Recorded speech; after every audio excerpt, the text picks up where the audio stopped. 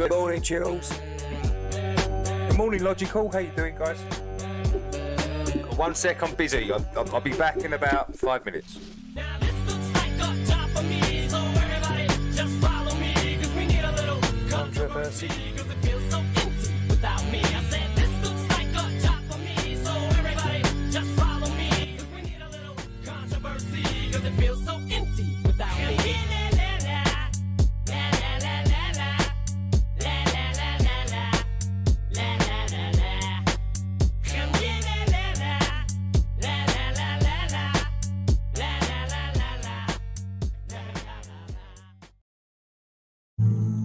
Welcome to the show where you don't know if it's part of the show. Welcome to the show if you don't know it's part of the show. Didn't they teach you to reach for the stars while opening up the bars and keeping you chained down with mortgage bills and cars? Vaccines for your arms, kids sounding like supercharged, caffeinated hate-filled scars and rage-quit repertoires. No answers for yards, caught up in emotion that's not even yours. Imposter truths like impeccable retards, lined up for your serving of Gish Galloping wars. No remedy can save the lost, in love with the yarn. I'm tired of walking into refracted shards, poor science displayed by disgusting bards. Soaked in sin with your dupe is delight for a new hand of cards. Been so long, seems like for love I'm just too hard, I'm just too hard. I said, welcome to the show where you don't know if it's part of the show. Welcome to the show if you don't know.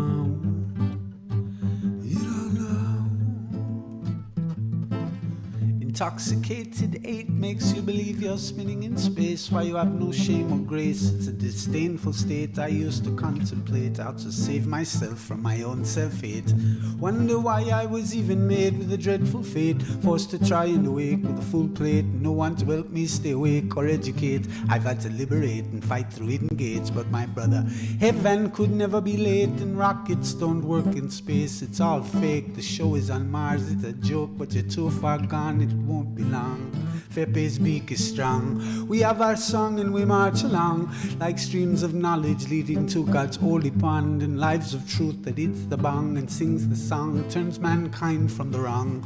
We come in peace with a holy gown and all of us wearing our holy crowns. Said the earth is flat and we probably just won't get along, just to go along. I said, welcome to the show where you don't know if it's part of the show.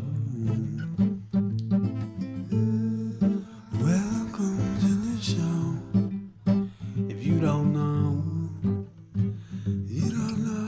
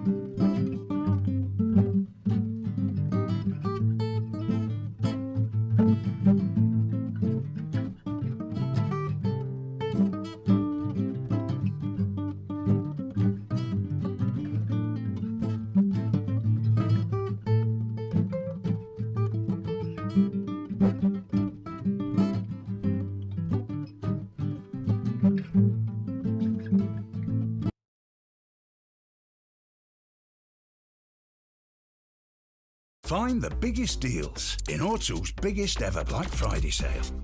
Save up to £865 on the Google Pixel 9 from £21 a month. O2, see what you can do.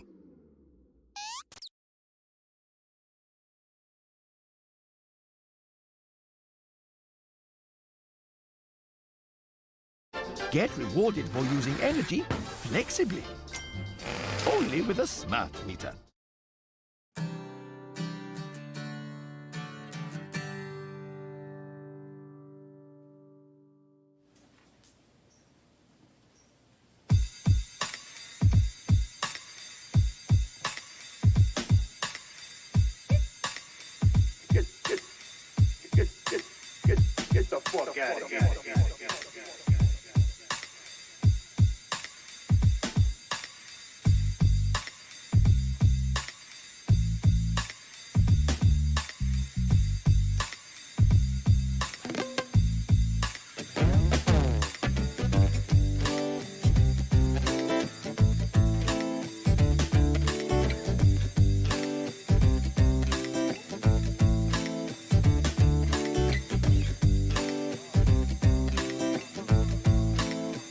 Kevin, come on over here and tell him what time it is.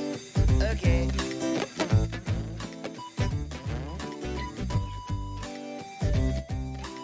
Bump, bump, bump, bump, bump, bump. How is everybody? Oh, that's Let's do nice. some shout outs. Let's do some shout outs. Who've we got in? We've got Fiona. Great to see you, Fiona. We've got Dave's Waffles. Cheers, Dave. How are you, Dave, this morning? Are you on aisle 6 and 7?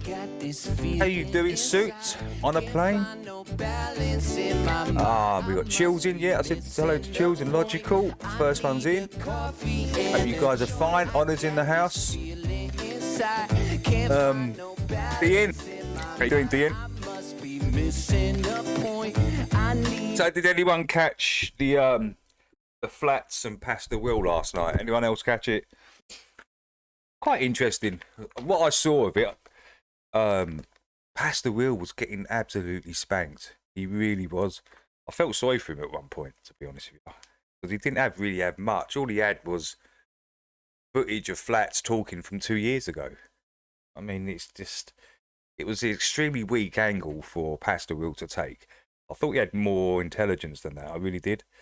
But yeah, he come at this like weak, pathetic angle, and none of it worked because Flatz was just dropping facts on him, and he didn't really have an answer to none of it, except, oh, you said this, and then you said that, and now you've changed your mind. Say, come on,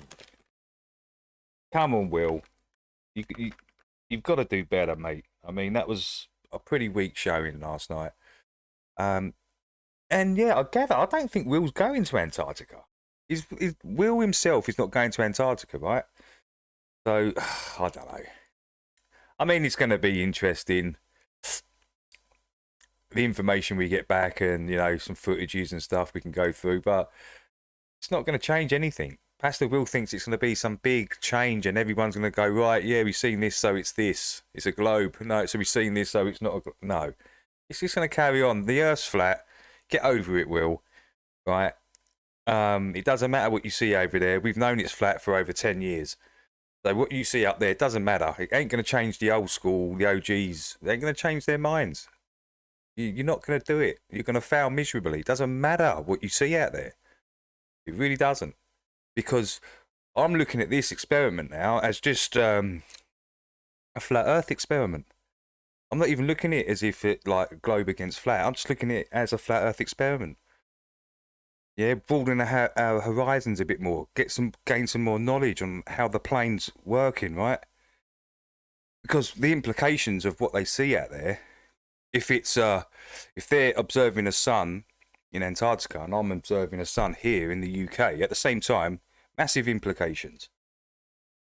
If they're observing just a 24-hour light, but the sun goes away or sets, and I can observe a sun here in the UK, but they're observing the light in Antarctica, massive implications.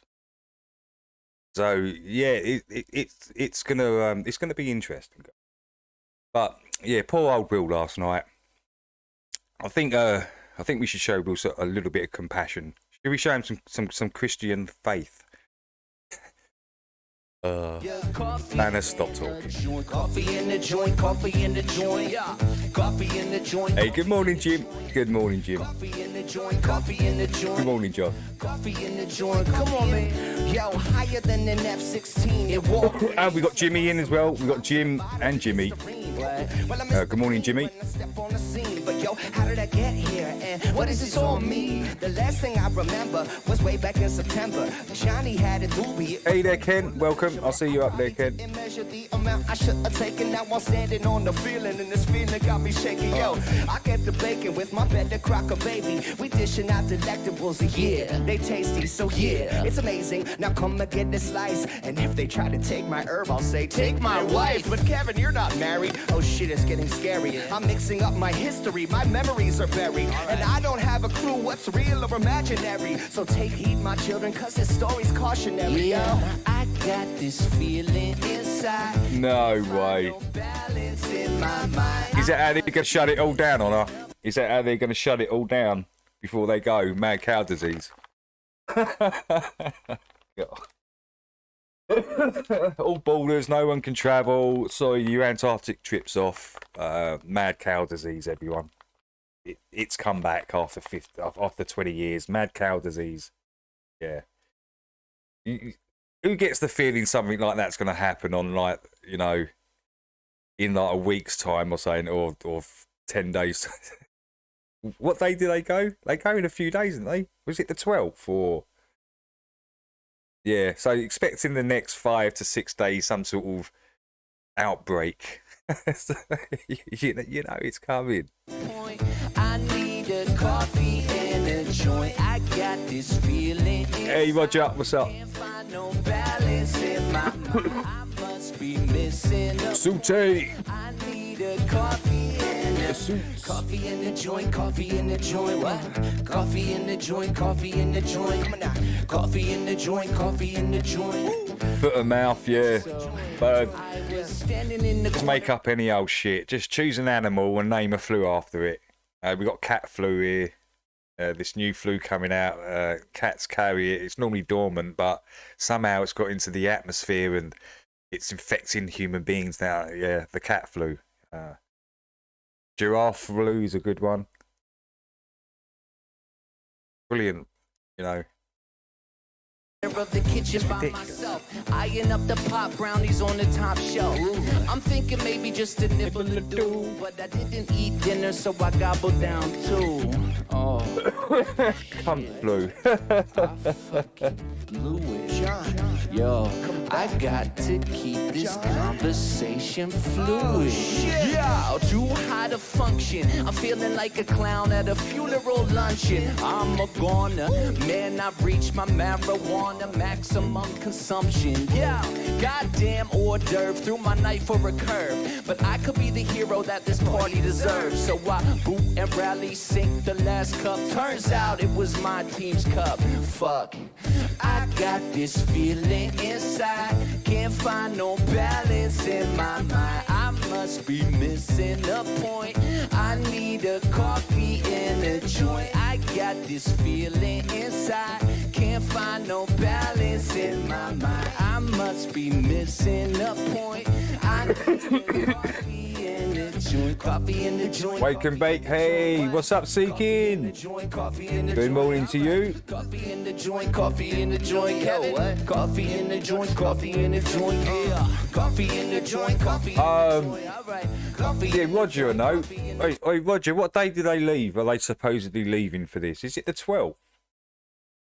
Is it the 12th, is it? Or is it the 14th? I can't remember. But I know it's before the solstice. Ain't they meant to be going on the solstice? joint, yeah. No, we can go before that. Coffee in the joint, coffee in the joint. Man.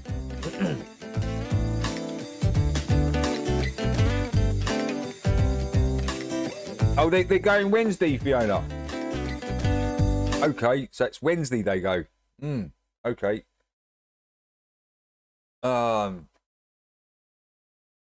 Saturday. Yeah. Yeah, so what is it? Wednesday.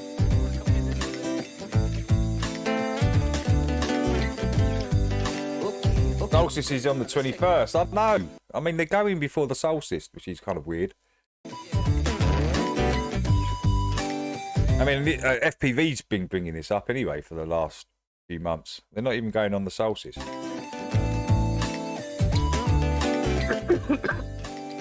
And they come back on the 20th. Okay, thank you, Fiona.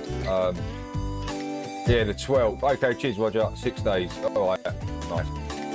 Yeah, they do. They go on the 12th. And the solstice is actually on the 21st. So they're like a week early.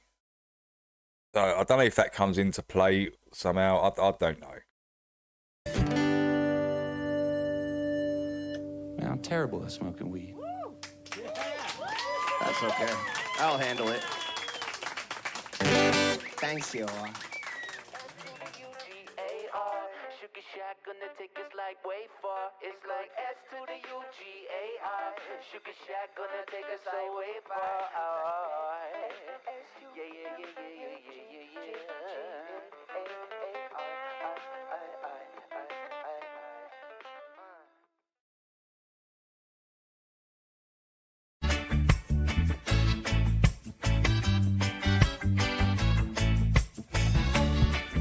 I'm puffing green clouds, no worries unwind. And I sip my coffee, black gold sunshines. Ain't containing my vibe, no gates on my sky. Easy take flight, we just ride. Excuse me, it's good. Blue steam, dreaming free in the days, clean G's, living life out loud, not in silent discreet.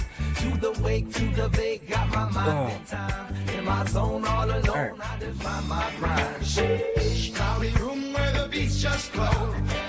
Rhyme and brew in my cup, it's a show. No bars around, but the spirits they climb.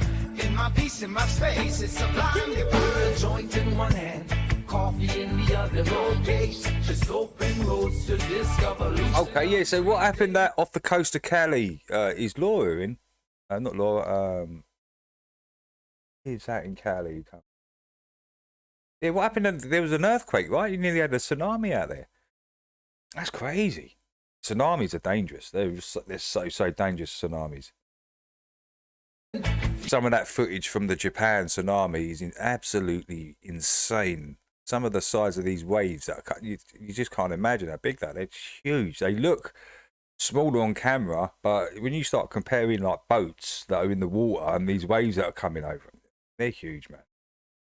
That was scary. Anything like that happens off the coast of Cali, you guys are in big trouble. You know, you need to be prepared for something like that. Feel that grind, up here soaring, I'm one of a kind, unwind. It's to the beat, alright, yeah. It's a few to myself. The almost the city with the sea. Yeah, water with high energy going through it is very dangerous, man. It's so dangerous. As I say, go and check out some of that Japan tsunami footage. There was a recording of a wave that was coming in because it was being channeled and squeezed. It went over 30 meters. Now imagine a 30-meter wave or a wall of water coming. 30 meters, not 10 meters, 30. That's easy. 30-meter wave, man. It was averaging out about 20. It went over their 10-meter barrier. They had a 10-meter barrier, wall barrier. Went over that like it was nothing. So imagine that rushing into the coast of Cali, hitting the coast and all, because it's going to go straight into land. You do realise that, and it will just keep going for probably for about a mile or two into land. Could be 3 miles. That's a lot of people, right? Unwind. Just another day, grooving, peace of mind. No fences, no walls in my laid back shrine. Riding waves of the day, letting life's not unwind. My green escape, caffeine keeps at me. Rhythmic heart chill, soul feeling the beat. Mixing blends. Hey there, Peter. Hey there. How you doing? Same as a night, mate. Yeah, the highest. I think the highest recorded wave that they got was, I think it just pushed over 30, but there was a lot of average waves of 10 to 15 that were just coming in, right? 20s, the peak one was 30. That's because it was being funneled in, though. But that's still a crazy sight, right, to be looking at. If you're on ground level, think about looking up 30 meters, and you're seeing that coming. Or even think about a 10-meter wave. You're standing on the ground, now look up 10 meters. Then look up 20 meters. Scary. And that was some crazy footage. I've never seen nothing like that, especially when the water was going over the fields. Do you remember that, when it was going over the fields and they had all those warehouses in the fields, and they had all those polytunnels, and you can see the sides of the wave because it's just going over the warehouses, the roof, it's just going over it. These are warehouses. No warehouses. Yes. The wave was just going over them. It was,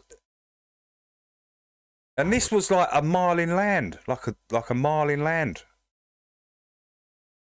It could be 2 miles in that, but that was crazy footage, man. I've never seen that. Was wow.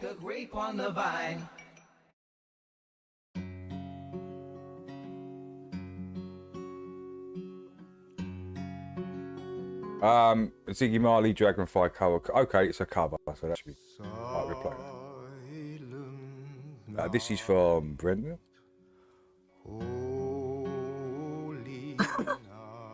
Hey there, Alan. Welcome. All is calm, all is bright, round young virgin mother and child, holy infant so tender and sleep in heavenly peace. Sleep in heavenly I'm going to be on my new machine today. After I get off of this. silent night, holy night, shepherds quake at the sight, glory stream. Try walking through 2 foot of water in a river. Not sure. Yeah. And that's just 2 foot, right? Imagine 5 meters. This is what I can't imagine how big 30 meter. Imagine a 5 meter wave. We average at say 1 meter 80, right? Now a 5 meter wave, massive in itself, right? A 5 meter wave, 5 meters. Think of 30 coming towards you. That's kind of.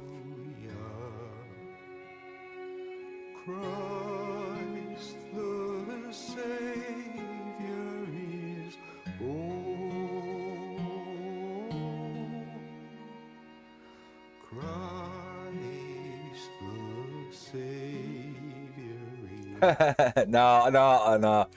It's like I said last time, Suits. This is like therapy for me. I do need to do like the 4 to 5 hours, just to, so then I'm relaxed. Then I can go on the machine to start. Yeah. As I say, I'm getting what are they called? What's the computer? It's a Mac, right? But it's got the computers in the screen. Does anyone use these? Anyone use these computers, Macs, with like the computer is in the screen or something? Anyone heard of these machines? So yeah, I'm getting one of those. I'm getting one of those as well. I'm getting one of those for 400. That's coming. So I'm gonna have my Logic and everything running on the Mac, and then the machine running. So that's coming. I've got that, and I'm getting a deck turntable coming as well. So I haven't got those yet, but they will be coming because I need the turntable obviously to record a vinyl. Yeah, I can't wait to get it popping up. I mean, I can do stuff on it now and just work out how it runs, and that's what I'll be doing today. Lord, I've got so many samples. Really, some old school disco samples I want to sort of remake. It's going to be awesome. It's going to be awesome, guys.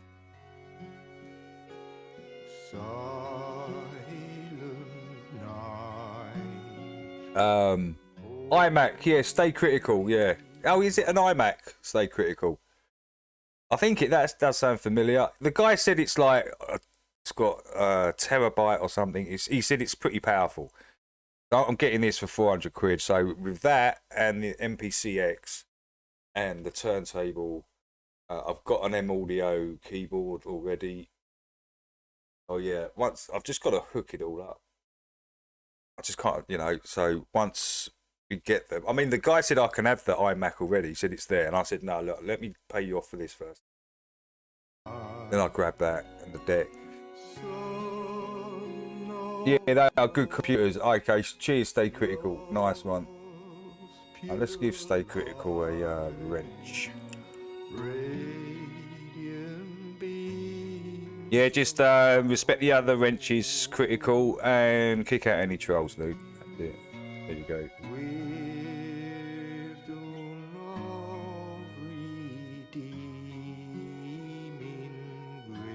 Jesus, Lord, thy birth. Hey there, Happy. How you doing? MacBook Pro, stupid spell check. Oh. Now this is an actual. I've seen it because he's got one already. It's just like a big screen. That's all it is. There's no computer part to it. The computer's actually in the screen, in the TV, right?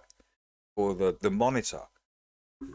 That's where the computer's in. Whoops, sorry, guys. The computer's inside it. There is no computer. The computer is the screen. So that's what I'm getting is that because it's meant to run better. Just runs better than the normal computer. And when you got logic running on it or something, the guy said, yeah, it's pretty awesome. So.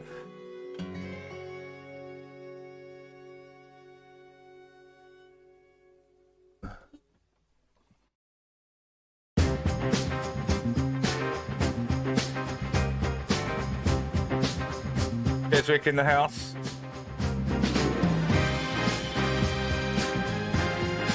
Hey, good morning, Hoax.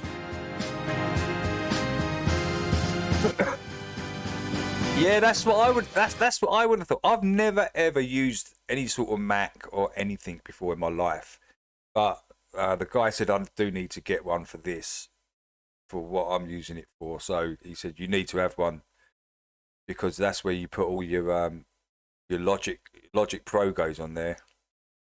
Can basically like an arranger, a lot easier than using the MPCX. It hasn't really got an arranger on it. Well, it has now. You just got to update it.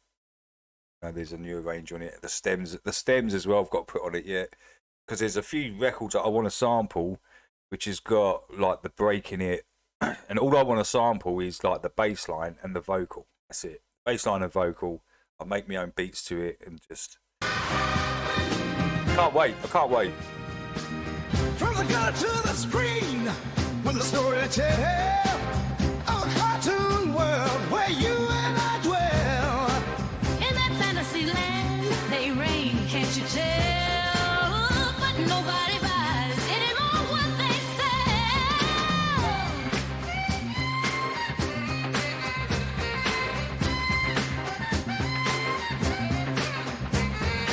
Step into their mind where it's all animated, back to front, inside out.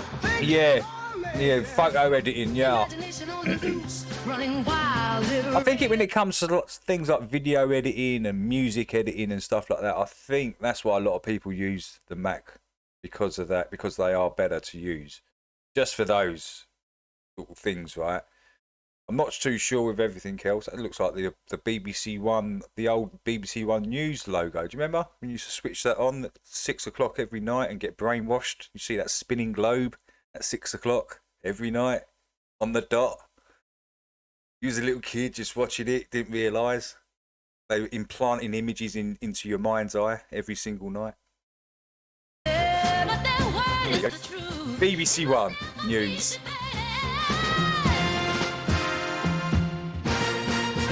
In that universe, all their dreams can come true. It's a magical place. Where the sky's always blue. It's a season Hey, what's up, Slow? Where their minds free to roam. and imaginary land. They believe it's their home. How you doing, Slow? Schilminger. We got Schilmingers in the house today. He's just got here after giving he's just given the aliens their 2 ounces of to keep them happy. Good stuff, Shil. I had to take mine apart and redo the coolant. Oh God, I don't get none of that. Please don't let me get none of this nonsense. I really don't want to have to be taking things apart and. It'd be funny. It's a lot nicer to look this than the massive black box.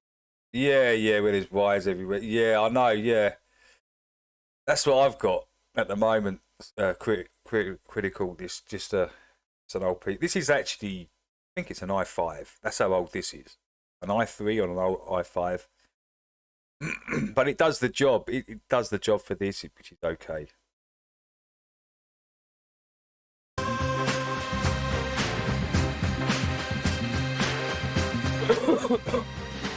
In the land of confusion, took to the extreme, you get lost in the magic of your self-esteem. Yeah. On this magical island, all's not what it seems. Cause you're living a lie, not living the dream. Oh.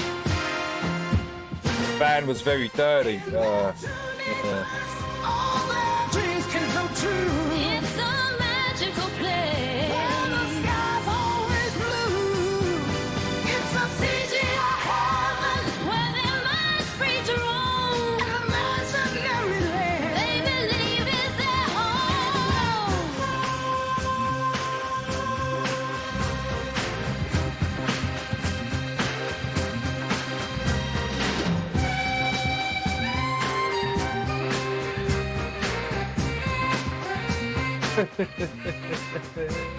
I used to love doing that, Alan.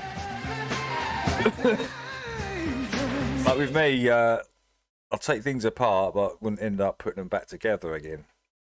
That was my problem.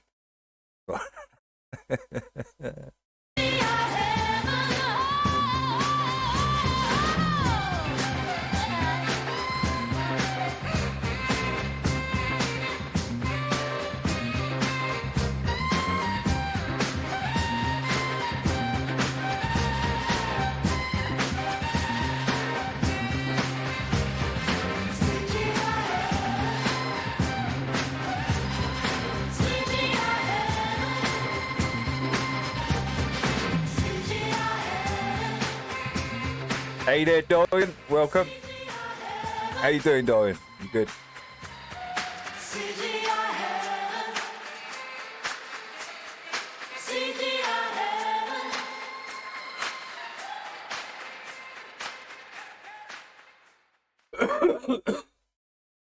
No, I don't think that it was done on Flatz. No, it wasn't. No, it wasn't. It wasn't actually on Flatz's channel. It was somewhere else. I can't remember where it was. Some young kid was moderating. Yeah, and I think PJ was streaming it from his. That's where I caught it over at PJ's, because he was streaming it live from his.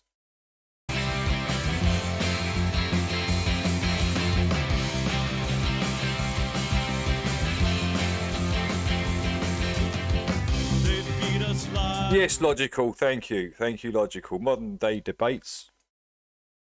MDD. Yeah, that's it. Everyone's putting MDD or something in the chat. I still didn't know what it meant. Right. Okay. Modern day debates. So it was over there, and PJ was restreaming it. But yeah, got spanked. Banner had a jar of pieces left. Yes, Dorian. Exactly. Exactly. Because every time I took something apart and went to put it back together, I'd always have like things left over, like just something like a spring or just a little nut on a bolt, and I'd just be like really annoyed. Yeah. So you end up having a jar of just stuff, bits and pieces, and leftovers from when you're taking something apart and you didn't go back together the right way. Yeah, I'm not really into the debates, but I had to see what went on there, because it's coming up close to the so-called experiment. It's not a final experiment. It's just we should just call it the observation. That's it. The observation for flat Earth. That's what it should be called, because it's got nothing to do with the globe. It hasn't. The globe's irrelevant. The globe's impossible. So this is actually a flat Earth experiment. This is what it is. Really. And they lie right to your face. Don't let the media turn you into a mental case. Hey, what's up? Calm down. That's the truth. We've seen the BS lies on the TV all the time. Do a bit of research and you're through. People still debating the. I think Will doesn't realise that he's got to fly over thousands of miles of flat level water just to get there, right?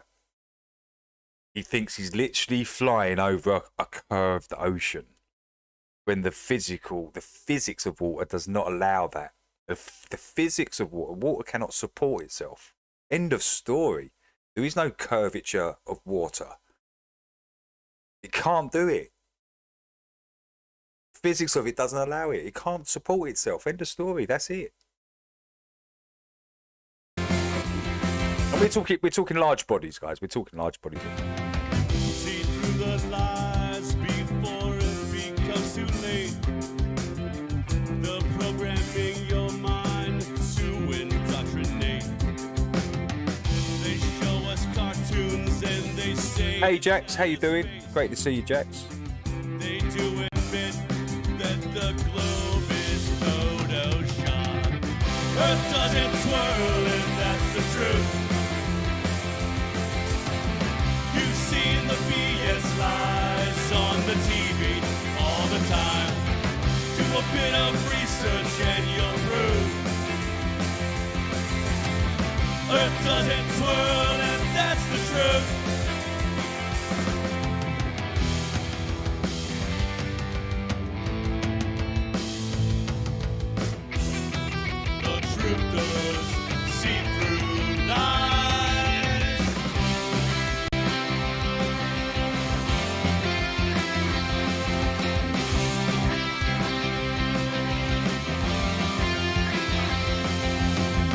Earth doesn't swirl, and that's the truth.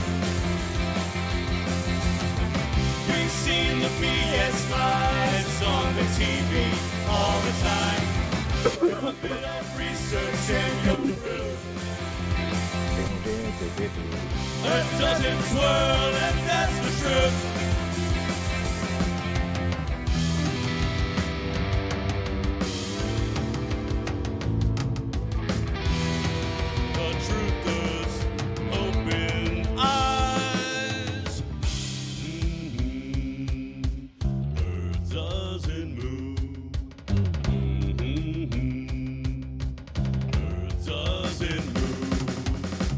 It's blowing up a gust. Yeah, we got some quite heavy winds. There was some quite heavy winds last night here in Essex. Still blowing a bit today. Like been pissing down all night as well. But still, no snow. It's cold. Whiskey is windy and damp, but still no snow. I'd love to see a bit of snow actually. Earth doesn't swirl. We've seen the BS lies on the TV all the time. Do a bit of research and you'll prove Earth doesn't swirl. Earth doesn't swirl, and that's the truth. Earth doesn't swirl. Earth doesn't swirl, and that's the truth. Earth doesn't swirl. Earth doesn't swirl, and that's the truth.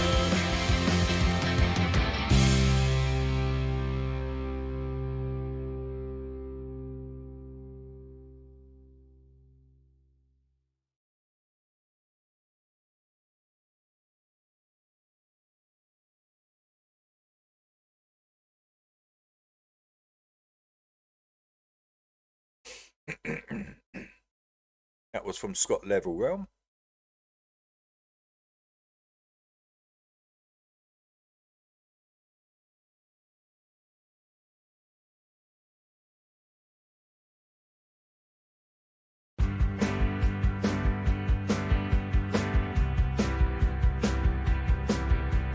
Brian Cox, he used to play the synthesizer. Chase is hilarious. Synthesizer, big space liar. Big space liar. Synthesizer. Pushing lies on space.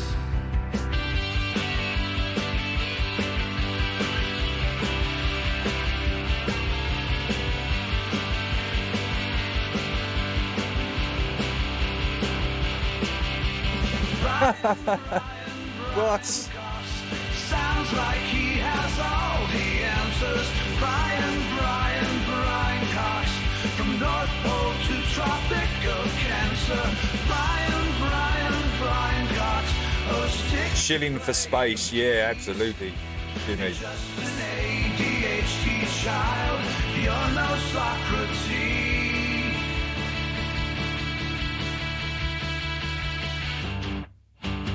He's a div, isn't he? Brian Cox is a complete div.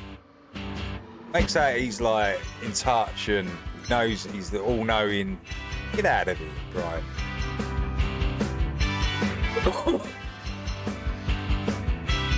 Weather is nice here in Denmark. Oh, nice, Alan. And you would have thought, actually, you would have thought this time of year, Denmark would have been like covered in snow, right? Isn't it normally this time of the year? Seems to be nice over there in Denmark. Crappy over here in the UK. What's that?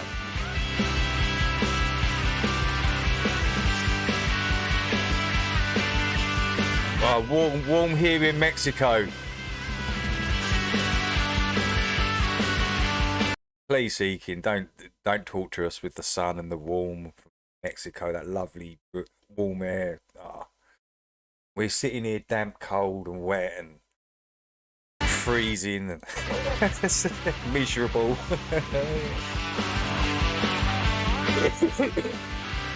Alan, we rarely get snow. Yeah, same. We used to get snow like every single year growing up.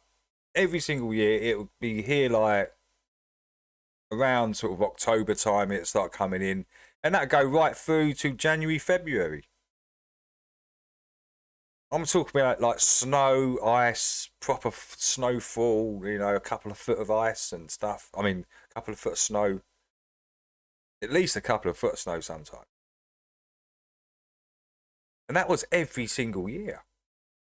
And then suddenly it just started to change. Then don't get it. We don't get it no more. Very good. It's got nothing to do with, you know, all this nonsense of, well, global warming, whatever you want to call it. Got nothing to do with none of that. I just think it's a shift in like the seasons have shifted or something. Brian Cox, he used to play the synthesizer. Brian Cox, now he's just a big space liar. Brian Cox. February is when we get snow. Yeah, it kind of shifted. Yeah, it did. That's right. It shifted because what happened? We was getting it in October, and then it started getting later and later and later until we started getting it in sort of January, and it kind of went on. Sometimes we was getting some snow and snowfall up in February and March. I remember even a few, you know, probably 10 or something years ago when we had that snow. Do you remember? Probably more than that. Probably about 15 years ago or something. We had a really like snowfall, like pretty bad snowfall here. So I remember I was working with my mate at the time, and it was the motorways were just crazy. It was really crazy coming back on the motorway with all that snow. So you know, it's definitely shifted. It's definitely shifted forward a 3 or 4 months. But as I say now, we don't even get snow here in the UK. You might get it further north, and quite rare now in the southeast. Get any snow. Probably a bit like Denmark. Was it 2010? Yeah, that sounds about right. 2010 or something. Yeah, because that was a bad snowfall, especially down here. But down here. Here we go. Let's have a bit of fun. All right, thanks for this, Suits. It was hilarious. I predict a space accident soon. We are overdue for one. Yes. I agree. They've been making the weather from the 70s. Interesting. I remember you could go and roller skate one. Yeah, you could. Yeah. Literally, ponds used to freeze over in the UK. That's how cold it used to get. I'm talking about thick. I mean, like a foot. It'll be frozen. You could stand on it. You could cross it. That's what it used to be like here in the UK. That's all disappeared. Weird. Throw your arms around the world at Christmas time. Hey, morning, Lev. How you doing? Oi, Suits. When I watched this the other day, and who was it? Barry Gibb and his brother comes on, and oh my God, I had literally had tears rolling down my face. Barry Gibb looks like he's literally one of the puppets from the Muppet Show. That's what he looks like. He's even doing like the little jerks, and he's it still makes me laugh, man. Insane. Way too funny, man. Pray for the other one. At Christmas time, it's hard, but when you're having fun, there's a world outside your window, and it's a world that Too funny, man. Barry Gibb. where the only water flowing is open us to. In the Christmas bells and window are the clanging chimes of doom. Well, tonight, thank God it's hell instead of you. Bob Dylan was good as well. This bit.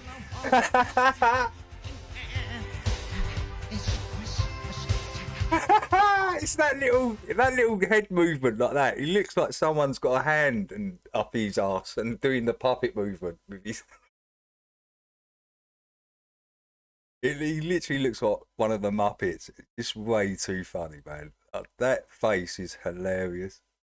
It's one of the funniest things I've seen for a long time, man. I've got to rewind it because it's that good. And he's so high pitched, you can't even hear his voice. That's it.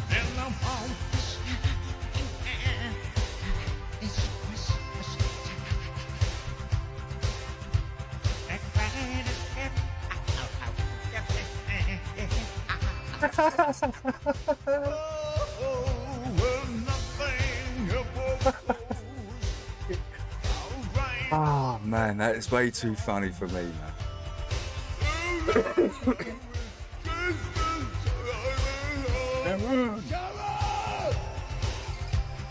Here's to you is a glass for everyone. Here's to them underneath that burning sun. Do they know it's Christmas time at all?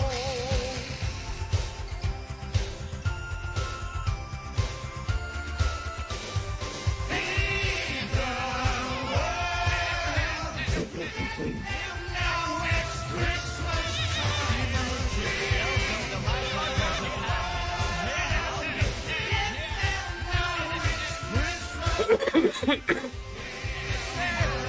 Yeah, he was right, yeah.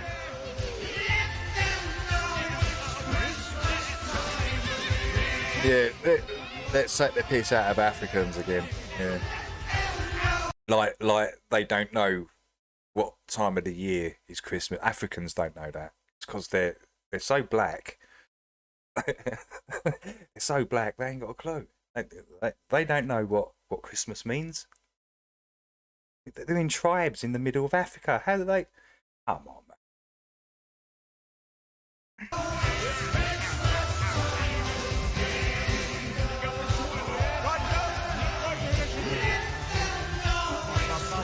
Feed Fiona, let her know it's dinner time. Yeah, that's oh man, that Suits, man. You had me in tears with that. Seriously, I was laughing through it, but when that Barry Gibb come on, it was just, oh man. I don't think I've laughed so hard for a long, long time. Look, I've actually already did the negative on it to see fewer, right? But then I'm still getting the ads. So block, continue. Just get them out of here. Dismiss. I'm gonna.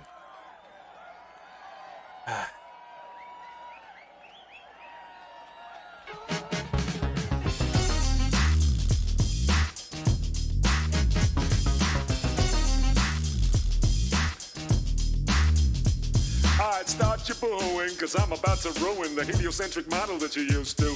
It looks funny, but NASA's making money, see. So NPCs, I hope you're ready to see. They say it's round, but you can't tell from the ground, and the sun only looks like it's going down.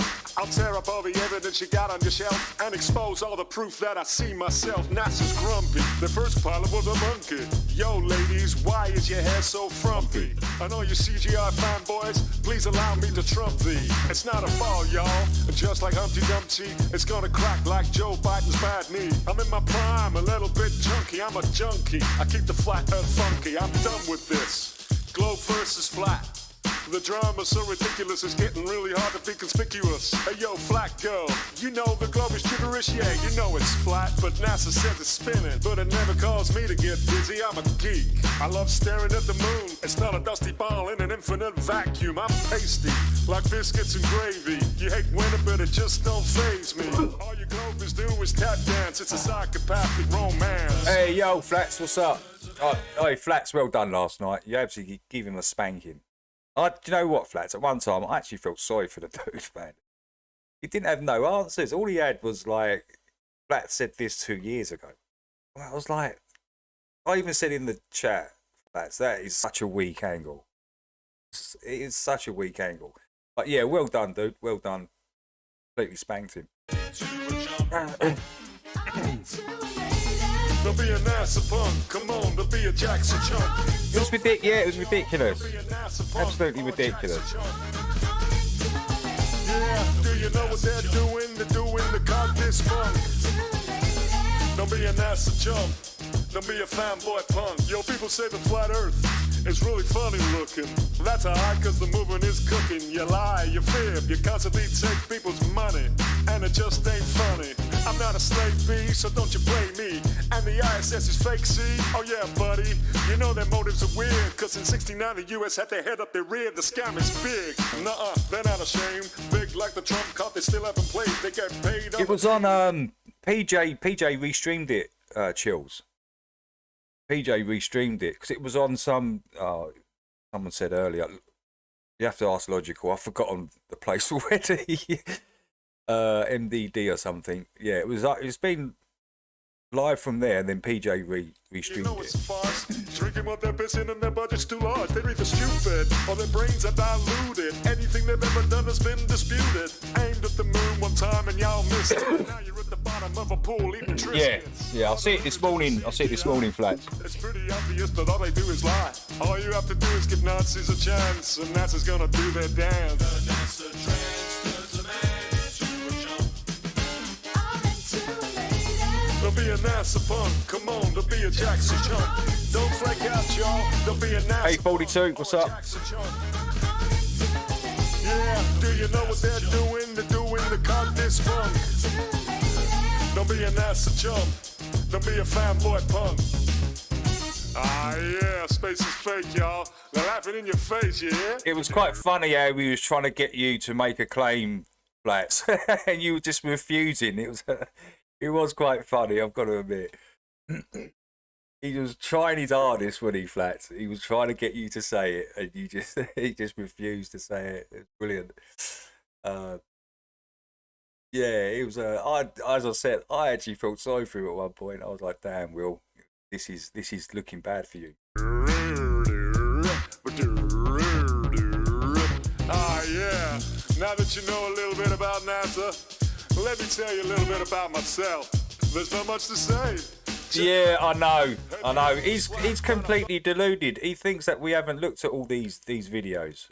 I remember watching the video years and years ago, and there was definite 100% edits in it. That's why we all went, well, it's edited. That's been manipulated. If there's edits in it, it's been manipulated. Very, very simple. And this is what they need to realise with the footage coming out of Antarctica in a few days. If it's been edited, it's people ain't going to believe it. People say, well, you've edited it. It's been manipulated.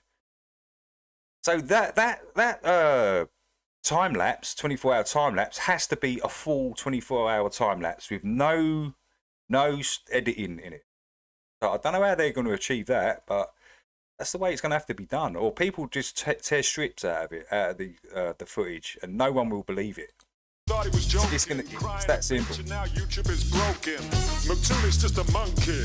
In Tennessee, dude, I heard you look like a crack junkie. That's alright, cause you got no devotion. Go join your boy Craig, cross the ocean. Which you put y'all to shame.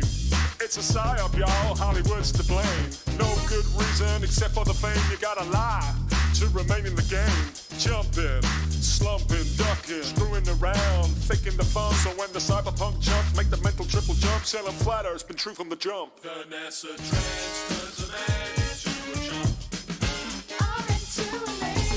Don't be a NASA punk, come on, don't be a Jackson chump. Don't flake out, y'all, don't be a NASA punk or a Jackson chump. Jackson chump? Yeah, do you know what they're doing? They're doing the cock this funk. Don't be a NASA chump. Watch out. Yeah, I think I'll probably, I watched the majority of it, Flatz. I think I might have missed the last half hour or something. But I'll watch that later on, so I will catch the full. You lose your lunch. Young people, don't fake the funk. Don't be NASA chumps. Canadians, you're actually too darn polite for me to insult. Joe Rogan, are you a NASA punk? Or just a loudmouth chump? Space is stupid. Oh, don't be a NASA punk.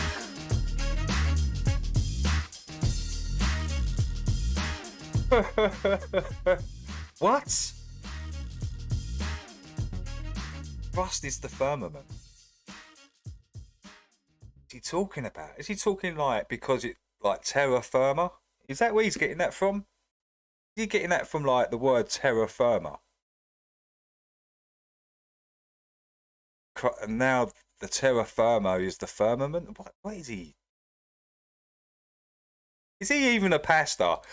Wait, no, that's it. I see you cringe. You actually cringe, Flatz. You went, ugh, when he said that the Bible could have been faked. Your face, Flatz, it made me laugh. You actually cringed. You went, ooh, like.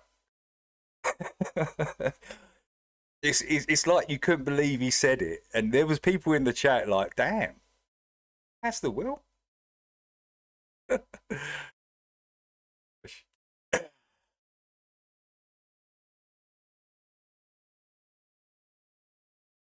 My name is Nofel. I'm an anaesthetic and intensive care doctor from London. Don't care, Nassef. Really don't. I don't want you on my Audi angry. Goodbye. I spin fellas, my swing quicker than Federer. I serve packing a band's bag on a regular. And I'ma tell her how she sing for me T-Pain. Your mama's hooked on the packs, I'll be selling her. I click M's and bang them and I'm not saying. Yeah, but that sentence, Flatz, coming from a so-called pastor, it's kind of incredible, isn't it? To say that. Pastor to say that. I was like, dang. With the lead like a monk bang. The magazine made me lean when I walk in the drumstick will make a head bang like a punk band. Hop in the cab, I'm banging me crossword up. Head in the west and I'm banging a push bird. Couple of cans and a puff on me death stick. Click on my fingers, he's cutting me cough there. Bringing the bar bells, bringing the website. I'm flinging the dry food, bringing the cassette. They're belling me non-stop, sending the lads there. Hopping me drop top, I'm running a man down. Mr. Big Bucks, I'll be looking at business. Dressed to kill, mama got me up on a writ list. Pole position at the fella running the distance. I'll be banging a giving the triplets. The bigger the bag, the bigger the butt crack. The bigger the chance the birds up in my contacts. The figure's a big deal, a pen on the contract. Serve me up, baby, give a tip on me top end. And I'll be whipping a wire, puffing a Benson. Pushing a pack, the full stack like I'm benching. Giving the fish scale, they slide like a penguin. Flipping the chick on my bills, why fuck a pension. Slow-mo vision, I've been puffing the peace pipes. Selling free fires to the fiends by the seaside. On my tail lines and the seams of my Levi's. With a stack figure, the Nicki Minaj we heard. And I'ma tell her how she sing for me T-Pain. Your mama's hooked on the packs, I'll be selling her. I click M's and bang them and I'm not saying. I feel his head with the lead. Like yeah, it's kind of astonishing that a pastor would come out with that when that's meant to be his whole truth, right? Is from that, the Bible, the book itself. And he's a pastor is saying, yeah, this book could be falsified. It could be faked. Wow. That's kind of saying a lot, isn't it? That's saying a lot about his belief. Me lean when I walk in the drumstick will make a head bang like a punk band. Hop in the cab, I'm banging me crossword up. Head in the west and I'm banging a push bird. Couple of cans and a puff on me death stick. Click on my fingers, he's cutting me cough there. barbells, bringing the website. I'm flinging the dry food, bringing the cassette. They're belling me non-stop, sending the lads there. Hopping me drops up, I'm running the man. Could be he's like more like, yeah. Stress to kill, mama got me up on a Rick list. Pole position, had a fella running the distance. I'll be banging, giving the triplets. The bigger the bag, the bigger the butt crack, the bigger the chance the birds up in my contacts. The figure's a big deal, a pen on the contract. Saw me up, baby, give a tip when we top end.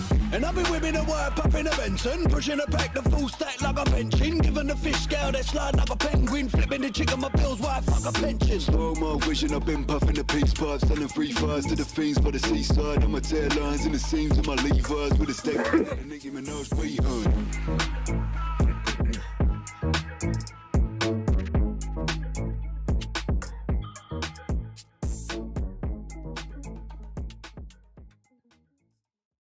That's pretty good. That it's got this.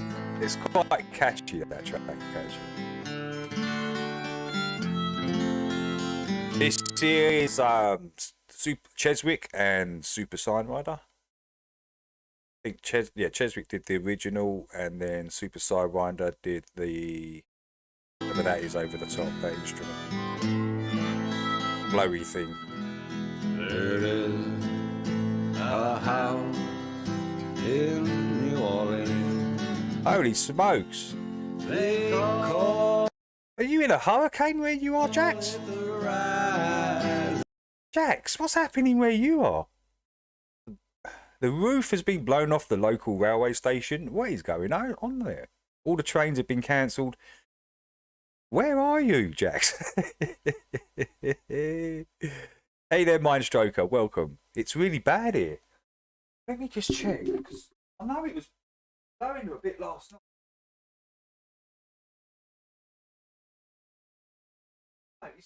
It's calmed down. It's still wet. It's still wet. I just looked at the top of that tree over there. It's not really blowing that bad. It's but it's still kind of wet and cold. In sun, and it's been the ruin of many a poor boy. And I know I'm one. Yeah, in Wiltshire. Damn.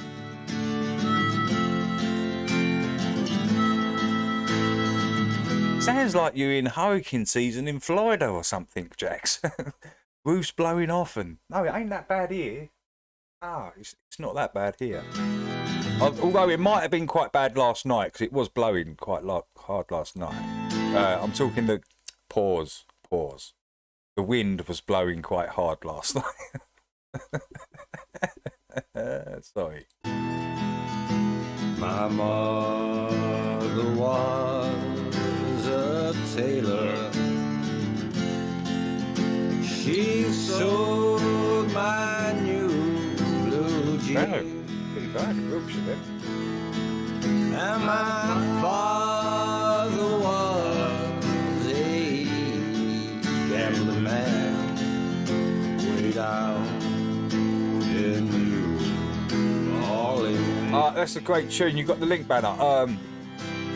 What one do you want the link to? You want the link, Chills, to the track beforehand, the Door Brothers, the drill? Is that what you want the track to?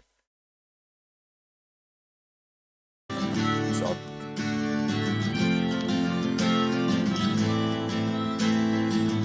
all right, mate, I'll put it in there. It's a bad and great proper windy, 50 mile an hour. That's strange, isn't it? Suits ain't that far away from me. Suits is only in Gravesend. It ain't too far away from me, and it's blowing like 50 miles an hour where Suits is. Relatively calm here. Just, I think the wind's probably moved over to where Suits is. Probably moved down, yeah? Suits and Jax. So it looks like I had that wind last night and it's moved south. That's what it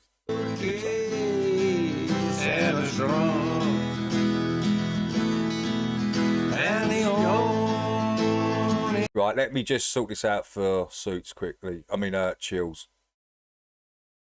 Got to go back We'll go back. I spin fellas, my swing quicker than Federer. I serve packing the bands bag on a regular. And I'ma tell her how she sing for me T-Pain. Your mama's up. Right, no, we listen to it again. I click hammers and bang 'em and I'm not sing. I feel his head with the lead like a mukbang. The magazine made me lean when I walk in the drumstick will make a head bang like a punk band. Hop in the cab, I'm banging me crossword. Head in the west and I'm banging a push bird. Couple of cans and a puff on me death stick.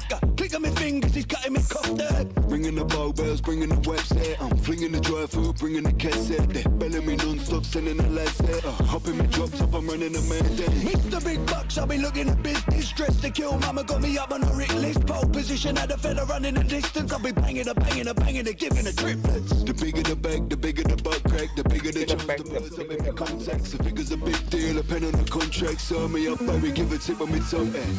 And I'll be whipping a wire, puffing a Benson. Pushing a pack, the full stack like a benching. Giving the fish scale, that slide like a penguin. Flipping the chick on my bills, why I fuck a pension. Slow-mo vision, I've been puffing the peace pipe. Selling free fires to the fiends by the seaside. I'm a tail lines in the seams of my levers. With a stack figure, the Nicki Minaj we and I'ma tell her how she sing for me T-Pain. Your mama's hooked on the click hammers and bang 'em and I'm not saying. I feel it. Yeah. That's been brought up. That's been brought up before, actually. Will Duffy is supposedly connected to the Pine Street Church in Boulder, Colorado. The church that was somewhat involved in the murder of John Benet Ramsey. And Roger, who comes in the chat, I don't know if he's still in the chat, Roger showed us a video of him standing right outside that church. Remember me playing it? So that's kind of crazy, right? And who's the guy? Who's the guy? The main guy that they were talking about, who's iffy. I can't remember the guy's name. Hop in the cab, I'm banging me crossword. Head in the west and I'm banging a push bird. Couple of cans and a puff on me death stick. Click on my fingers, he's cutting me cough dead. Ringing the bow bells, bringing the website. I'm flinging the dry food, bringing the cassette. They belling me non-stop, sending the lads there. Hop in me drop top, I'm running a man day. Mr. Big Bucks, I'll be looking at business. Dressed to kill, mama got me up on a Rick list. Pole position, had a fella running the distance. I'll be banging. Roger Lid's right there. No, it was some guy connected to that church, connected to the John Benet Ramsey thing as well. I can't remember who was talking about it. Was it Snatchy Beta? I'm sure it was Snatchy. The bigger the bag, the bigger the butt crack, the bigger the chance the birds up in my contacts. The figure's a big deal, a pen on the contract. Serve me up, baby, give a tip on me top end. And I'll be whipping a wire, puffing a Benson. Pushing a pack, the full stack like a benching. Giving the fish scale, that slide like a penguin. Nah, that wasn't his name. That wasn't his name. Nah, it wasn't a Ramsey. It was... Got his name, man. Someone mentions it, I will remember. I will see it. Someone's got to mention it, though. Duffy read his eulogy. Yeah, what's his name, Jax? What's his name? It ain't Hubbard. No, it's not. No. Oh, dang it. It's just completely lost my mind.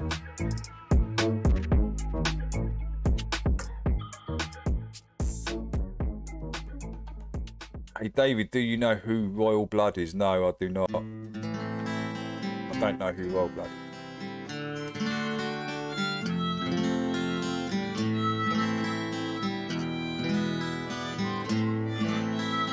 God, it's bugging me now. It's really bugging me. I can't remember that guy's name.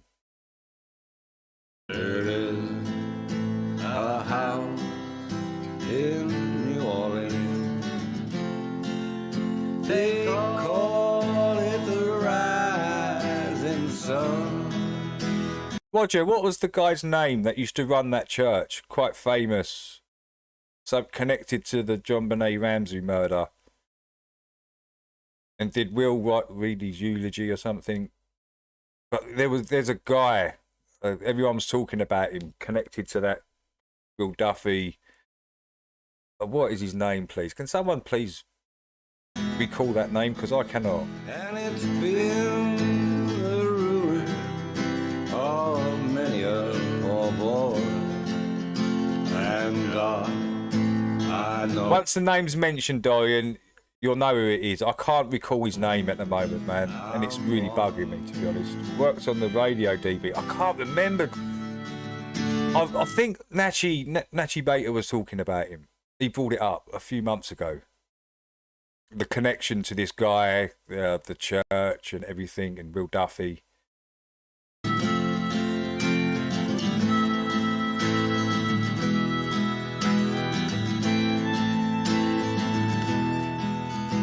My mother was a tailor. Bob Enyart. Bob Enyart. Thank you, Jax. We got there eventually. Brain farts. You got to expect it Saturday morning. Only had 1 cup of coffee, so yeah, Bob Enyart. That's him. That's the dude. Thanks, Jax. That was bugging me. That really was. Dorian, yeah, Bob Enyart. Blue jeans. And my father was Oh, yeah, is that what you Yeah, cheers. Thank you. way down in New Orleans.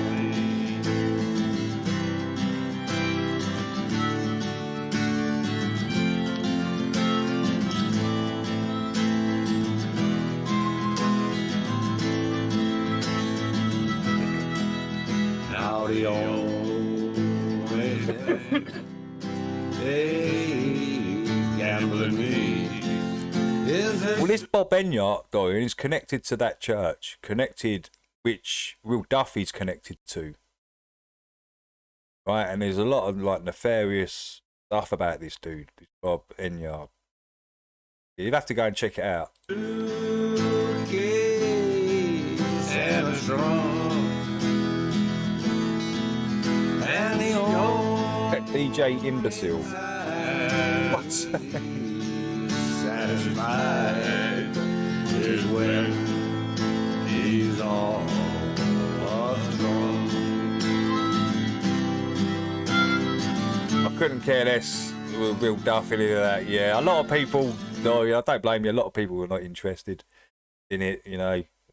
We know we're not on the globe, so whatever they find down there, it's kind of irrelevant, isn't it? It doesn't really matter. It's just an it's just, as I keep saying, it's not even a globe experiment no more, because the globe doesn't exist. It's a flat Earth experiment. We're broadening our horizons on the plane that we reside upon. That's the way I'm seeing it. with the outcomes and what they imply, it's going to be interesting, for sure. Thanks for doing this flat Earth experiment for us, Pastor Will. Thank you. We do appreciate it. Cheers.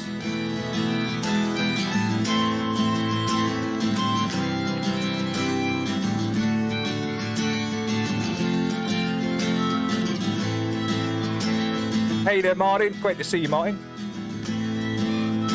Squirrel's in the house. Where's Squirrel? I think I said hello, Squirrel. I said hello.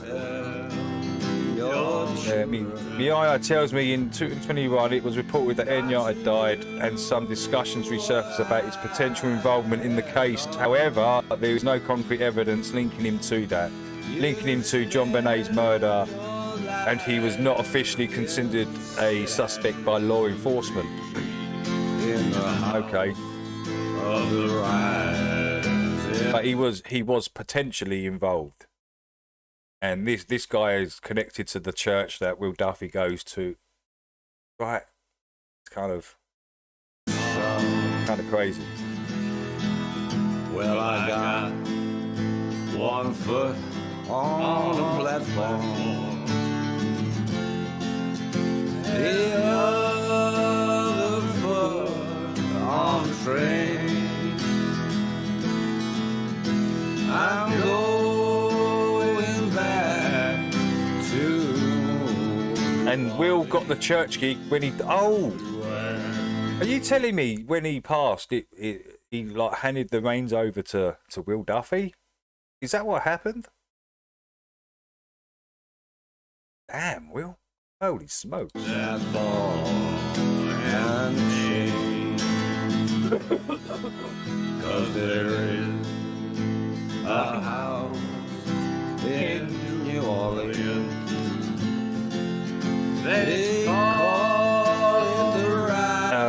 that's the guy teamed up with Duffy, was on Sergeants a few times, a new face shield. Okay, who's that? Who are you talking about then? Talking about Enya. Yeah, Duffy took over. Wow. Okay. I know I'm one.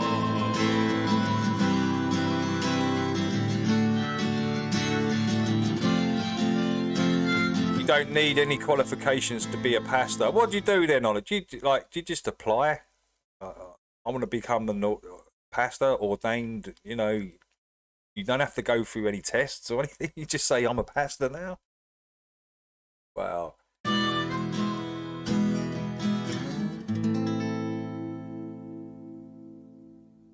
I mean, has Pastor Will got any credibility left? Has he? Damn. Will.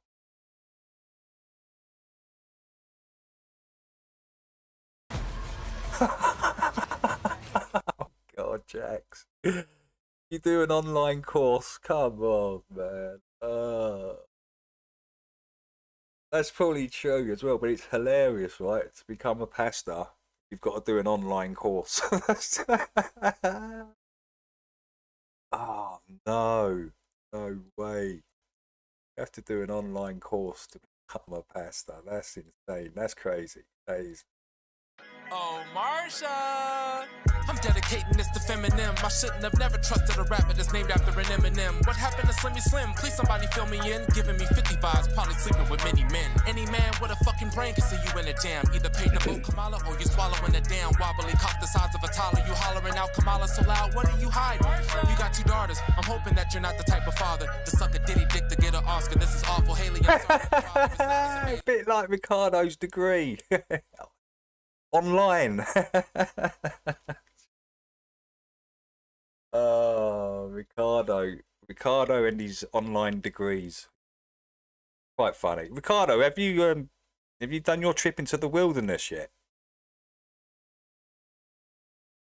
I think that was just a thought, wasn't it? And you know, you bought a few things, a torch and a knife. Do you use any of that? Or did you just go to your local pond, just sort of hang around there for a few days? I don't know what Ricardo done. To be Diddy's party got to his brain. I know you're brave dealing with someone as dark as him. Pardon him. It's hard to forgive your own father, but it all depends. Keep your soul, cause your daddy didn't and he won't admit it. He's not like us. You should probably listen to Kendrick. Don't need no proof that he a pedo. His vote is enough. Kamala supporting the weirdos. We need them in cuffs. I rap for the people. I'm speaking the truth and it sucks. Seeing you behind Kamala's booth got me thinking of Puff. Wouldn't be surprised if them tapes start bubbling up. Ain't no telling these celebrities running around. Yeah, I'm gonna make a quick coffee, guys, and when I get back, I'm going to make a quick coffee, then roll a biffed up. And when I get back, we'll start playing the videos. So, I'll see you in a sec.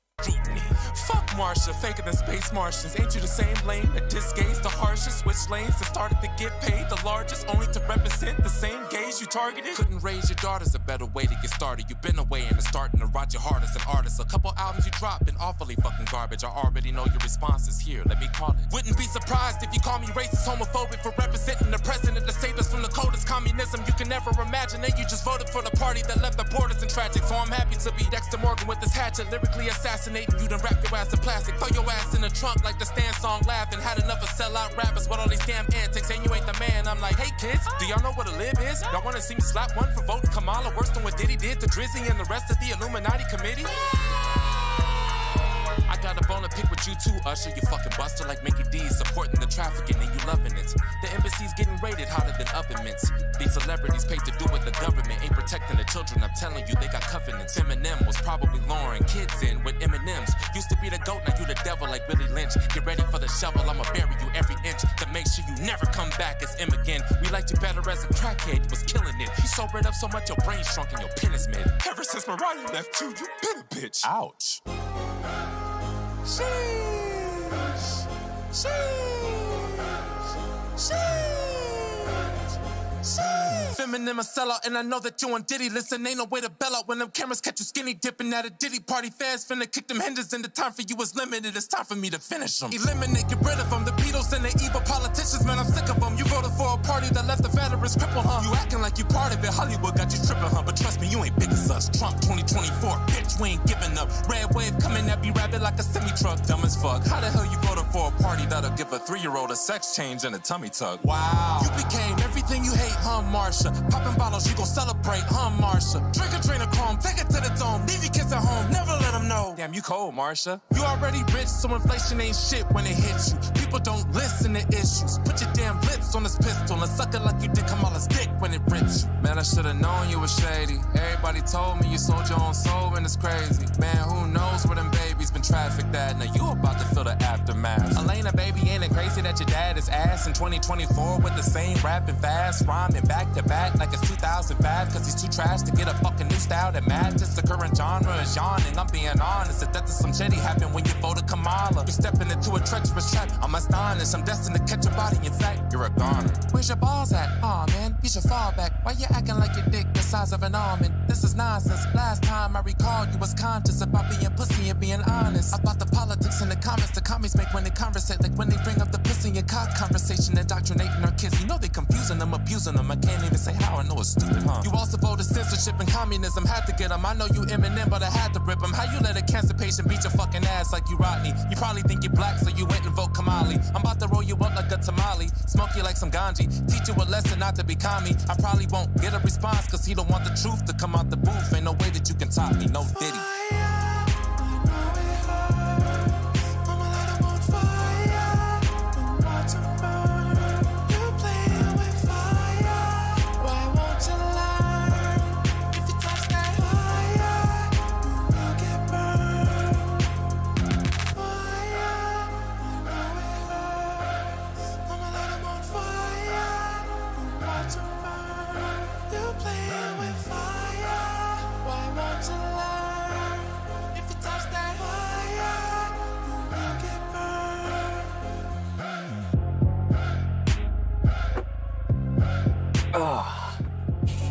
Master Chef banner. Don't leave the sausage burning. Oh man. No, I've just got to smoke less weed, Dorian. That's all that was. I was way too high. It was kind of strange because I put the sausage on, and as soon as I walked out, I forgot. What? That never happens. It's that bloody chocolate. You smoke too much of it, you can carry on smoking it, it just creeps up and hits you like a ton of bricks. And that's what kind of happened that night.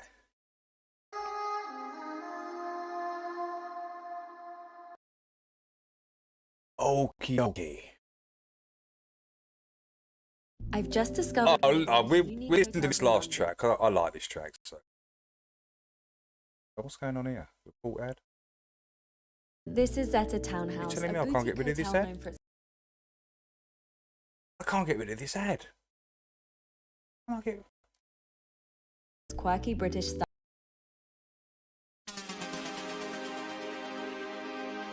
Right, last track. Then we'll watch some feeds.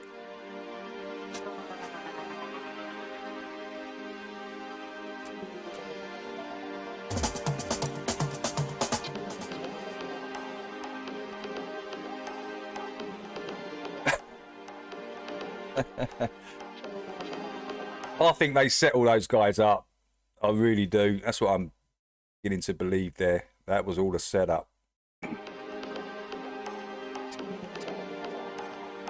That's just my opinion on it, though. You know, you guys can...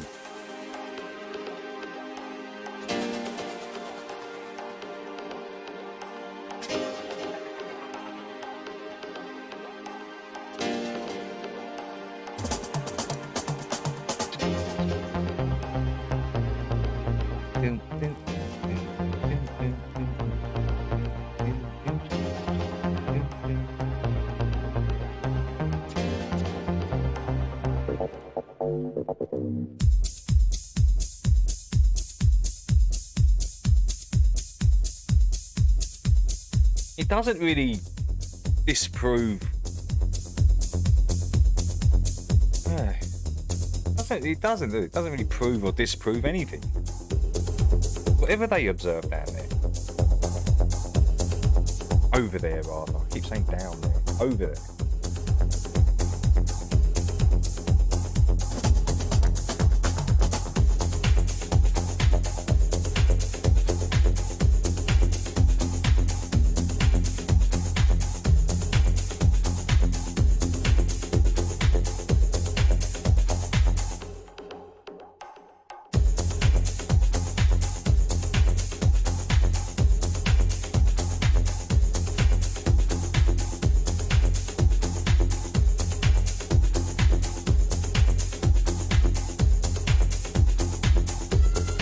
Hey, cheers. What's up, Dr. E? What's up? Yeah, cheers. I played a couple of your tracks earlier. Put them early on the list.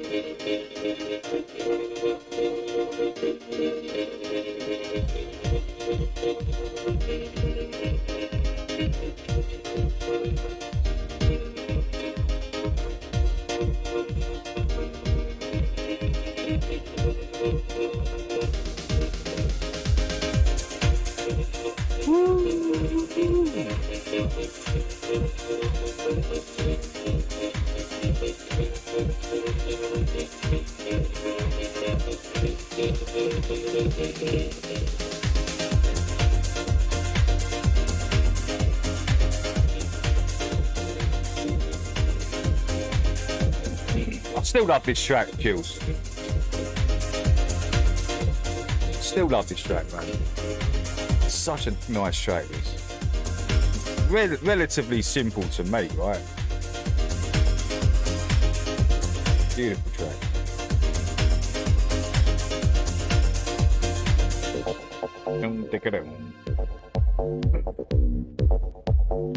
Chills. I was looking through the sample packs, and yeah, there's a drum and bass one on there, man. And it's got some it's got all the old school little stabs and hits, which are so cool to have. Yeah, start producing some of that, I think. But it's so, as I say, I want to remake some of these old 70s, between 77 and 79 to 80, 81 maybe, sort of era of sort of disco, but bring it forward in like 2024. A new kind of, but there's just so many great samples out there I've heard, especially over the last few weeks, because I've been actively searching. So, because my mate's got Discogs as well, so anything I find, I'm just going to order on vinyl and go for it.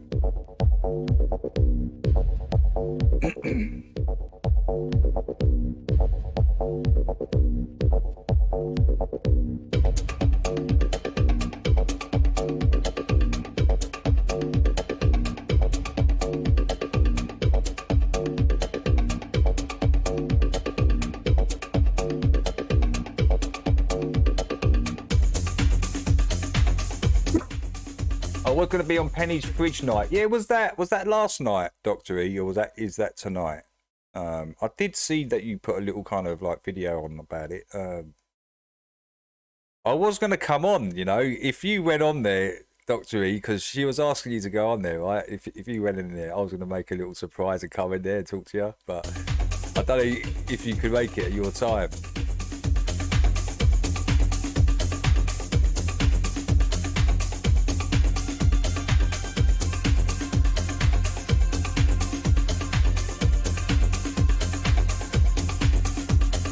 Classic samples in this.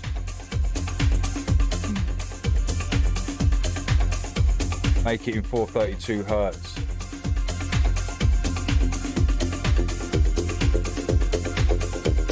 I've got so many ideas. If you check my list, there's a list on there called if you go into all the groups of all them. But yeah, there's one on there called samples if you go into my lists, right? And yeah, I've just put all the tracks in there that I think that you can be sampled and remade. There's a lot of disco stuff in there if you go through it. Fernando, I think his name's Fernando Santos, some dude from Brazil, right? I've never heard of him before. I told you the other day, I was looking through and there's so many awesome samples in there that can just be redone and just modernized. I love that sort of Brazilian jazz sort of style with the female singer, and they come out with so many little hooks and just stuff you can use, man, and just, you know, it gives you inspiration, especially if you ain't musically talented. Like I can't read music. I can't read it. It's just like looking at Arab to me. It's just, no, not a chance. So I can do it kind of by ear. But then that's why people sample, because you can take literally the musical elements out and change them about, manipulate those elements, sort of make them your own.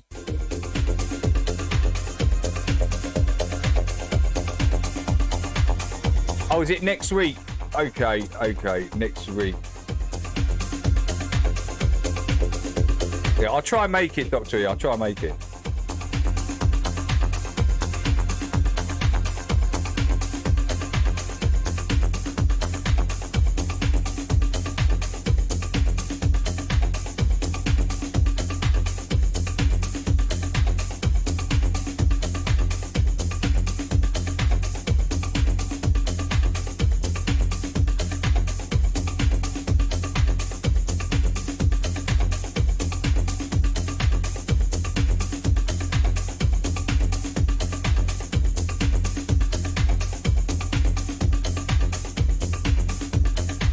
It's upside down.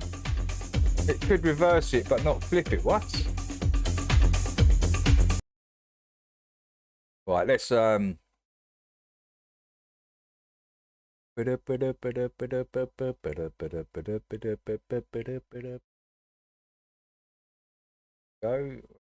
Yeah, we start from there. Go. I accidentally released my chute.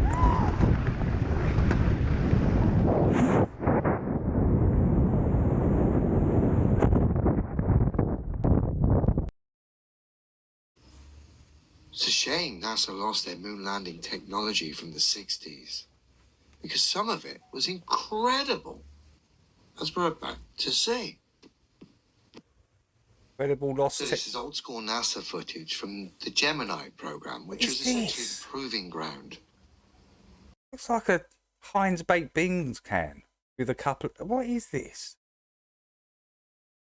What is it doing? What? For the supposed moon landing, which was to follow. It's a short clip. See if you can spot the lost technology here, which is incredible, if you ask me, the capabilities they had. It looks like they've actually used a filter, a carbon filter. That's what this looks like, a carbon filter. Right, take off this bit here, just with this bit, yeah, and just put some sheet metals and nuts and bolts around. That's why it's actually a carbon filter with some added bits onto it. Watch the clip, and then we'll come back and we'll have a little look at the clip in question on loop. It's ridiculous. But like I say, see if you can spot the obvious problem. Hey, welcome, Fenn. Welcome. The docking portion of the mission was canceled when visual inspection of the ATDA confirmed telemetry reports that the docking adapter shroud had not completely separated.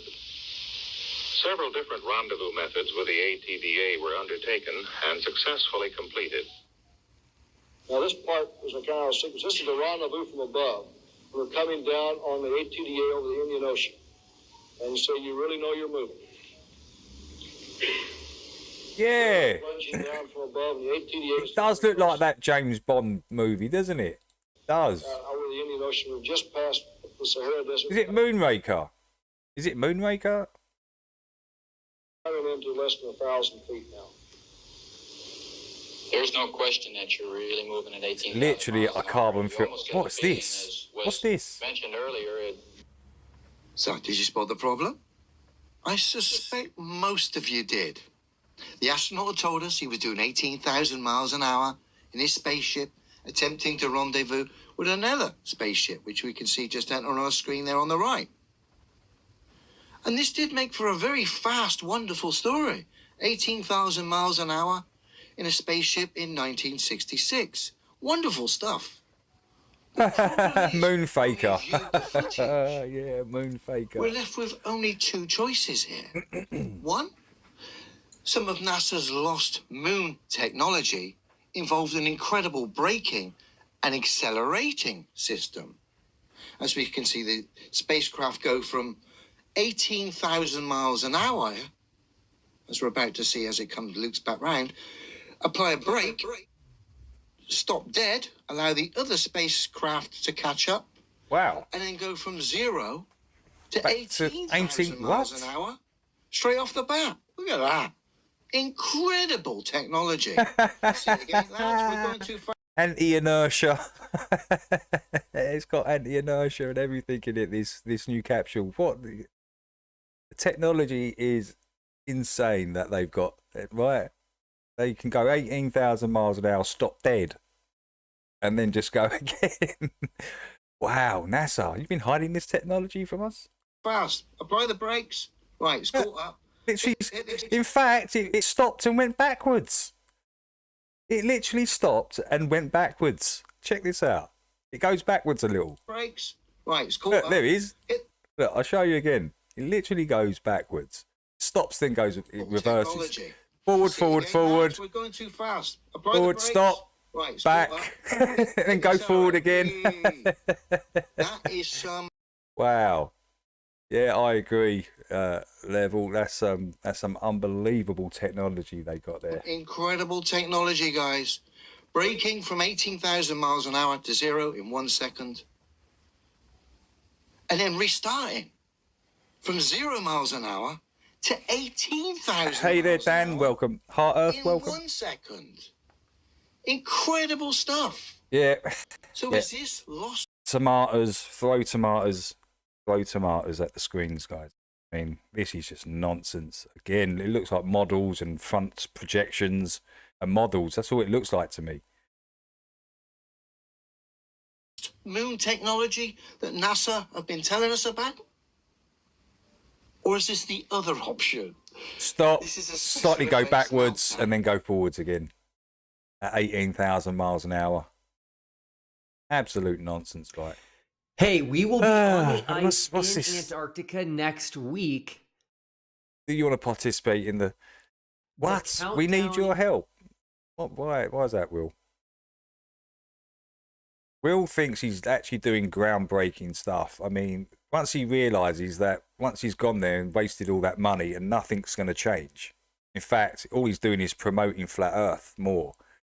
And at the end of the day, all he's doing is a Flat Earth experiment. That's all he's doing. Cheers, Will. Is on, should I say, the final countdown? It's the final count. No, Will. This is the final countdown, Will.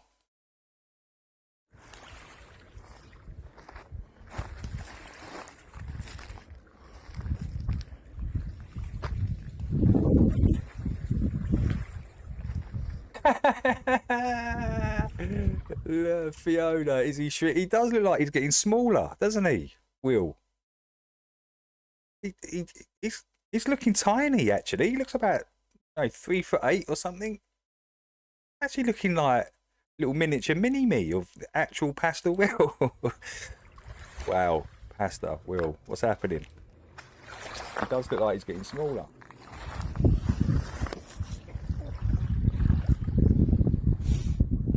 Piece of gold. Hello, Nick. Welcome in, Nick.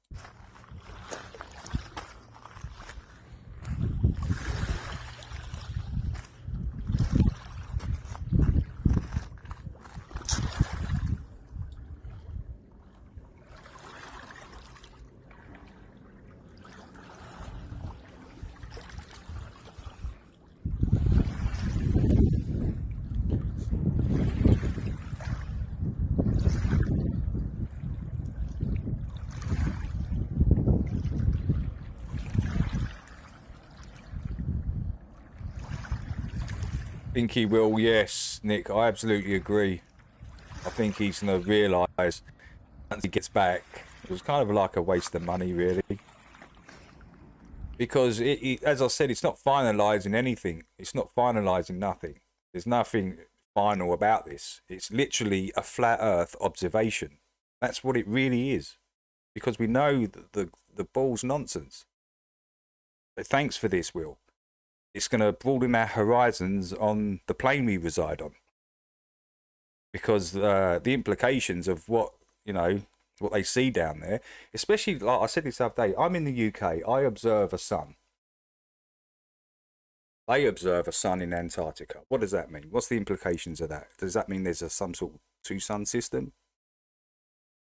What happens if I'm observing a sun here at solar noon in the UK, but they're observing just light, and they can't observe a sun, but they're observing a 24? What does that imply? Does that imply some sort of reflective thing going on there?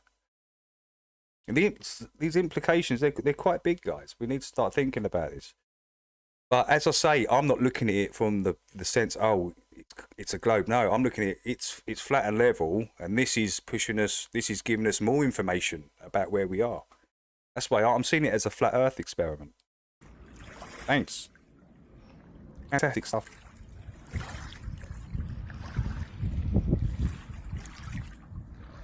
Hey, Big Pine, what's up? Great to see you, Big Pine.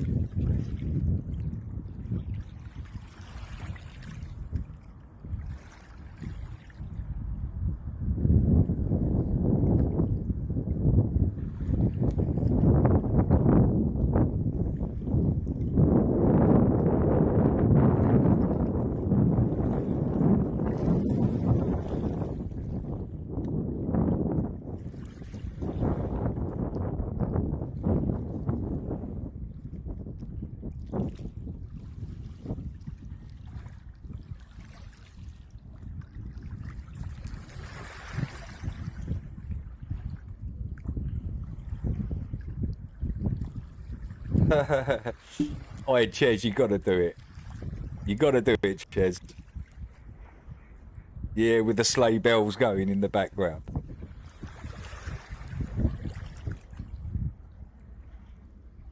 Oh, it's quite a big bow, isn't it?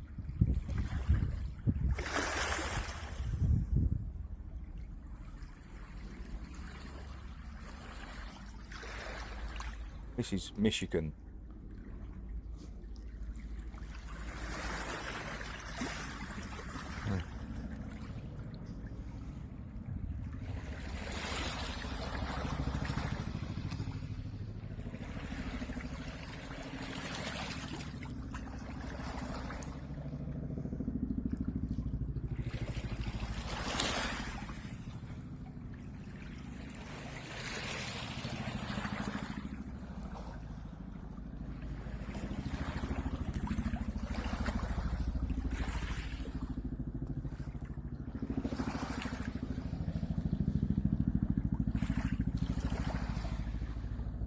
Yeah.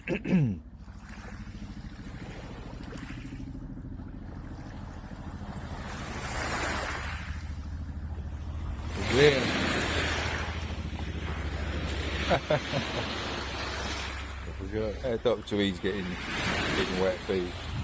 I bet that water's cold, man.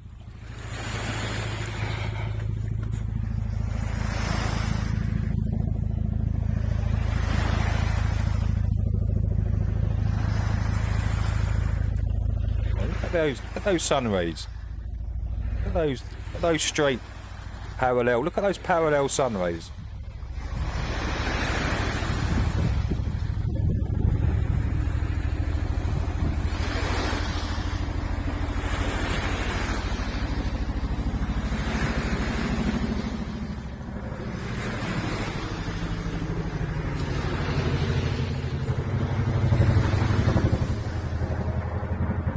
Throw me some ideas, guys. Right, let's throw Ches some ideas on Pastor Will's Christmas song.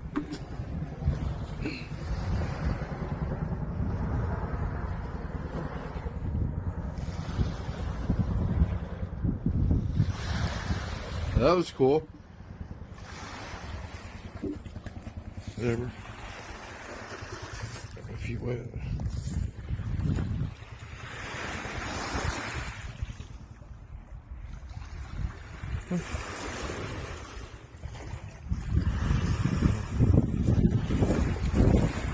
If I could just find something cool. Not cool enough. That provide wood to me. I'll have to settle for my coal. Merry Christmas. I had asked you to debate one of them flat Earth guys. No, I don't. I can't. No. I know. We talked about it, and we were going to have him on Skype. No, that is something that should not be debated. Does not belong in front of an audience getting debated. Only 64% are convinced that the world is a ball. The world is a circle. That the world is a, what is it, a spheroid? Only 64% are convinced that the world is a ball. Please don't cry like that. Please don't, Brennan. Step Brothers. Step Brothers. In fact, in that movie, the father is hilarious in that movie. Step Brothers. He's just at his wit's end, isn't he? Yeah.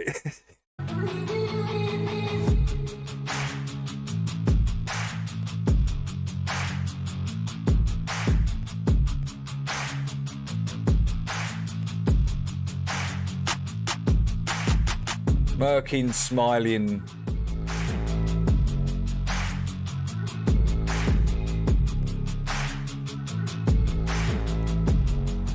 Smirking, smiling, intertwining.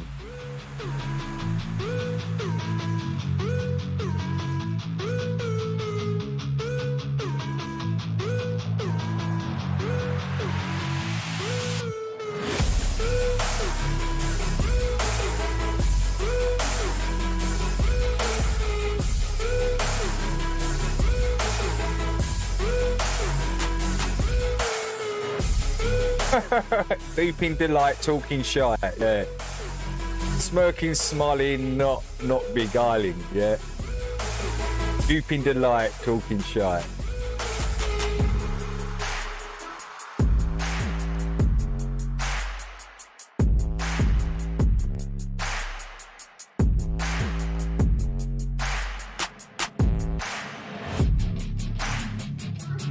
A Cheshire cat talking crap. He's got a smile, isn't he, like a Cheshire cat, right? He talks a lot of crap.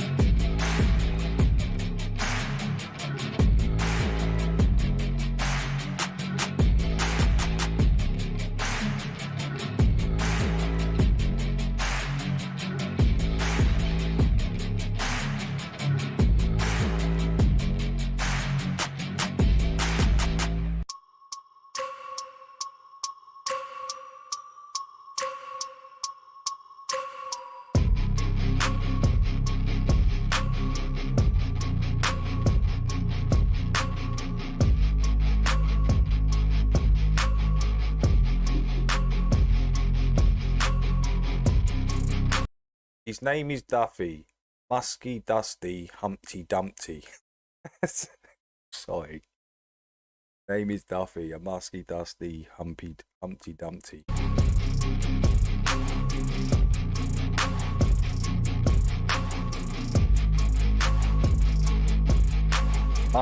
Musky, dusty, Humpty Dumpty.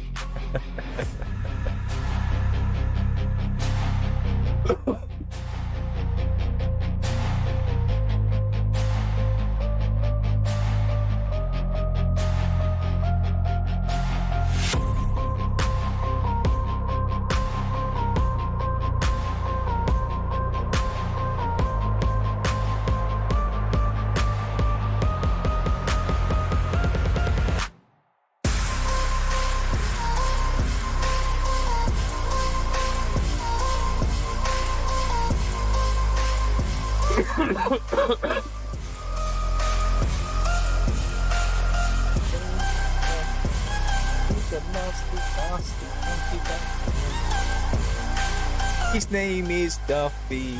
He's a musky, dusty, Humpty Dumpty. He sat on the ice wall and took a great fall.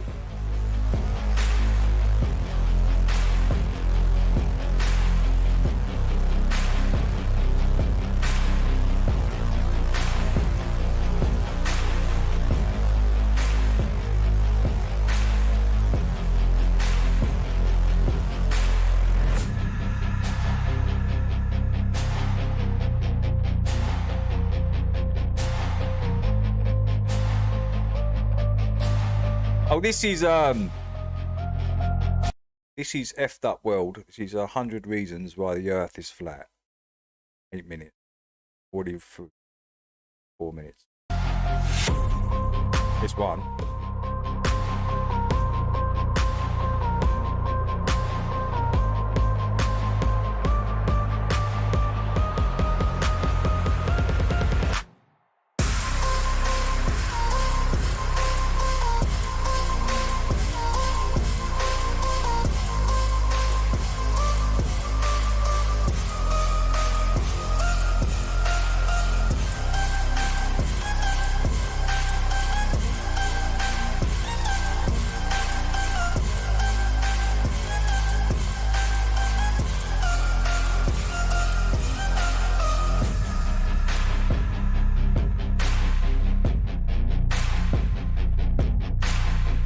Yeah, that's why they try to destroy comedy, Shlo. All these woke people that get offended, all these woke people get offended by words, want to destroy real comedy. Because there's a lot of truth said in jest, right? They don't like that.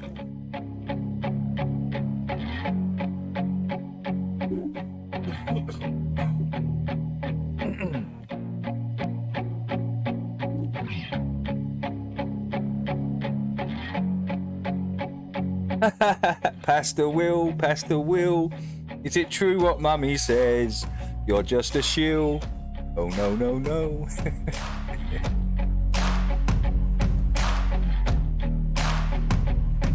Yeah. That's why I love comedy, because comedy allows you to go to places that you can't normally go to, right? That's what comedy is, and that's why these wokies don't like that, because you can go to a place and make people laugh about it.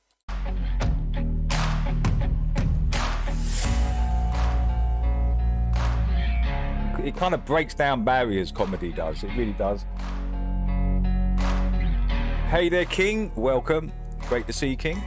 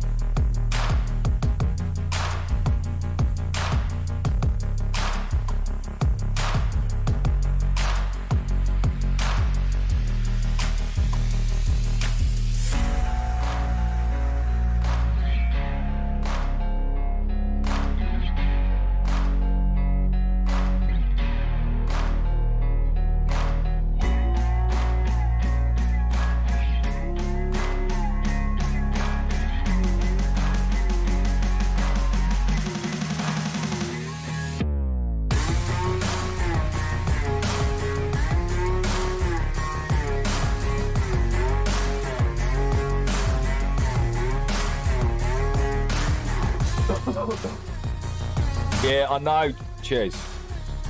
I mean, how many channels have you had, Ches? Because I remember Cheswick 1, 2, 3. I mean, you had loads at one point where they just kept taking your channel down, right?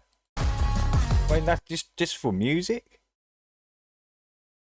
It's insane, right? Too much truth in the lyrics. Too much truth in the lyrics, Ches. What it is. Insane.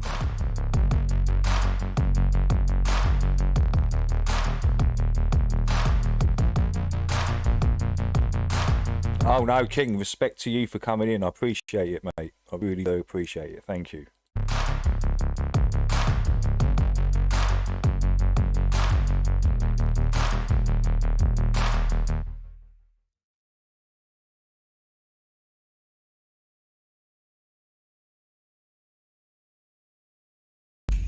Good evening, everyone. Just wanted to make a really quick video on the flat Earth map, the sun, and the seasons because I had a few questions. So I want to make this really quick. Here we go. Now, as you can see, this is the Gleason's new standard map of the world. Patent allowed November 15th, 1892. Now, this is where the globe earthers are going to come in and tell you that this is a projection. I've had about 10 channels. Yeah, you've had loads. Gleason admitted that it was in the patent, and they are right about the patent saying that it's a projection of a globe. But here's what they didn't research. They didn't research why the patent says that. So we're going to look and see why it says that. And now you can find this under Boston's rare maps of the world. So anyways, let's get to the point here. Let's stroll down here. I want to show you something here. If we stroll down to the bottom of the map, we are going to see the reason that Gleason stated it was a projection of a globe in the patent. As you can see here, things get weird though with the descriptive key on the back of the map, which ends with the sentence, "The demonstration has reference to either considerations, the Earth a globe or a plane. Take your choice." So it sounds like what he's saying right there is the map could work for a globe or a flat disk Earth. But anyways, let's move on down here. That's what it says. Why he put that in the patent. Okay. In any event, he presumably chose not to mention his flat Earth views in the application in order to avoid the risk of rejection by the patent office. So, people, now you know why it says that on the patent. Now, the last thing I want to show you is actually on the map itself. If we go down here to the bottom of the 1892 Gleason map and look very closely at the June solstice, and it says, in the figures June and December, the white represents the sun's position in his respective months at noon. This shows sunlight inside the Arctic Circle for 24 hours. From June 21st, the sun moves around the tropics in a spiral circle, widening every day until it reaches its destiny on the southern or outer solstice on December 21st. Now let's look over here in the bottom right corner at the winter solstice and see what it says. Okay, December solstice. On December 21st, the sun moves around the Tropic of Capricorn, and during the day lights up the southern portion of the Earth from the Arctic Circle to some portions of Antarctic ice. There is no sunlight beyond 80 degrees south, but unknown regions of ice. On the 23rd of December, the sun commences his northward journey again, returning to his starting place, and thus completes his seasons. Now, the map itself just told you what the sun does in the winter solstice and in the summer solstice. That it moves. It doesn't say the Earth moves, it says the sun moves. Now, in which model of the Earth, globe or flat, does the sun move inward and outward on its journey? The flat Earth, right? Gleason knew what he was talking about, trust me. And just like the Bible says in Psalm 19:6, the sun goes forth from one end of the heavens and makes its circuit to the other. Circuit, a roughly circular line, route, or movement that starts and finishes at the same place. just like the sun does on the flat Earth. So, if this were a projection map of a globe, it would not state that the sun moves inward and outward. And that, my friends, can only happen on a flat Earth model. Like I always say, it's really, really simple. Oh. Does it move like the Fibonacci, like the Fibonacci sequence, like the way it swirls? So it could corkscrew in, corkscrew back out. Know what I mean? Just say it's like coming in and think about that. Think about that.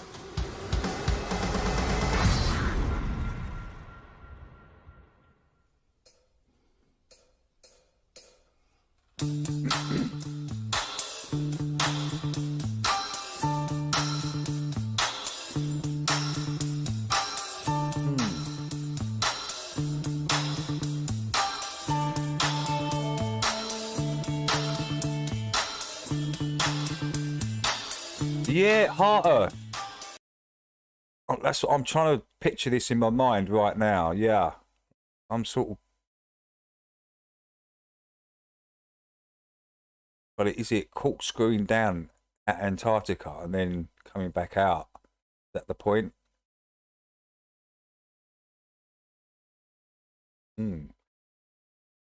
Let's think about it.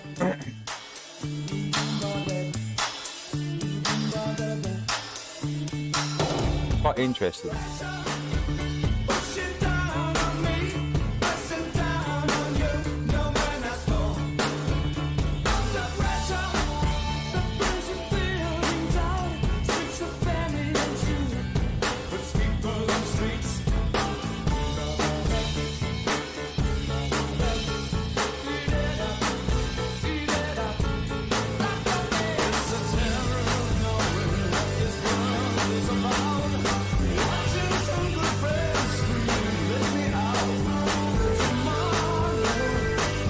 Man, that's got me thinking, man. That has really got.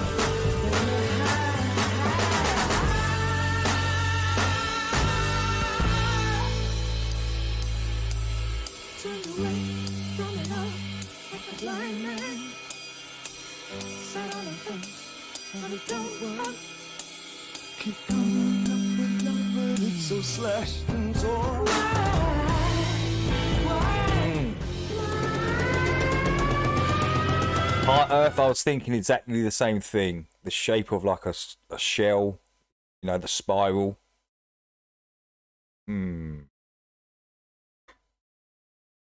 Quite interesting.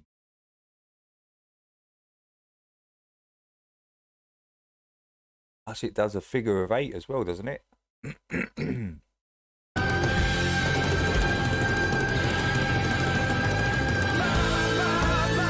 Hey, Brendan. What's up? Great to see you, Brent.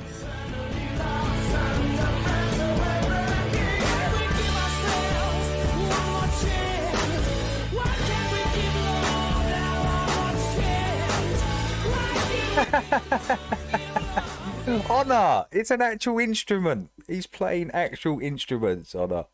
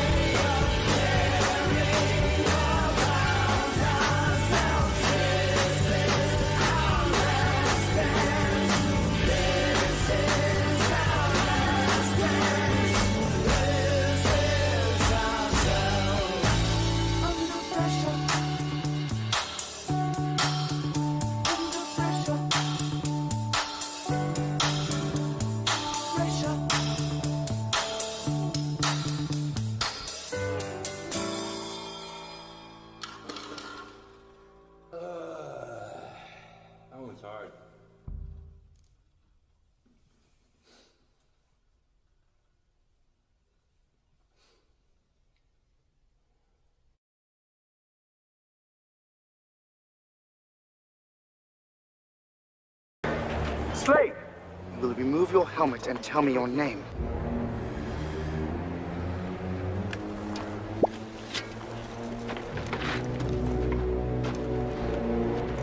My name is Maximus Decimus Meridius. Oh, okay, sorry guys. Sorry. I was looking out my window.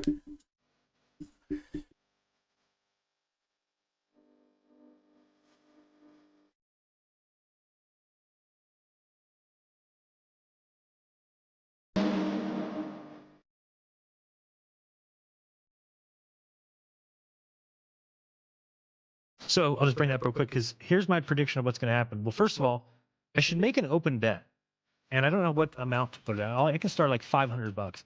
I'll bet any globe believer $500 that there's no way they're launching a craft to go around the moon with 10 people in it in 2022. Now, why do I say that? Because they're going to tell you that they are. And I believe that there's no glober dumb enough to believe them, but they can't let us know that. So they can put their money where their mouth is.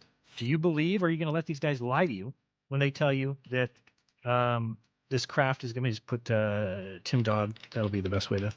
Dude, someone responded to you in the comments and said, yeah, it probably will get pushed back a few years. Okay, there you go. So you're letting these guys lie to your face. So watch. This is his video is called "I'm Going to the Moon." Let me put it over here. Just came out yesterday. We just found this out yesterday.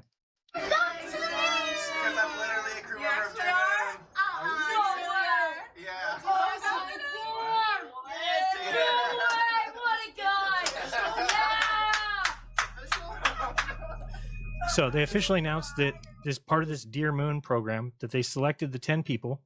And if you go to dearmoon.earth, you find this page where you got this rich Japanese guy who's picked 10 people. They're all going to fly around the moon. And you say, well, I wonder when. It's going to be a couple years from now, right? No, go to the schedule and it will tell you that it's happening in 2023. This is the schedule and flight plan for the Dear Moon project for the first civilian lunar orbital mission aboard SpaceX's rocket Starship, planned for 2023. Here's my prediction. You ready? And I'm just going to say this because I think by saying it, maybe it won't happen. They might plan to kill these guys. What I mean by that is that who's busy with Twitter right now? Damn. Who's in the news a lot right now? What better way to make a fall guy out of Elon Musk than to have these guys all get on some craft that crashes?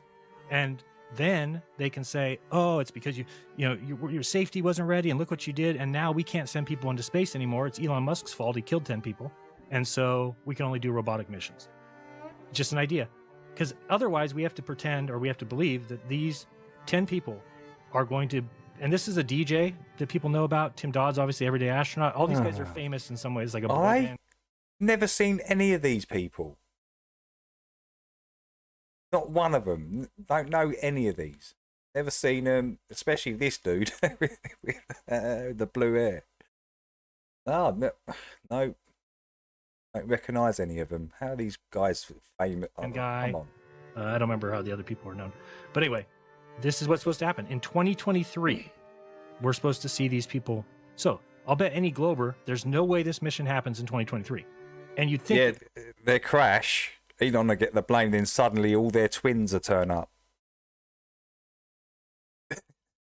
Just plopping up, guy, yeah, he was my twin brother, but looks identical to this dude.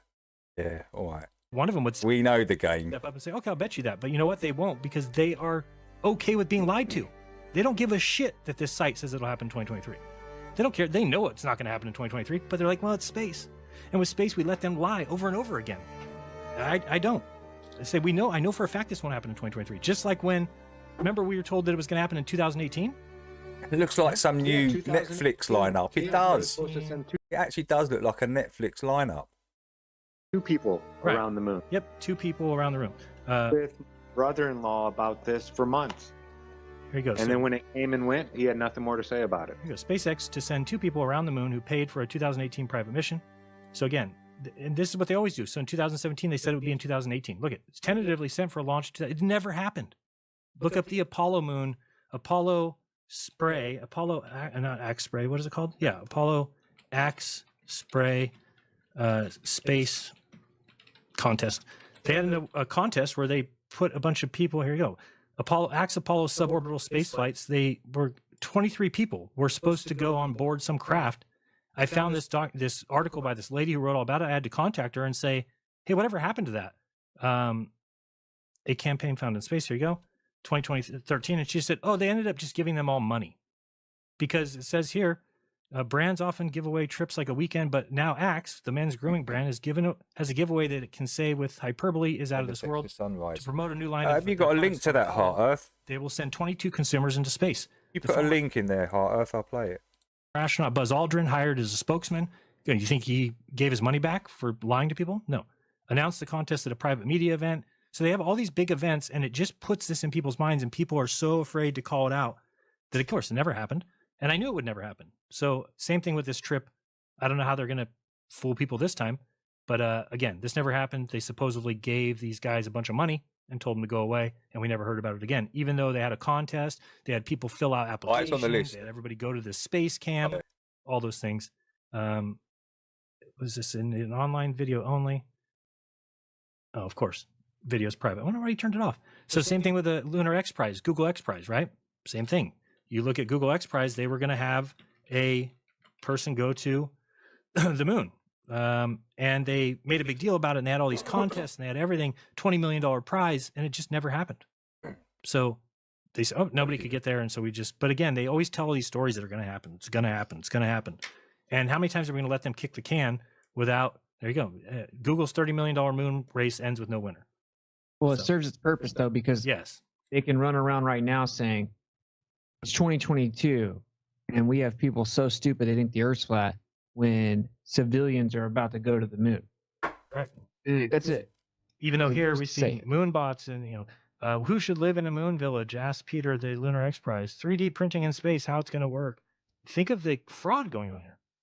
And I don't know how many of these crews know about it. Like, for instance, when Axe Apollo came up with that idea, do they just get eventually told, like, hey, by the way, we probably can't send these people to space, so you're just going to give them money? I mean, do they know about it going in, that they're just promoting a complete and total hoax? Or I don't know that. That's I wouldn't think so. I think it'd be better not to let them know. So at some point they just say it's too dangerous. That's a good one, Happy. I like it. I always thought on a lights like real instruments. Better if you just give them money or something. Yeah, they just end up telling them that they can't do it for whatever reason. And I think that, like, you'd want them to go around selling it. Right.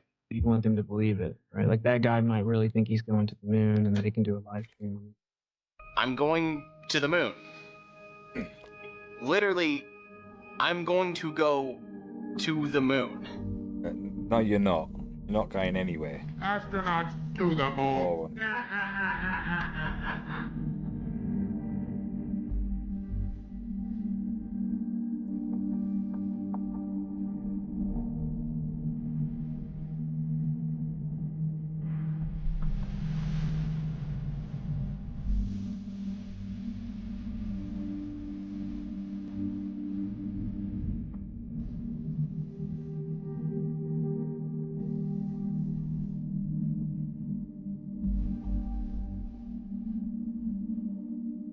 Which, I mean, look how fast it's moving away this direction. So, okay.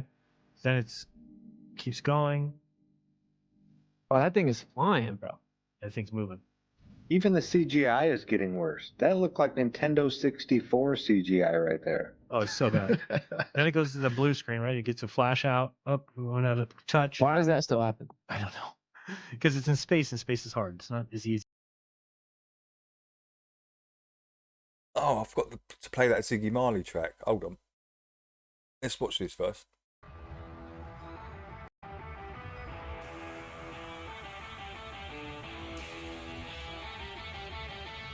Wow.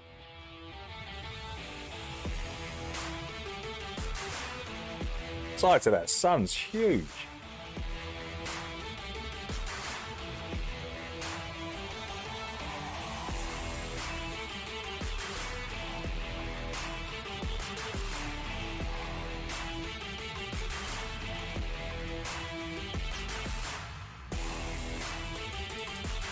Holy smoke.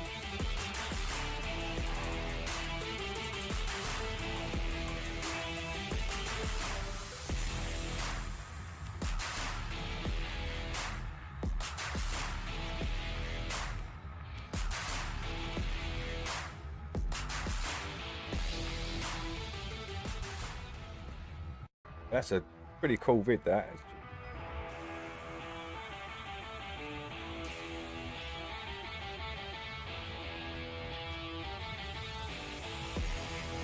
Is that your footage, Hart?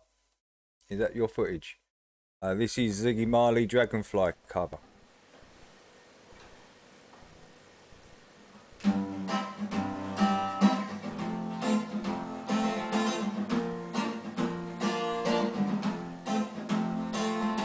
Everybody's worried about time, but I just keep that shit off my mind. Yeah, nice catch, man. Living on 24-hour clocks, but we're on the ride that never stops. Hey, Mr. Big World Change, but you remain. I'll have to go and check your channel out, Hart. Have you got a lot of footage like that on your channel? Like sun footage and stuff? Oh man, I'll play that for sure. And I wonder how you survive with the environment going down the drain. Hey, Miss Dragonfly, I see you look at me with your beautiful eyes. You must be wondering what type of creature am I. Doug looked at me and said, hey, why can't we trust men? Bruce and me get together, so why can't you all just understand? And all three stood there silently listening to every word we said.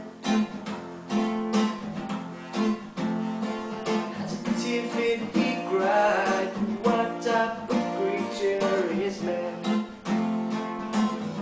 I said, hey, Mr. Trader, what changed? But you remain the same. And I wonder how you survive with the environment going down the drain. Hey, Chris. Hey, Miss Butterfly, I see you look at me with your beautiful eyes. You must be wondering what type of creature am I. You must be wondering what type of creature am I. Ooh.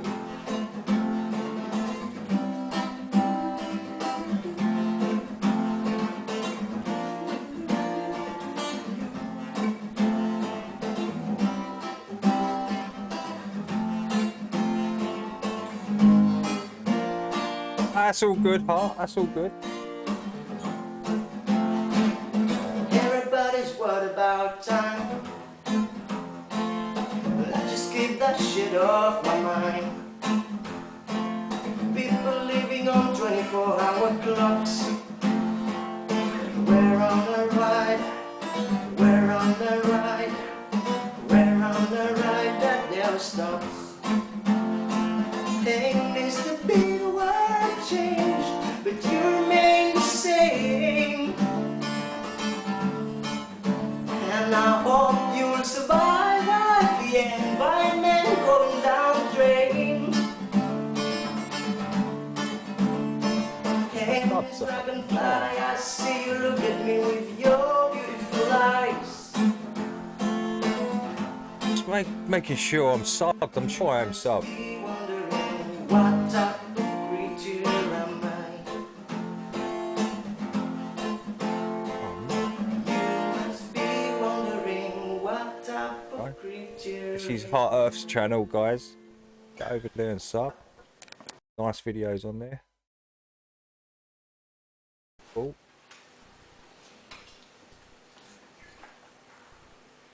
$115 videos. All right, cool, man. We'll go for some of those. Play some of those. Yeah, look. Trail bit there.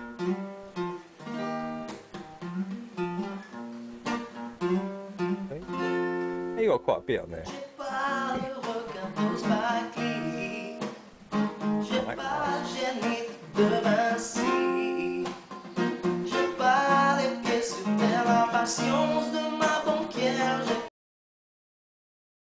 He is filming from your iPhone, I guess.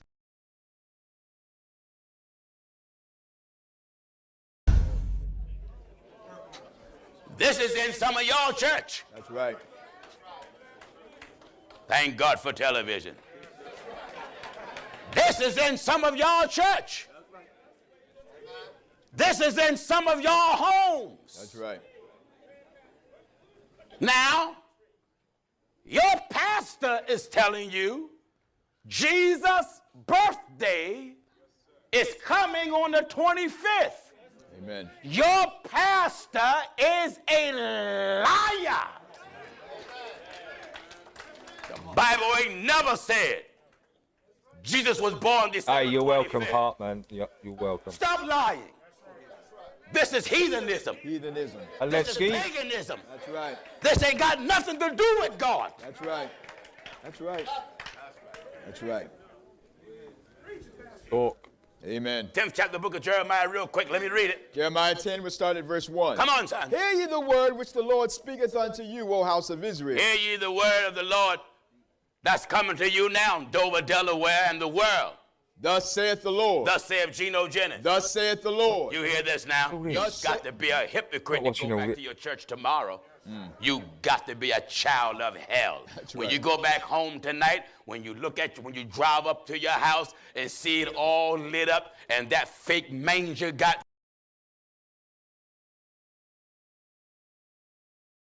skills. The Grey Pope utilized the Society of Jesus, led by the Black Pope, to expand his intelligence operations. The Jesuits were renowned for their ability to... This is Tommy. This is a video that Tommy put up a few days ago. During the war, they acted as intermediaries in negotiations with government... I think it's, he says, the Grey Pope, the evilest Pope the Vatican hides in its core. 1944, during the Allied liberation... We'll watch a little bit of it. Secret reports indicate that a Vatican emissary, possibly linked to the Grey Pope, delivered valuable information about German positions in the city. This intervention is said to have ensured that St. Peter's Basilica and other sacred sites were spared from bombing, preserving the church's spiritual and cultural heritage. The Grey Pope's involvement in World War II was not merely about institutional survival, it was deeply spiritual. For him, the war represented a direct threat to the stability of faith, and protecting the church was tantamount to protecting the very essence of Christianity. This vision shaped his decisions, even the most morally ambiguous ones. After the conflict, the Grey Pope played a crucial role in the Vatican's financial reconstruction. With Hey, Laura, how you doing? Great to see you, Laura. He is said to have been the architect of a network of financial What time you got there, Laura? Is it still quite early for you? using Swiss banks and private investors to stabilize its resources. This 7 ability o'clock. to think long-term, to anticipate crises and find solutions amid chaos, is what makes the Grey Pope such a fascinating figure. He was not just a war strategist. He was a visionary who understood the importance of preserving the Church's power in a constantly changing world. Oh, it's 4. It's earlier than what I thought, actually. Holy smokes. That persist to this day. To what extent was he willing to compromise moral values to achieve his goals? And, more importantly, I thought it was how about many 6. other global decisions were influenced by this invisible strategist? World War II made it clear that the Grey Pope was not merely a myth. He was a real and powerful force, a presence that shaped the events of one of the darkest periods in history. Wow, that's shot. 12,000 people now watching planes take off and land. What is wrong with people?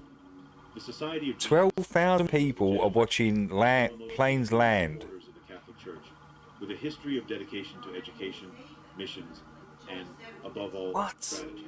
Since its founding in I'd rather watch planes land than learn the truth of where they are. royal houses, People are and retarded. universities. At the center of this complex network was the Superior General, called the Black Pope, not only for the color of his cassock, but also for the magnitude of his power and reach. The relationship between the Grey Pope and the Black Pope has always been marked by a mix of collaboration and tension. Documents found in the Vatican's secret archives suggest that, at many critical moments, the two worked together to strengthen the Church's position. While the Grey Pope operated in the shadows, making strategic decisions within the Vatican, the Black Pope used the global resources of the Society of Jesus to execute those decisions in the field. During the Counter-Reformation, this partnership was vital in combating the spread of Protestantism. While the Grey Pope engineered political alliances, the Black Pope mobilized missionaries and educators to reclaim lost territories. A notable example was the Jesuits' role in regions such as Bohemia and Poland, where they converted thousands of Protestants back to Catholicism. However, this collaboration began to show cracks in the 17th century. The growing power of the Jesuits, fueled by their financial independence and global reach, concerned the Grey Pope. He feared the society could become a threat to the centralized authority of the Vatican. This led to measures such as requiring direct reports from the Jesuits to the Grey Pope, bypassing the Black Pope in certain instances. A symbolic event of this tension was the 30 Years' War, 1618 to 1648, a devastating conflict intertwining religion and politics. During the war, the Jesuits acted as diplomats and advisors in various European courts, often under orders from the Grey Pope. However, their increasing autonomy led to internal friction, with reports that the Grey Pope at times overruled certain missions of the society. The peak of this rivalry came in 1773, when Pope Clement XIV, under pressure from European monarchs, decreed the suppression of the Society of Jesus. Although officially attributed to the influence of kings such as Charles III of Spain, theory suggests that the Grey Pope supported this decision to neutralize an internal threat. Even after the order's restoration in 1814, the relationship between the Grey Pope... I don't know what the fascination is on it. Can you understand the fascination in watching planes take off and land? I don't actually get it. Many high-profile cases were overseen by members of the society, who acted as investigators and judges. The only time that'd be good is if you was on mushrooms, on LSD or something, some sort of hallucinogen. That's the only time that'd be good. Jesuits' role during World War II. Under the indirect supervision of the Grey Pope, they played a vital part in Vatican intelligence operations, providing valuable information to both the Allies and resistance groups in occupied territories. This relationship, while functional, was always marked by power struggles. While the Black Pope sought to expand the spiritual influence of the Church... Hey, Into, what's up, brother? I hope you're well. Political and institutional preservation. Hey, Into, I hope you're doing well, mate. Are you good, Into? This difference in priorities caused friction, but also demonstrated how their interaction was essential to the Church's balance. An intriguing theory about the Black Pope's role in the Vatican suggests that he might have served as a bridge between the Grey Pope's interests and the Church's external agents. Documents from the 19th century mention secret meetings between Jesuit leaders and European diplomats, reportedly organized to coordinate efforts benefiting both the Vatican and the Society of Jesus. Doing marginally okay, There but is all evidence good. that the Black Pope was consulted on matters involving the control of the secret archives. During the temporary suppression of the Jesuits, records indicate that some members loyal to the Black Pope were tasked with safeguarding sensitive documents related to the order. This reinforces the idea that, even in times of tension, the alliance between the two popes was necessary to protect the Church's most valuable secrets. Despite their rivalries, the Grey Pope and the Black Pope represented two faiths. You know, Ellen DeGeneres, she moved to the Cotswolds, didn't she, with her lesbian lover? Right, the English don't want her here, but neither does God. Literally flooded her out of her house within a week. She arrived and then evacuated. So, you know, the karma that she's bringing to the Cotswolds, you've got to feel sorry for the Cotswolds, man. They don't want to see Ellen DeGeneres walking about the Cotswolds, bringing the wrath of God.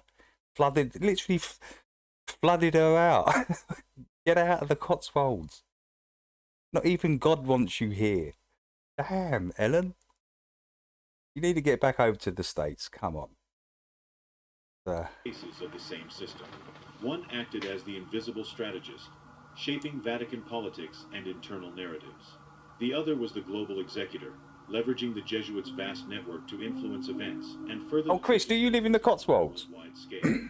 Today, the Jesuits continue to play an important role in church diplomacy and administration. The wrath of God. The Black Pope has diminished compared to the wrath of God. Good one, Honor. Persists, fueling the idea that the true power in the Vatican is running from the law. Yeah. rooted in its hidden layers. Well, wasn't she like a big part of the P. Diddy stuff and went to all these parties and the stuff? And she's probably on video. She's probably been caught on video. Oh yeah, she's really dodgy. And she's bringing bad karma to the Cotswolds. Now flooded out. She turns up and then suddenly there's a big flood. What? Throughout the centuries, the Vatican has maintained an aura of mystery, but few enigmas are as intriguing as the true identity of the Grey Pope. He does not appear Oh, she went to Epstein Island as well. hierarchies, nor does he hold an official title. Yet, accounts and records suggest his existence is undeniable, especially when examining historical events where crucial decisions were made away from public view. One of the most widespread theories is that the Grey Pope is not a fixed individual, but a symbolic mantle passed among Vatican strategists. Since the 16th century, figures such as the Voice of the Shadow, mentioned during the Council of Trent, and cardinals described as invisible protectors seem to have played similar roles, shaping policies and manipulating events behind the scenes. This hypothesis finds support in encrypted documents from the 18th century, which reference an inner circle of cardinals with the authority to act independently of the White Pope. These men, according to descriptions, did not seek public visibility but exerted decisive influence over the Church's most sensitive decisions. Another intriguing point is the possible connection between the Grey Pope and the powerful Italian families of Orsini and Colonna. These Orsini, yeah. deeply rooted in Vatican history, The have long Orsini been family. associated with power and political manipulation. Some researchers believe that the Grey Pope may have been a representative of these families, ensuring their interests remained aligned with those of the Church. During World War II, even clearer evidence of his existence emerged. Unconfirmed reports describe a strategist who allegedly organized clandestine operations to rescue Jews and protect sacred relics. This man, never identified, is believed to have been responsible for secret negotiations that ensured the Vatican's neutrality amid the chaos of war. Another fascinating theory suggests that the Grey Pope is the guardian of the Vatican's secret archives. With access to documents spanning more than 1,000 years of history, he would have the ability to manipulate the Church's official narrative, deciding what should be revealed and what should remain hidden. Apocryphal Gospels, papal correspondence, and records of heresies would be among the tools he uses to maintain order and faith stability. Even more controversial is the idea that the Grey Pope represents a form of collective entity. In this case, he would not be an individual but a network of influences and strategies operating as a unified force. This theory explains why different historical periods feature similar figures, with nearly identical profiles, taking control during critical moments. Speculation about his identity intensified after Pope Benedict XVI's resignation in 2013. Known for his deep study of the secret archives, Benedict is believed to have uncovered compromising information that could have shaken Catholic faith. Many believe the Grey Pope played a central role in his resignation, ensuring he remained within the Vatican under direct supervision. Despite this, his presence is not universally viewed as purely sinister. Many believe the Grey Pope is essential for the Church's survival, acting as an invisible protector making difficult decisions to preserve its integrity. This duality, sometimes a defender of faith, sometimes a pragmatic manipulator, is what makes his figure so captivating. There are also those who suggest that the Grey Pope, in modern times, is involved in contemporary issues such as cybersecurity and information control. With technological advancements, he may have adapted his strategies to protect the Church from digital threats, ensuring millennia-old secrets are not exposed in the information age. Ultimately, the mystery of his identity perpetuates his legend. Is he an individual, a lineage, or merely a concept? Oh, we got, The yeah, Vatican all right. has never confirmed his existence, but it has also Let's never denied flip his these two around. This ambiguity feeds the notion that the true power within the Church is far from the public eye, hidden in the shadows. At its core, the Grey Pope is more than a person or a title. He is the manifestation of invisible power, operating to balance faith and politics, light and darkness, ensuring that the Church remains a global force even in a constantly changing world. The Grey Pope, whether a title, a lineage, or a network of influence, Hi, Roger. All right. strategic and Skeptic, cool. Are you good, Skeptic? Let's welcome in Skeptic. I'm glad you had a mod Skeptic. Just bet the other wrenches and kick out any trolls. You can talk about what you like, Skeptic. It's all good. There you go. enigmatic side of the Catholic Church. He is the embodiment of a power that moves in the shadows, making decisions that have silently but profoundly shaped history. Through hidden documents, secret alliances, and pragmatic actions, this figure has ensured the Vatican's survival through crises that could have dismantled its structure. Whether myth or reality, the legacy of the Grey Pope is impossible to ignore. He is the invisible guardian of secrets, the strategist who balances morality and pragmatism in the name of an institution that transcends time. If you are interested in exploring more about spirituality, I have specially selected some videos for you, filled with profound knowledge and fascinating discoveries that you will love. Just click on one of them. Don't forget to subscribe to the channel to continue this journey of self-discovery and spiritual learning. Your commitment to knowledge is the first step to transforming your reality.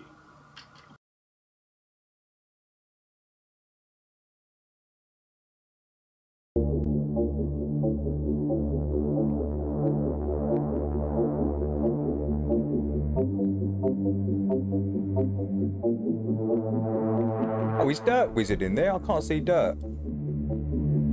Oh, there he is. What's up, Dirt?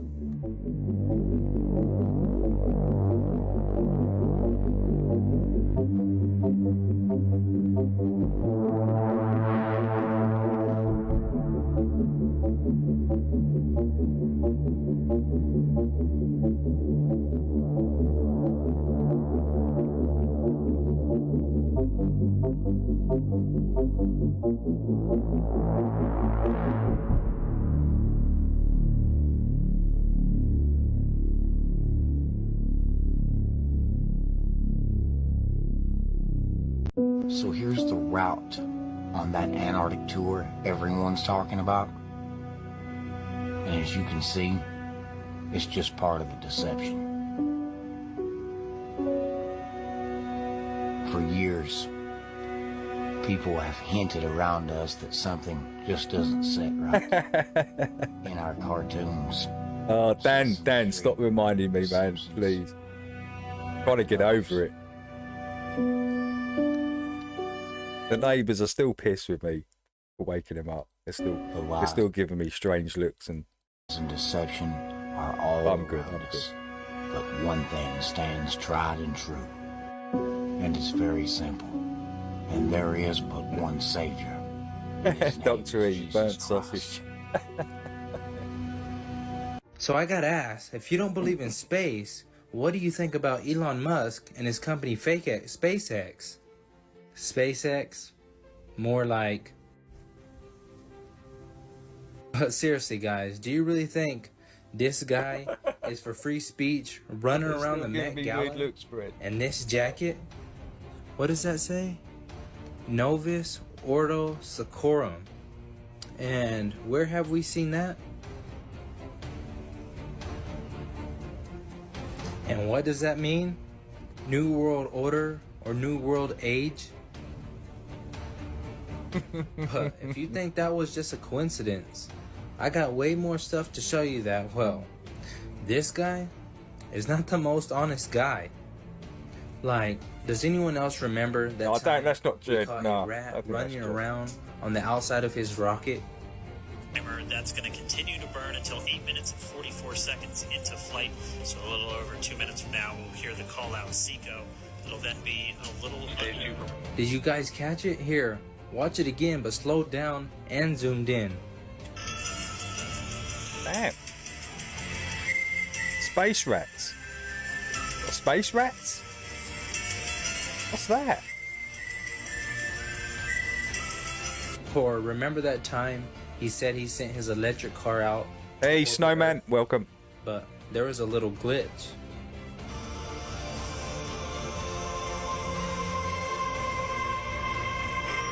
You can tell it's real because it looks so fake. You remember those words, Elon? But was he trying to tell us something here? Now, I'm not saying Elon. SpaceX is putting on a complete show. They do have some real rockets. And of course, all this was for entertainment purposes only. This is strictly my opinion. I so did not want to believe in flat Earth. I mean, I have an open mind. I always said the world is so insane and crazy that anything is possible. So I do have an open mind. And for a while now, I've been thinking, come on, is it possible, flat Earth? It's not possible. We see planets. What? But truth-seeking is important, so let's get into it. This is what NASA tells us we are living on. This is what the Bible tells us we There used to be someone called Jed Skeptic. Skeptic. Living on. And then flat Earth. And it ain't you. I know it's not. There's... Because if you know Roger. So take it for what it is. I was told that the flat Earth theory is true. So, from what I saw, flat. I decided to make this video for all the Christians who don't believe in evolution but still think the globe model is the correct model. The heliocentric model is the complete opposite to what the Bible actually teaches. The Bible teaches that the Earth is immovable on pillars, just contained, media, yeah.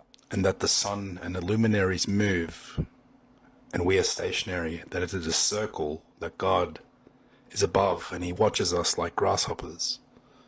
I want to make it clear that the same people that are telling you that evolution is true are the same people that are bringing you this Copernican heliocentric model that states that we are just a speck in the universe, unimportant, tucked away in a corner, and are heading directly for another galaxy to collide, and that'll be the end of the universe. But the Bible clearly teaches that that's not the case, that we are special, we are the center of creation. Hey, all good, important, skeptic. All good. God's chosen ones. So I think it's important to show you some scientific truths, because science has actually been hijacked by Satan. He's used it now to go against the Bible. He's used it to trick people into believing a narrative when, in fact, real science actually directly proves God. And I can show you that in this video. NASA in Hebrew means to deceive, beguile. So this obviously goes right back to the Garden of Eden. You can even see that the logo for NASA is a serpent tongue. I'm going to play a small clip from the Great Creation Debate. Are you talking about Jed? Are you talking about Jed, Brent? What a moron. Nodal and Greg Locke, and I'm going to have him explain why it matters. But many Christians ask, why does it matter? Or just say the issue of the nature of creation doesn't matter. I'm going to tell you why it matters. And you're going to see this. Before we get to that, I want you to see, Jesus said this. This is Matthew 24. This is Jesus talking. These are in your red letters here. Jesus said that immediately after the tribulation of those days, the sun shall be darkened, the moon shall not give her light, the stars shall fall from heaven. He didn't say meteorites, comets. He said the stars. It's the same word you use throughout the Bible for the stars. Now, either they're stars or they're not stars. Now, the heliocentric Copernican model that you guys, some of you want to believe in, says that the stars out there are massive, bigger than the Earth. They're huge things. That if one fell to the Earth, it would swallow the Earth. So Jesus did not teach the Copernican cosmology. He taught a biblical cosmology, and that the stars are smaller, closer, and are going to fall to the Earth. Now that's Jesus in the Bible, and if you say that it's not the stars, it's some meteorites or comets or whatever, you're making up stuff because you are filtering that through a bias you've been brainwashed with from birth. All right? The Bible says the stars. Now, I was talking to a person who was a science teacher who's a strong Christian, and I said, what about the stars falling to the earth? And he goes to Revelation 6, and he says, well, don't you think that's just what John was saying was asteroids and meteorites falling? It wasn't really stars. And I said, you got a problem with that if you're going to say it's just asteroids and meteorites, because Jesus said it was stars. So did Jesus know what he was talking about or not? So here's a place that seriously the Bible does not agree with the cosmology of this world system, NASA and everybody else. And what's amazing to me, let me just say this. What's amazing to me is that Christians have tried to mix the world system cosmology into Christianity, and they don't work. You can't do it. And this is proof of that right here. And I'm going to show you what the atheists do. Now, let's listen to this. This is Neil deGrasse Tyson again, one of your top astrophysicists, astronomers. And here's what he says about this issue of the stars, the Bible saying the stars falling. People who make this case that was the beginning and that there had to be something that provoked the beginning, do you give them an A at least for trying to reconcile faith and reason? This is flat Earth. This is flat Earth banjo. Well, so let me say that differently. All efforts that have been invested by brilliant people of the past have failed at that exercise. It just failed. And so I don't, the track record is so poor that going forward I have essentially zero confidence, near zero confidence, that there will be fruitful things to emerge from the effort to reconcile them. So, for example, if you know nothing about science, do you want to watch the wakey interview with the physicist? I think I'd rather watch that actually. So it goes on for an hour though. That's the only thing. But it's quite interesting. Oh, this is on World Without Curve channel. Top dude, man.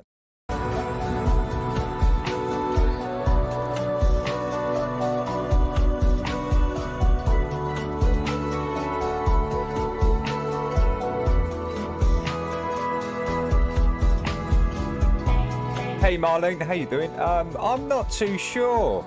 Earth, I'm not too sure. I hope so. I haven't seen anything. I am subbed. Well, I was.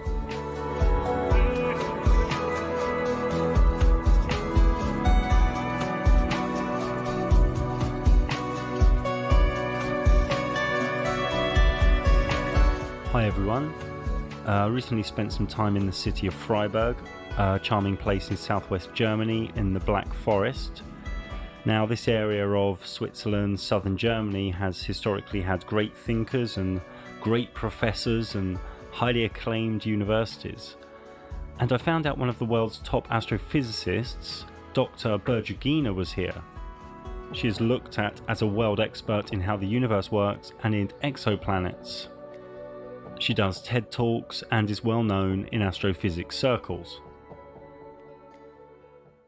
Out there in the universe. And the Earth is just one of them. In this universe, we are really tiny. We put Earth in the center of the universe. Then we realized something wrong with it, so we put the Sun in the center of the universe. Again, it was a little mixed.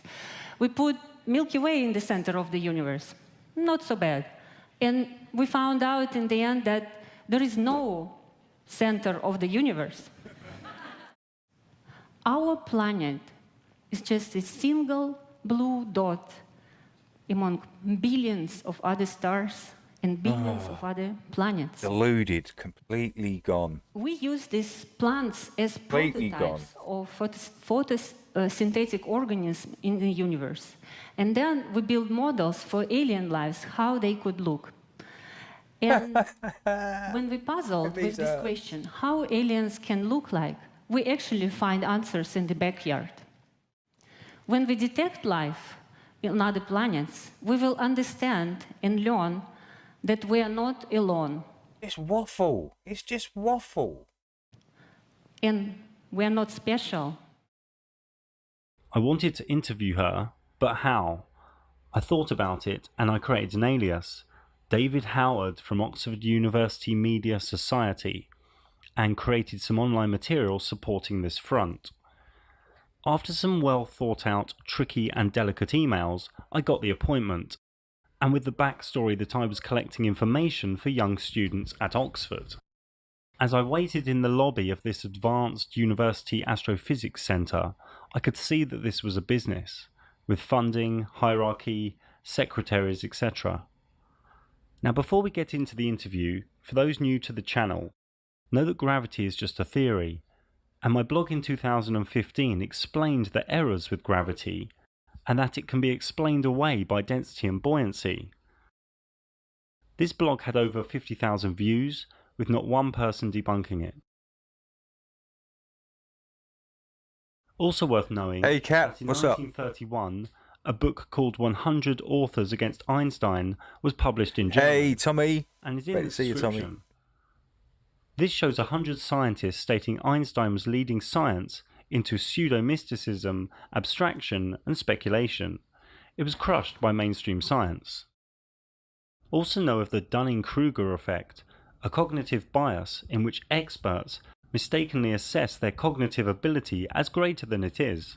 It's related to the cognitive bias of illusory superiority, and also comes from the inability of people to recognise these experts' lack of ability. Obviously, in this interview I couldn't say what I really wanted to early on, as I didn't want her to walk out. I wanted her to cover more subjects and get more answers. So take a seat and buckle up, and this gets more interesting as it continues, and presents a big key, one the truth community has needed for a while. Okay, let's play. Yeah. Okay. And this doesn't go to unedited somewhere. You will edit this? Yeah, somehow? sure. You can swear or go to the toilet or whatever. It's fine. Okay. Sure. Hello, Dr. Bergagina. Hello. If you could just spend 1 minute or 30 seconds explaining who you are and what you've done. Oh, yeah. So I grown up in Russia. I fell in love with astronomy, first with physics and then with astronomy. And I realized that I want to understand the universe. I cannot live on Earth without knowing what's above my head. I just felt like I need to know. I went to the university, studied astrophysics and mathematics, a lot of programming, because when we were studying astronomy... It actually sounded like she said mathematics. You hear that? That I want to understand the universe. I cannot live on Earth without knowing what's above my head. Hello, Dr. Bergagina. Hello. If you could just spend 1 minute or 30 seconds explaining who you are and what you've done. Oh, yeah. So I grown up in Russia. I fell in love with astronomy, first with physics and then with astronomy. And I realized that I want to understand the universe. I cannot live on Earth without knowing what's above my head. I just felt like I need to know. I went to the university, studied astrophysics and mathematics, a lot of programming, because when we said mathematics. were studying astronomy, we were told that... I thought this was the one where you could see her. That's okay. It's no problem. Astronomy is not just science by itself, it's very interdisciplinary. So to be an astronomer or astrophysicist, you need to know physics, mathematics, programming. She said it again. I must tell right now, lots of social skills. Yeah, sure. Great. She's literally saying mathematics. Oh my Lord, she said it once. I've got a few questions for you, mainly going to go to teenagers. They're probably questions you don't hear often or you probably heard when you were a lot younger. The first one I'm going to ask is, it is said that spinning atmosphere... Yeah, I thought this was that video, Jax, where you could actually see her, but obviously, well, must have put his own video over the top of it. But I wonder if it's at Wakey Wakeys. I wonder if Wakey Wakey still has a channel. Has no border. There's no physical border between spinning atmosphere... This is okay. This is okay. It doesn't matter. You can still feel how uncomfortable she gets in the vacuum, just by her voice. And the atmosphere gets less pressured and becomes the vacuum of space. At what altitude would you say that the atmosphere stops spinning? Oh. So gravity, they say, pulls the air molecules to the Earth, but there's still some atmosphere molecules higher up. Yes. At what altitude would you say these atmospheric molecules stop spinning? You used to be able to on the original. Well, yeah. this is, I would formulate this. Have you got the original? Yes, okay. Has anyone got the original to this, where you actually see her? Anyone in the chat?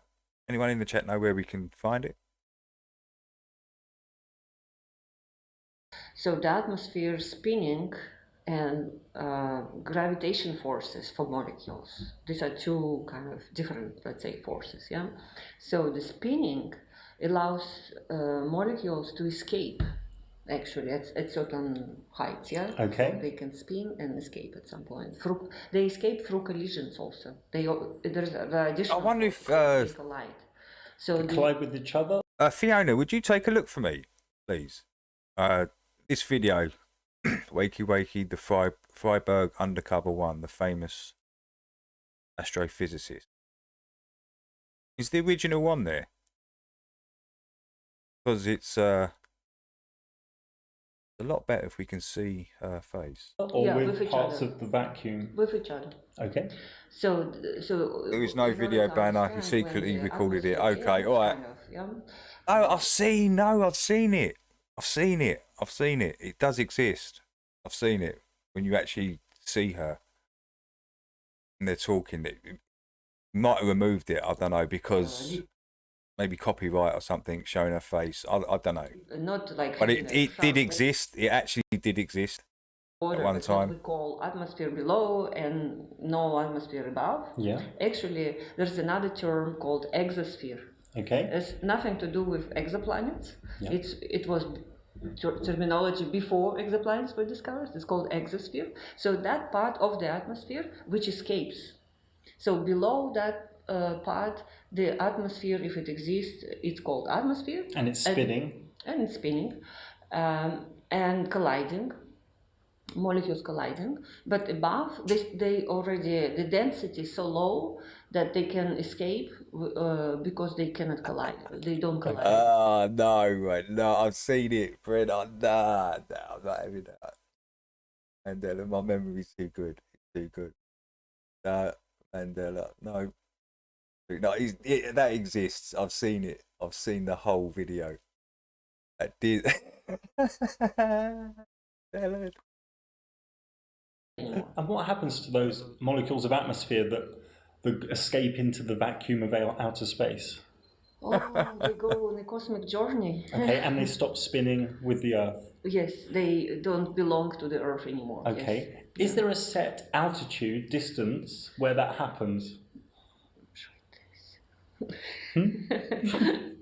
Yes, of course. It is defined. Yeah, it's a good point, Jill. The density of the atmosphere, the gravity of the planet. But for the Earth, I have to look up. If you want me to look up, I look up. No, that's fine. I don't know that number. I know that the density falls off exponentially. Yeah. So I actually cannot say. I mean, we tell that the space starts approximately. Let's say at 100 kilometers, above 130 kilometers, something like this, that you can go on an orbit. I mean, this spinning means like the body spinning around the Earth means that it's orbiting Earth, yeah? Okay. So even if we put a satellite at 200 kilometers, it's still orbiting the Earth, even though it is not in the atmosphere.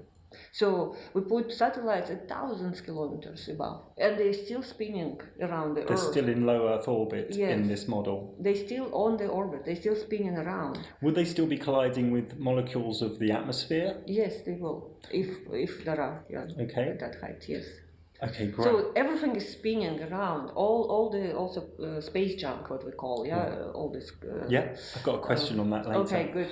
Okay. So everything is spinning, and my terminology it's orbiting. Astronomy terminology it's really orbiting the Earth at very large distances. Moon, 400,000 kilometers, is still orbiting the Earth. And this would also collide with escaped atmospheric molecules from the Earth? Yes, Thank you, and Dirt. it also collides with the escaped molecules, and not molecules in this case, but more like particles and atoms from the sun. Okay. Which is called solar wind. Okay. Yeah. Okay. It's like hard to, I mean, the atmosphere definition is that, okay, when the molecules can escape, the atmosphere ends. You have to look up this number, for the Earth, I don't know. But it's kind of arbitrary and it's kind of hazy. Yeah, exactly, it's just escaping.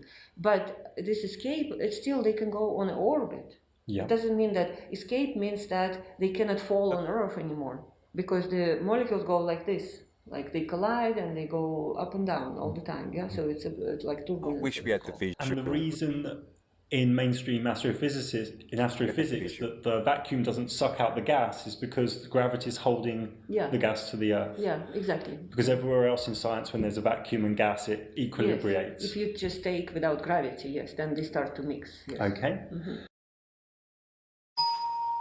Our survey said. On to the next question. It is written in astrophysics that the rotation of the Earth is due to, we can't feel it because of constant velocity. Now, one astrophysics guy I met, he said there are two constant speeds. Let me show you this. Yes. A bit like this fairground ride. Yes. And that's quite interesting. Some rotation physics. Deathbed confession from a NASA insider. That's quite interesting. You would be experiencing acceleration and deceleration. It's only the middle point that would experience, like the wizard in the middle. The wizard would be constant velocity, but if you're on the edge, you get acceleration and deceleration because of the two constant speeds. How would you answer that? You mean why this happens? Or well, surely with the rotation of the Earth, and because it's going around the sun at 66,000 miles an hour, we'd be experiencing deceleration and acceleration. So think of this fairground ride. Pick one human being. Mm-hmm. So pretend that's On the top. Earth. So you want to include all the velocities involved, also Earth Just two. rotation. The Earth rotation on its axis, 1,000 miles an hour, and 66,000 miles an hour around the sun. If you're on the edge of this sphere, like a human being, you would surely be experiencing deceleration and acceleration. Exactly. How does astrophysics at your level explain that? Well, it's gravitational forces. So one gravitational force you have towards the Earth center. So this is gravity of Earth, and that what holds Earth together. And when it rotates, you experience this acceleration on the edge of the Earth and the gravity towards the Earth. But when the Earth goes around the Sun, there is gravitational force towards the center of the Sun. So two gravitational forces produce this effect of acceleration and deceleration combination. Bingo! Yahtzee! Is that your final answer? Our survey says... But wouldn't that mean we're not at a constant velocity, so humans should feel the rotation of the Earth?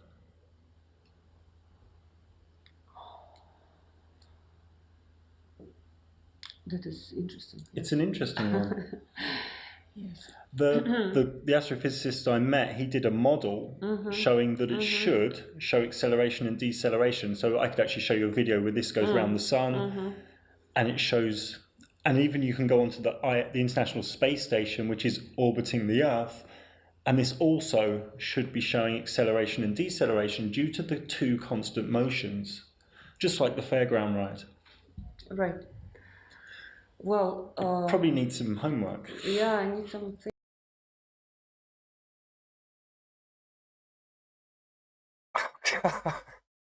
What? Who did this? Honor, come on.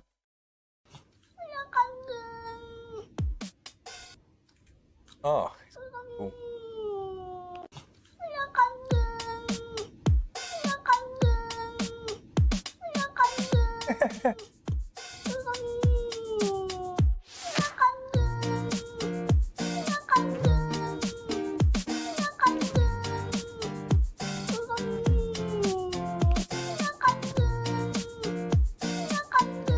What the hell? What?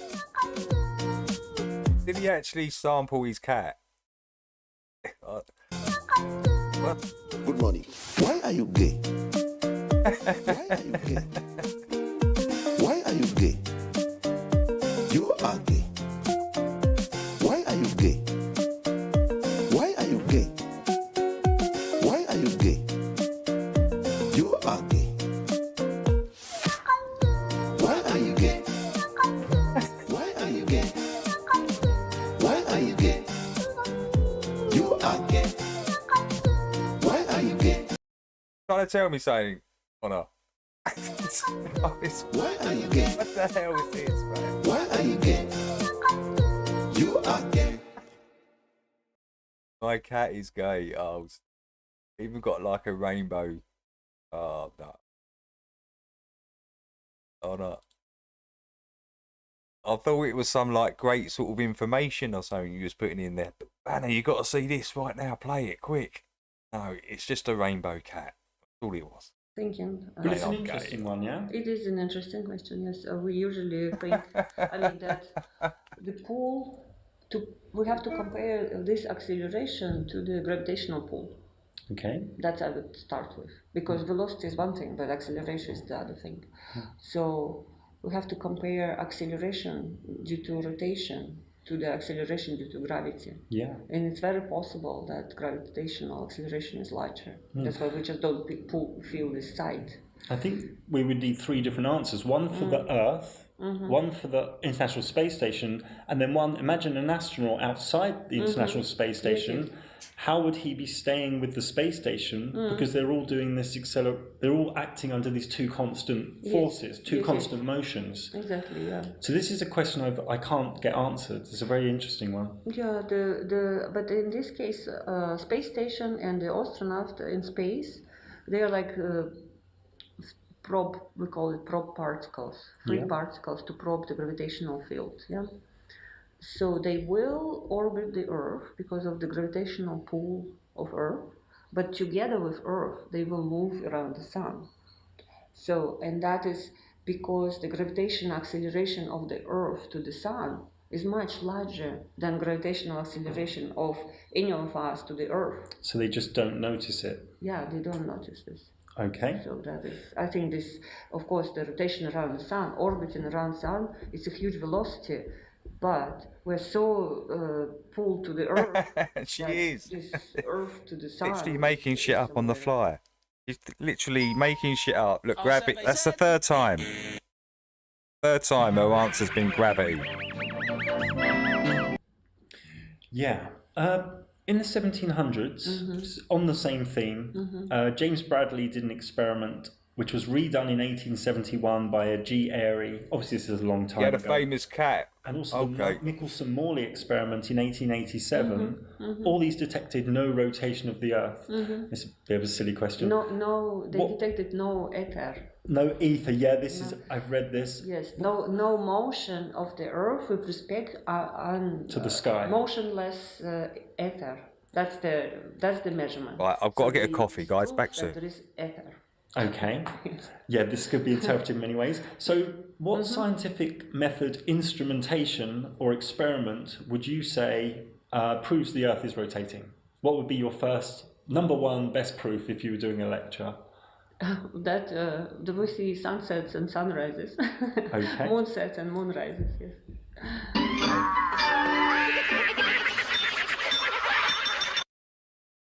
Our survey said. This is the first. I mean, this is sky moving, basically. Yeah. So. But obviously, back in the old days, they would say the sky's moving. Yes. Yeah. So, but now we know this is how. I mean, if we understood that we are humans, not us.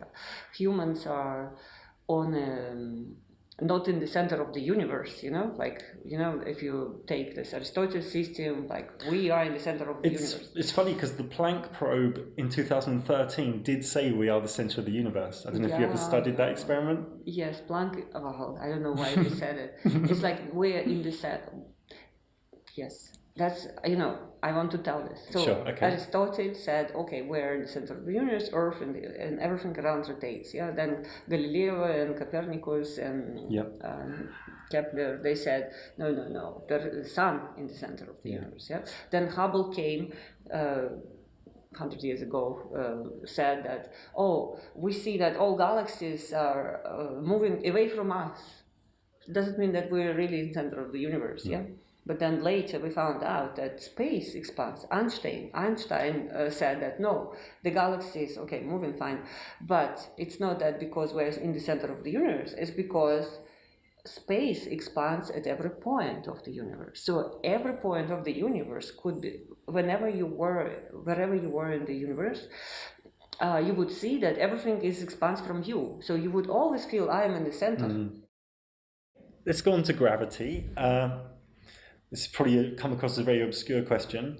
So these people said to me, gravity is strong enough to hold boats and cargo and cars to a spinning ball, but yet it's not strong enough to pull the butterfly down or these small areas of these dead flowers.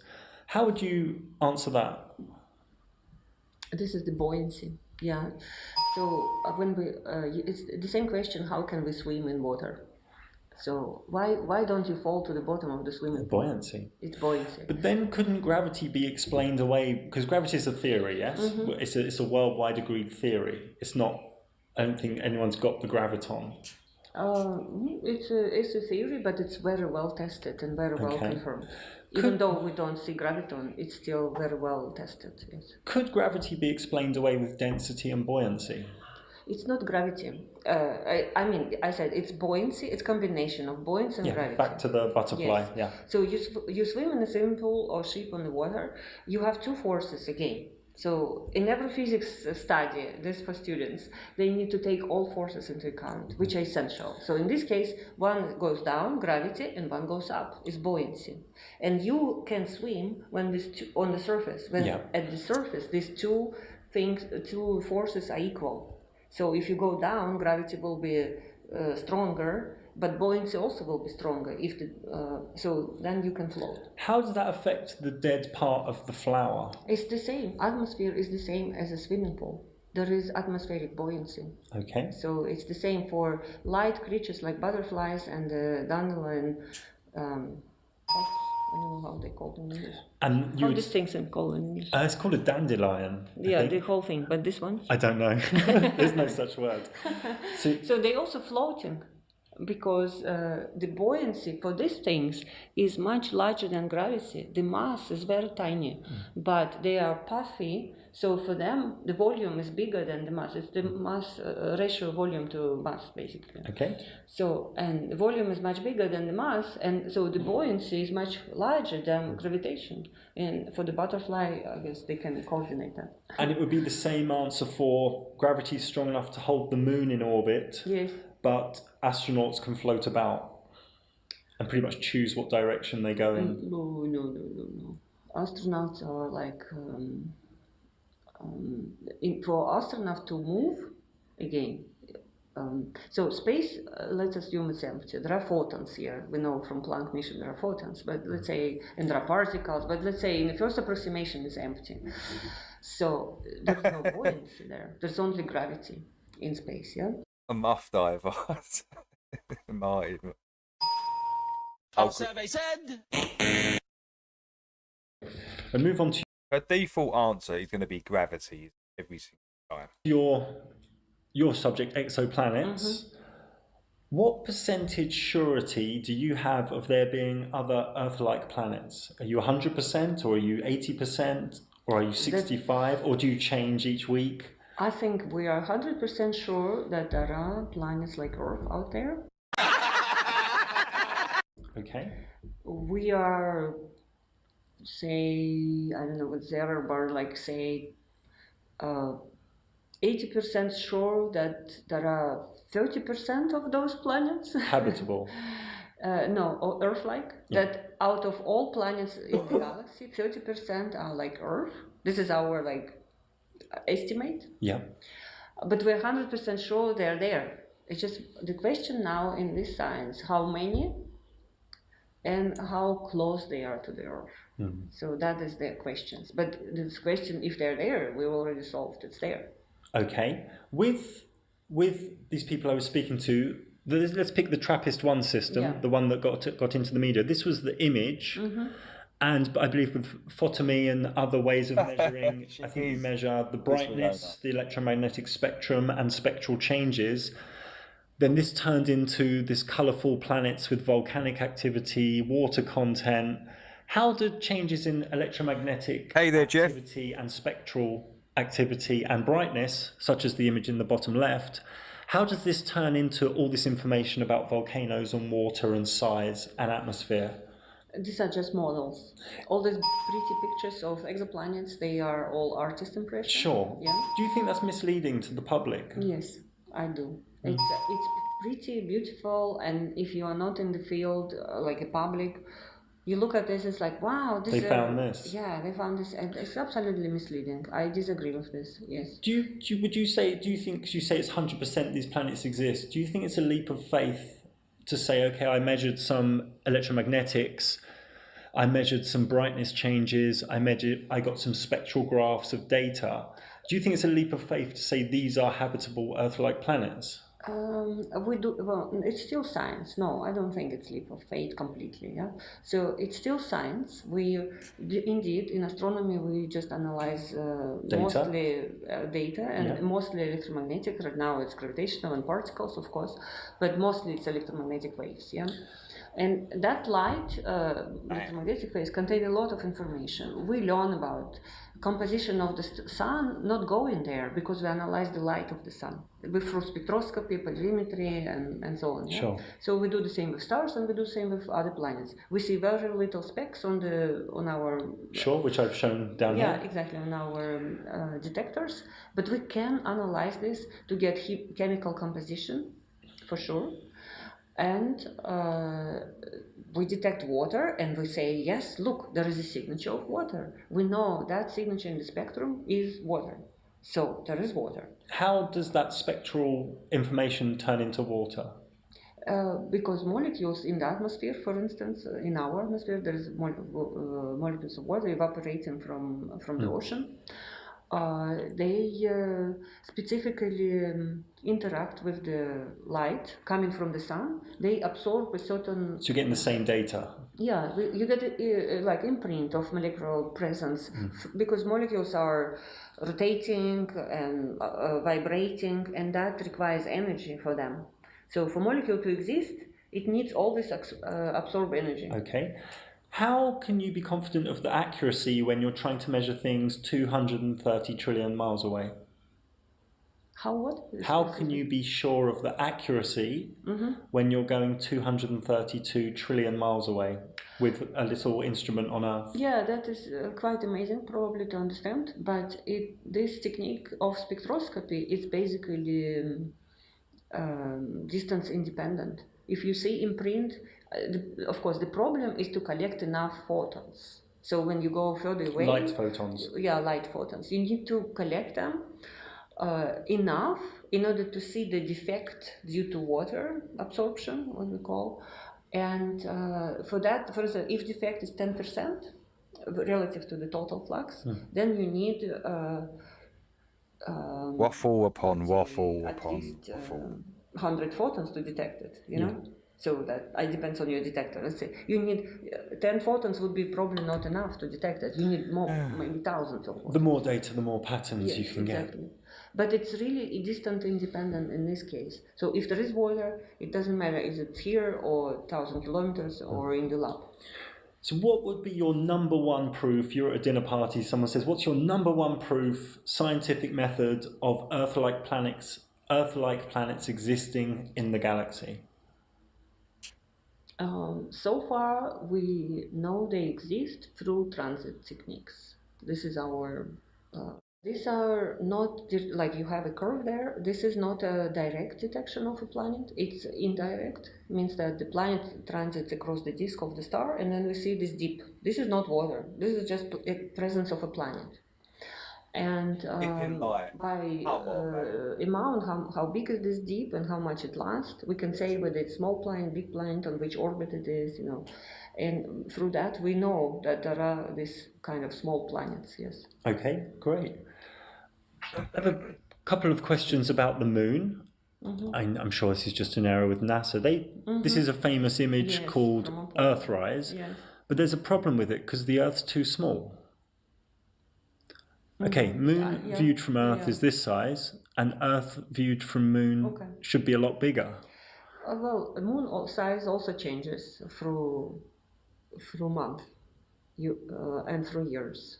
Because orbit of the apogee, perigee. Yes, orbit of the moon is not exactly circular. Sure, but the Earth should still be a lot bigger than it is in that very famous image. I didn't compare it, but we have to, I mean, in principle, one has to calculate what was exactly distance at that time of the picture, and then calculate the size of the Earth from that distance, angular.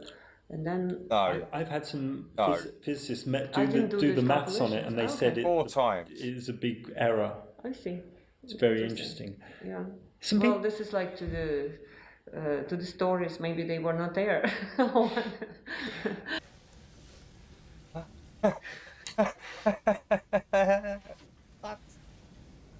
This is interesting. What is she talking about? We're measuring the moon. They're interested in space and the sky. The moon was photographed at the same time in Australia and Florida. How would that be? How's that possible? Okay. And this can be repeated in different sides of the globe, shall we say? Yeah. Well, they are definitely upside down, so that's... It's rotated, yes, yeah. You can, I mean, with respect to each other. But the same phase. Well, it's the same phase, yes. Why should it be different? Because the phase of the moon depends on the sun. Because one of these locations shouldn't be able to see it. So on the globe, say the moon's here in Florida, the guy in Queensland shouldn't really be able to see it. But this is a full moon, close to the full moon. Close to full moon. So this means that there is an angle at which it's seen. So full moon means that the Earth, opposite. Yeah, the moon is opposite to the sun. Yeah. But still, with the globe, with the Earth being a globe, it shouldn't be able to see them both at the same time. And this is being repeated. This is an anomaly that some people can't work out. If somebody does it, so it's possible. For me, it's like this, you know. You cannot say me impossible if somebody does it. Sure. So then I say it's possible, and then you can ask why it is possible. Then I do calculations. Yeah. So I would say you cannot argue. If this is not a fake news, I can verify this. You know, if it's not a fake news, then you have to say, okay, interesting, it's possible. I would like to understand why, and then maybe it's possible only a few times a year. You know, It could be done daily. Daily, okay. Even then, with just after new moon. Then it's fine. You know, then it means that moon is far enough from Earth that in a full, close to the full moon, yeah, you can see it like from the front and from the edge. But in the model, there's a model software called Celestia. Yeah. Yeah, you know Celestia? I don't know. Yeah, there are many. It's a mod. Yeah, there's many. Yeah, It's a 3D model of the solar Yeah, system. When you put this date and time in, you shouldn't be able to see the moon from both places. So there's a problem somewhere. So probably model is wrong. I would say.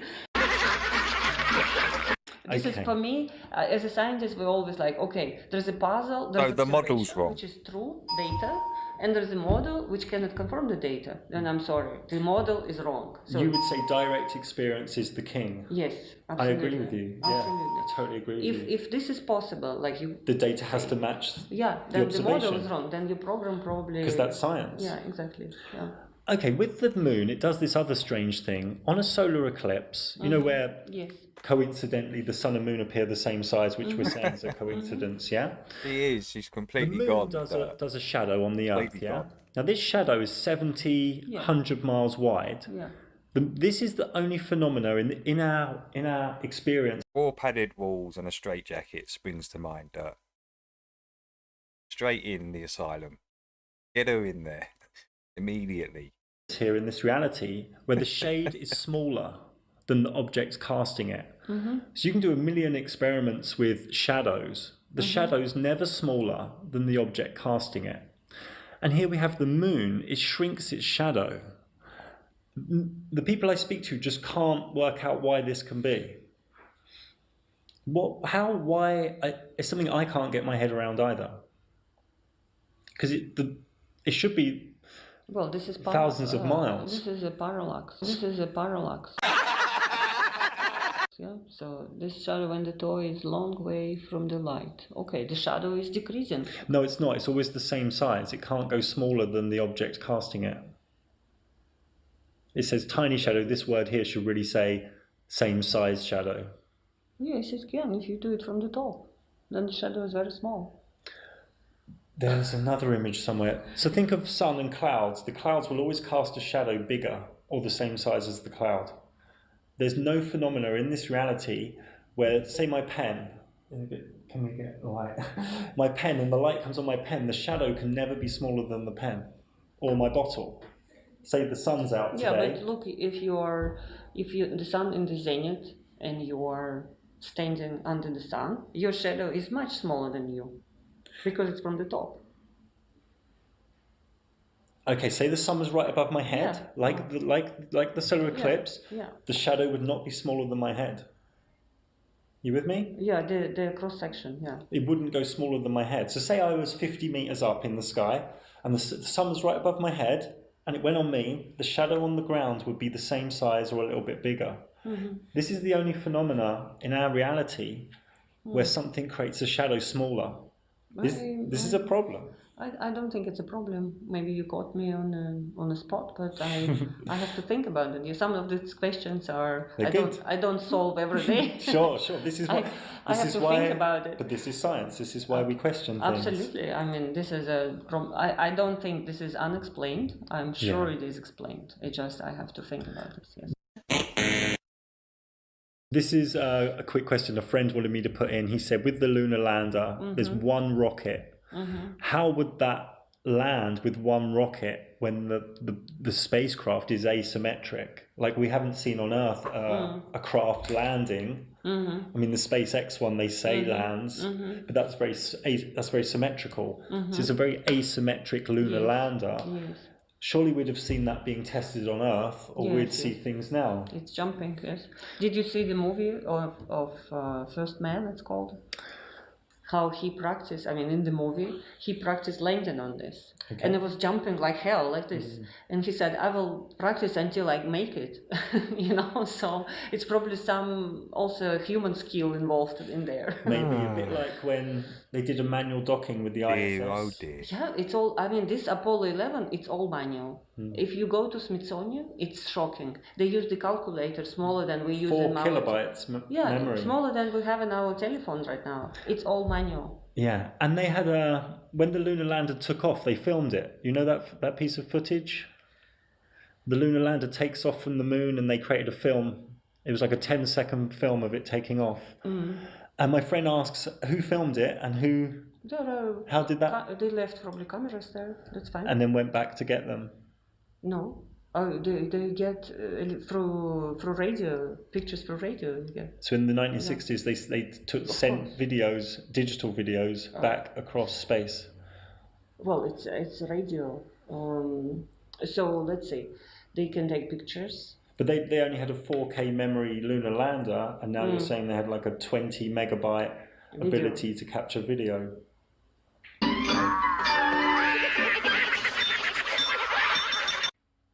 This is a strange one. Come on, we have pictures from the missions. But as scientists, we can't take pictures as proof, can we? I don't know what was the technology, but in 1960s, this is 69, okay? So there were already missions to Venus, Mars, also lunar orbiters existed. They all sent pictures. Pictures from the back of the side of the moon were sent before.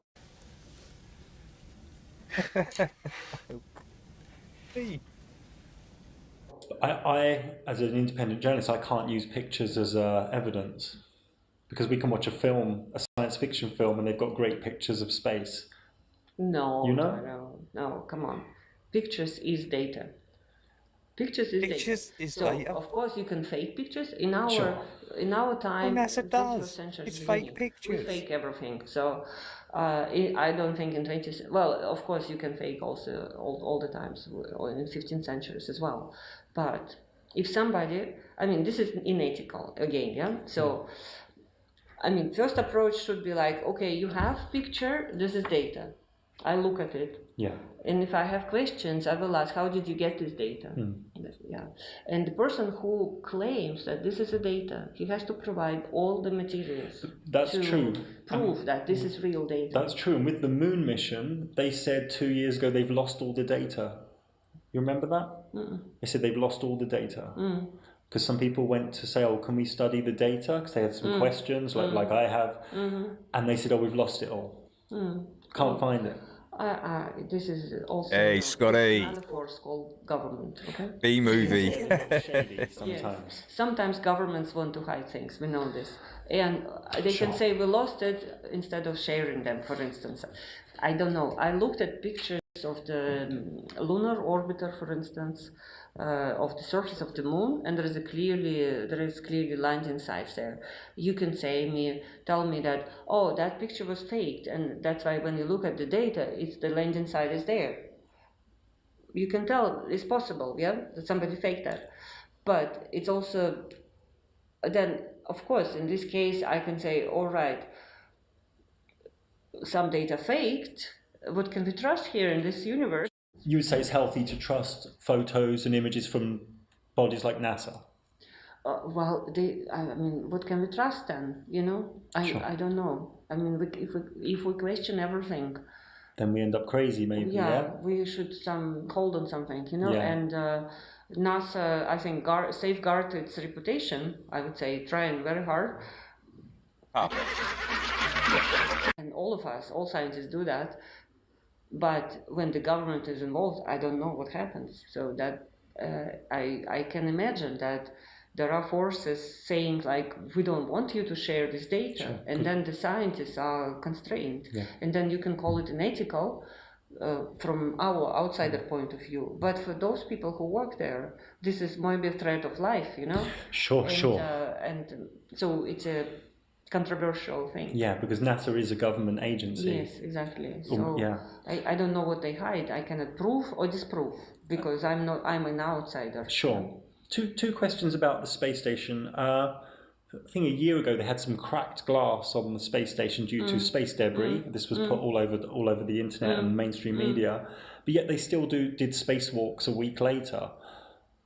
Would you think that's a bit dangerous to do if you're getting the screen cracked by space debris?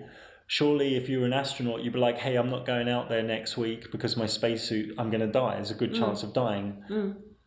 Well, this space debris is being tracked. Not everything is known, but there are telescopes on the ground which tracking this little specks in the space. It's all being calculating tracked the orbits. There are catalogs of this space debris, and they are like not homogeneously distributed all over.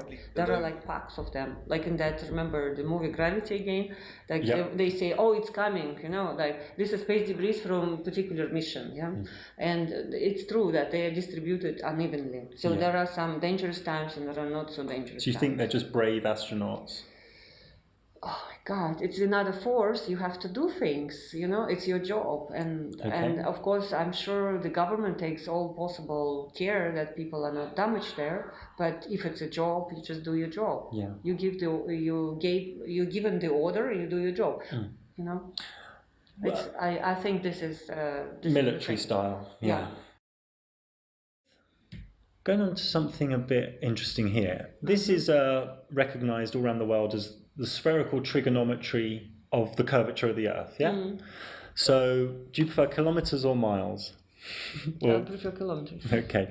So, if we were to look, let's try and make this brighter. If we were to look 50 kilometers, there should be 195 meters below the curvature. It's 195 meters drop. Does that make sense? So if I walked in a straight line 50 kilometers, I would have dropped. Okay, because of the curvature. Because of the curvature of the Earth. This is, how much is that? 195 meters. Okay. Yeah? So for 20 kilometers, there will be 31 meters drop. Okay. This has been verified through universities and physicists. What if I told you I knew some people who, over 4 years, have done about 50 to 100 experiments, and they can see lighthouses and have done laser tests over between 30 and 60 miles. So like a laser hits a mirror across a long lake, like Lake Constance, near Constance, near here, and seeing things like Chicago's skyline from across Lake Michigan from 50 miles away. And they factored in the height of the person and all the maths, and that these people actually cannot find the Earth's curvature. For instance, I didn't understand what they see. For instance, I have a video here. I just want to show you some tests. So this guy's done some tests. Where are they going to be further on? And there's many. Using the P900 camera. Have you heard of this camera? It's 86 times zoom, and it's only come out recently. These people have done tests over 10 kilometers, 20 kilometers, and they can see torches, mirrors, lasers, where they've done the maths, and it should be 10 meters below the curve or 20 meters below the curve. And this is getting really strange really quickly. He's saying here, he's done the maths, I verified some of it, so this should be 21 feet below the curvature. This is only over 7.53 miles, so this is 10 kilometers, let's say. He's factored in the camera height, and there are curvature calculation tools, and he's seeing lasers and mirrors, and there are people I know, especially in America, who are doing loads of these tests, and they can't find this curvature.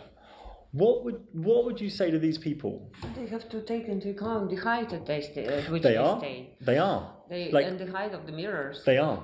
Even if it's 50 centimeters, they're putting that into their calculations. How do they measure the height of their own height on the Earth? They have to know it very precisely. If they want to measure 20 feet. Sure. What they do, they're actually generous. So say they set up a tripod at 1 meter, they actually put into the calculations 2 meters. No, I mean height, like relative height of you, because Earth is not really round, it has bumps. That's what I mean. How do you take bumps into account? There's an oil rig one. This one's quite far. This is like 20 kilometers. Yeah, you have to take the profile of the Earth. So you're saying saying they're just finding a. So this is really interesting. This is 3 oil rigs, and the furthest one is 26 miles away. You shouldn't be able to see it. I mean, we can say the Earth is flat in some places and more curved in others, but these guys have done so many tests. This is 26 miles away, and the horizon's behind it. Now, they say in mainstream physics, the horizon's 12 miles away. With this new camera, the P900, they're seeing things 20, 30, 40 miles away. And this is getting pretty crazy. I don't know. This is, again, like the facts you bring, I don't know what these people are doing, first of all. They're testing stuff with their eyes because they don't trust the governments, these people. Oh, Jesus Christ, I don't want them to talk about this, I'm sorry. Oh. Yep, she's gone. She's gone. Why don't you want to talk about it? This goes crazy.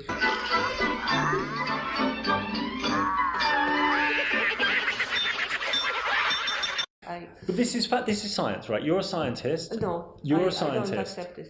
How can you not accept it? It's right in front of you. The oil rig's 21 miles away. No, I don't. I want to have. This is a test. It's a scientific test. Who did this? Can I trust those people who published this picture? I'm verifying these people. No, but you want us to trust NASA. But this doesn't tell me anything. Okay. You want us to trust NASA, but not. Go to the lake one day, and we take a P900 camera, and I'll show you something really, really fucking crazy. Well, again, there are forces in the universe, yeah? So there is atmosphere, you have to take refraction into account, you have to take geographical profile of the surface. It's not that, I take a camera. It's over water. People visiting me sometimes. But they're not doing it, but they're doing lasers as well. You know there's lasers that cost $2,000? I know. And there are people who've done 25 miles, 30 kilometers tests. I can see mountains 40 kilometers away. Yeah, but they're high up. Why do you claim that this is not high up? Come on, you're smarter than this. Say you have a lake, 30 miles, water's, and you have a person here firing a laser, and you have a person here with a mirror. And why do you claim it's on the same... there should be curvature. With the official size of the Earth, there should be detectable curvature of about 30 meters in some cases, maybe more. And people can't find it. There are other things to be counted. Not only just claiming, there's no curvature. You have to count shape of this thing where the water is, how it feels, what's the gravity there.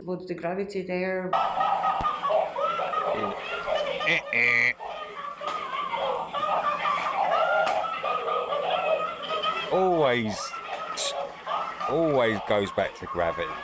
What is the gravity there will be the same as the gravity everywhere. Refraction of the atmosphere. Okay, there's a test where a guy went back every day and did the same test because of different atmosphere, different atmospheric haze. This refraction is on average always the same. But refraction can't make a human being jump up 30 meters. You can see light of the sun from below of horizon. Sure. This is like refraction, I understand this, but what they did in one test, he proved that it's not refraction because there was a tree above the person here, and you could see the tree and everything. He said, well, where does the refraction start and stop? You know, like a mirage. Okay, so for me, it's not science if somebody says it. But there's tests. We have... oh my gosh, this lady... a system. We don't believe everything what people say or what they measure. They are publishing results. It's on screen right in front of you. There is always peer review to that.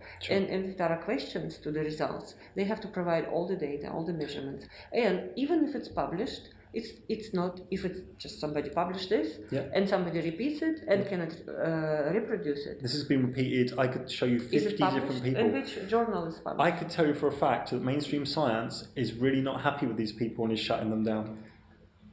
And I could tell you another thing for a fact, that governments and government websites are also not happy. What are you claiming? I'm just not claiming anything. I'm here to ask questions. I don't have any conclusions. That these results prove that Earth is not curved. I'm not saying that. I'm not making any claims, and I don't have any labels. What I'm saying to you is, this is strange. What do you think? I think these measurements have to be verified by scientists.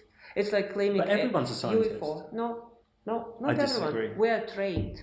We are trained as scientists. We are trained with analytical We're skills trained. and scientific Trained in Even if we bullshit. don't know That's what something you're for trained sure, in, we love. can judge based on the other lots of knowledge of scientific facts. Okay. And not everyone can do measurement and say, look, I measured this. How do I prove it? I had one crazy person visiting me, taking pictures of dark places with the flash. And she was claiming there are these little dust particles which she sees on the flash picture. These are UFOs. Yeah, that's crazy. Yeah, that's crazy. But this is the fact. Oh, Loch She Lomond. took a Loch picture Lomond. of the dust particles, scattered light. But her interpretation was, these are UFOs. But if 100 different people have done this test with this new camera, 86 times zoom, at lakes, all around the world, peer-to-peer, there's a place peer-to-peer in England, and they're getting the same results of missing curvature, that's scientific method, observable, repeatable, measurable. That's the scientific method. And you reply with the word Hey there, Carol. isn't scientific method. Carol, welcome.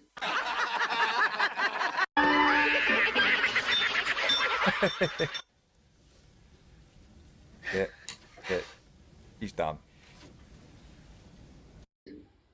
Diffraction? Well, where's your results that show refraction explains these tests away?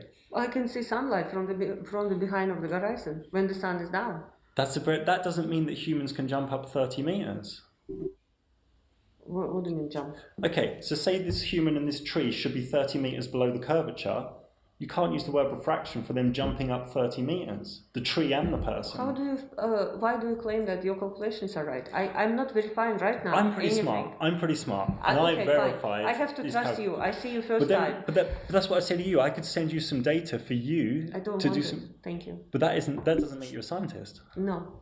It means that I don't want to do this particular project because I'm interested in many other projects. But you're coming to conclusions without doing tests. That's not very scientific. I'm not making a conclusion. Any.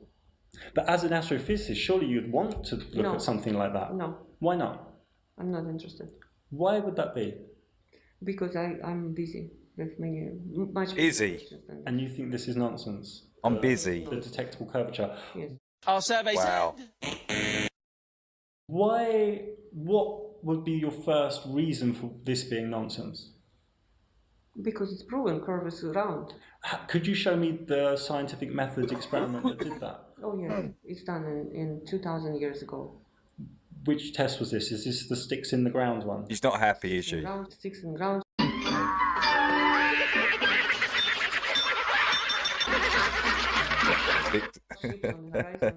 I could show you with this camera ships, you know, they go over the curvature. I could show you them coming back. Okay. Reappearing. So it works? Huh? So it works in your case? What I'm saying is the human eye has a vanishing point in these tests. I'm not making any claims. I'm just trying to find things out. The human eye has a vanishing point. That's not curvature, it's the human eye's vanishing point. Ships go beyond the vanishing point and people say it's the curvature. I can prove to you today if you want, with this P900 camera, the ship comes back. I didn't understand that. Okay. It's okay, fine. I'm not going to talk to people who claim that Earth is flat.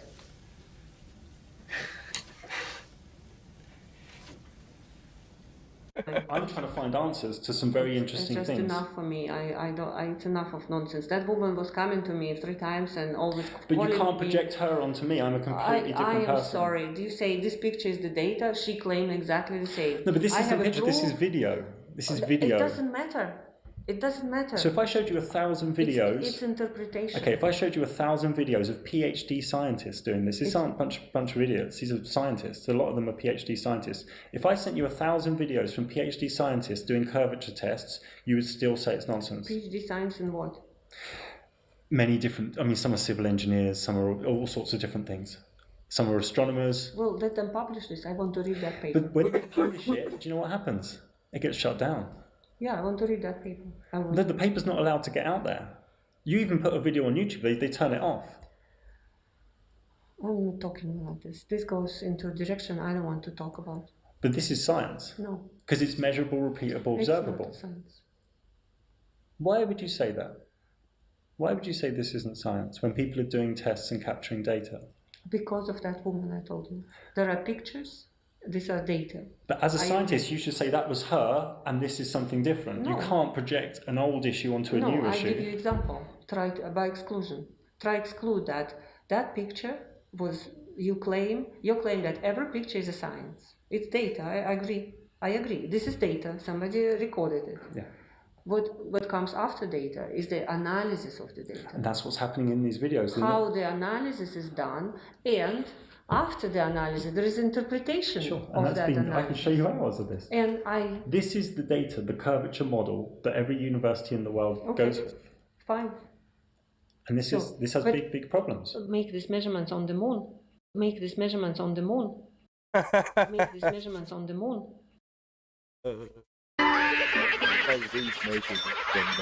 How would we get to the moon? They said they lost the data. No, go to the moon yourself. Go to the moon yourself.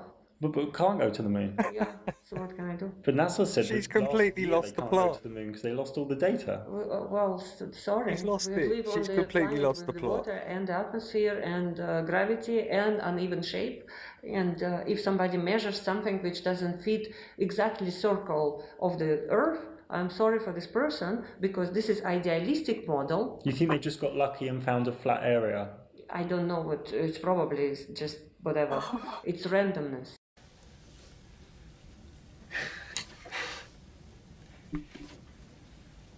They have to make, in order to prove the Earth is flat, they have to take million measurements at million places. I would say there's about 500 measurements of lack of curvature that are very well done with calculations. It's your judgment. No, it's not my judgment. It's not my judgment. They exist. These tests exist. They are claims. No, they're tests. Claims. They're actually tests. These are claims. If they are not verified, these are just claims. But you're saying they have to be verified by the scientific community? Yes. What if the scientific community at a high level is just shutting this information down? Well, I can tell you. You can go and collect leaves, for instance, yeah, because it's interesting. It's biology. Yeah? You collect leaves, it's biology. You come to the biologist and you say, look, this leaf is a little different than this one. How would you explain this? And he says, well, it's just natural variations. I'm not interested in this. And you say, oh, you are a biologist and you're not interested in this interesting thing. Why? Yes, Dr. E, I agree. It's biology. It's science, and you're not interested. These aren't like different leaves. These are the same different tests of the same thing coming with the same results. That's highly scientific. I should have asked your credentials. I love coleslaw. I'm sorry. I haven't had coleslaw for quite a while. Here she demanded that I stop the recording, as she was... Wow, she completely shut it down. Completely lost the plot there. Completely... super flustered and angry. Yep. Now, before I tell you what happened, just remember what she said earlier in the interview.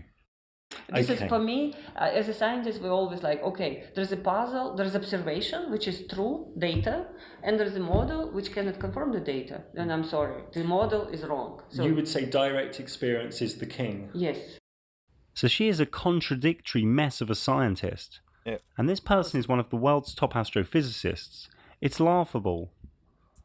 And regarding the oil rig, I mean, in the words of Nathan Oakley, if you're a fundamentalist religious zealot, then that's not an oil rig at 26 miles. That would be a slightly looming non-standard refraction high in a holographic projection of an oil rig from behind the reified edge of a sphere based on an R value, turning the oil rig which seems to be there into an oil rig which is not actually there. That's what you have to assert if you are Professor Dr. Bergigina, who is paid well to mind control young humans into thinking the same. So she then demanded that I delete the interview. So I secretly uploaded it to the cloud as I kept her talking and calmed her down. She then told me I would need written permission to publish this anywhere. I'm afraid that's not really wakey policy, as there's a bigger picture than her theoretical pseudoscience supported on the foundations of fragile egoistic arrogance. I could say to her that anyone mind-controlling mass groups of humans knowingly or unknowingly needs written permission from wakey, so it works both ways. I also do want to share my credentials. 50 metres swimming. That's it. As I left school at 15 because my soul knew it was all a load of garbage.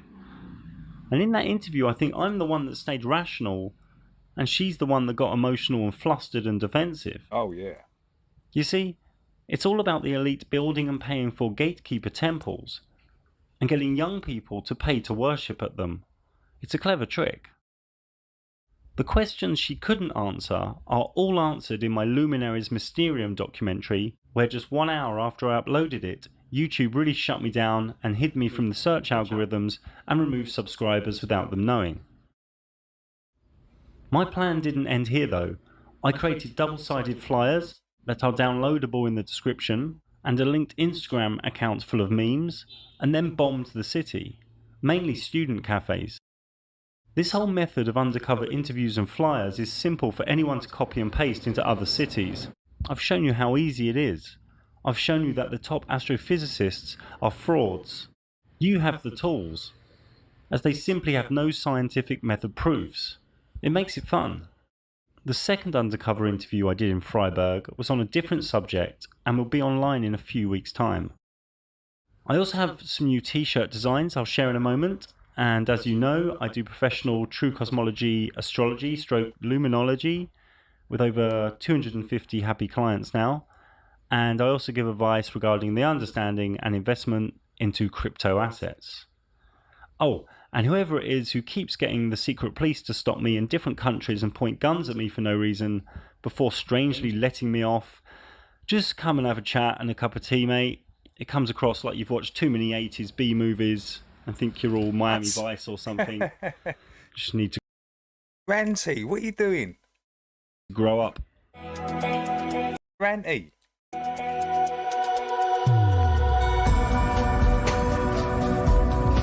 Right, guys, right.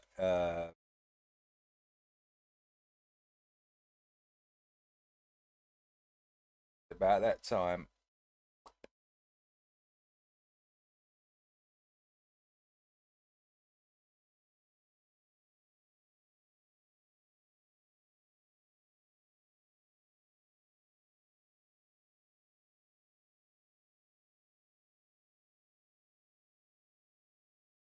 Oh, happened.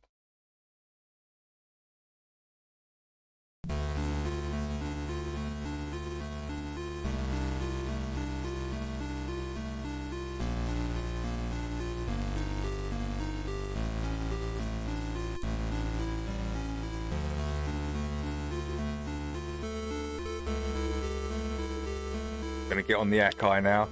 Have some fun. Can't wait.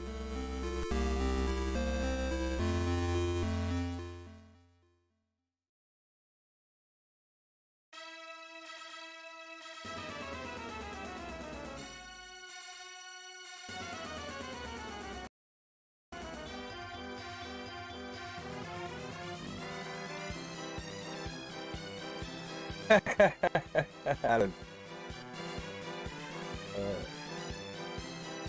Hey, you're welcome into. Cheers, Dorian. Chills. Laura. Dirt Wizard. Shlo. Fiona. Dr. E. Happy.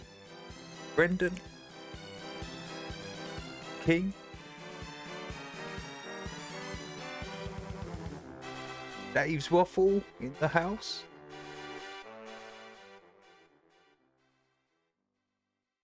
Chris, cheers, Chris. Oh, Lev, can't forget Lev. I thought love was only true in fairy tales. Thank you, Happy. And for someone else, but not for me. Our love was out to get me. That's the way it seemed. Disappointment haunted all my dreams. Then I saw her face. Now I'm a believer. Not a trace. Yeah, cheers, Suits. Thank you, Shalo. I'm in love. I'm a believer. I couldn't leave her if I tried. I thought love. Thank you, Logical.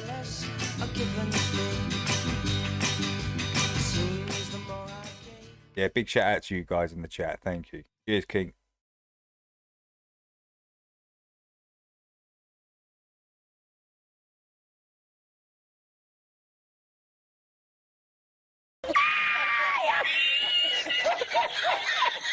tu, hai che paura con lo sacco I'll stop Laura's whole production.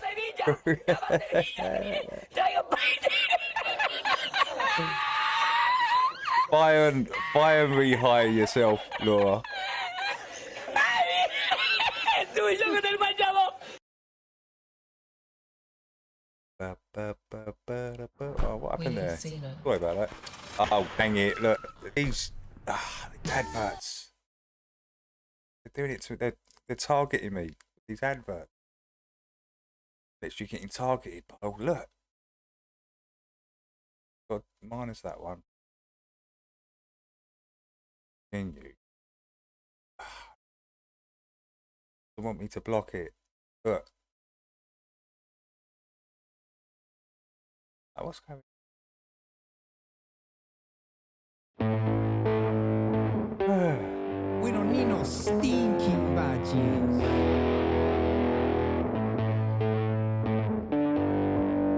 3 dots at the chat participant tells you everyone here. Oh, the 3 dots at the top. Okay, yeah, gotcha. All right. 3. Just a little seed makes a big tree, grows so high, gonna touch the sky. Just a little seed makes a big tree, spreads roots deep, branches far and wide. Masonic lockdown in your hometown. Masonic lockdown. Can you hear me now? From the top down, soul shock down, state shakedown, mass breakdown, global orders riding over borders. Get behind your doors for the new world order. Dr. Evil and his needle.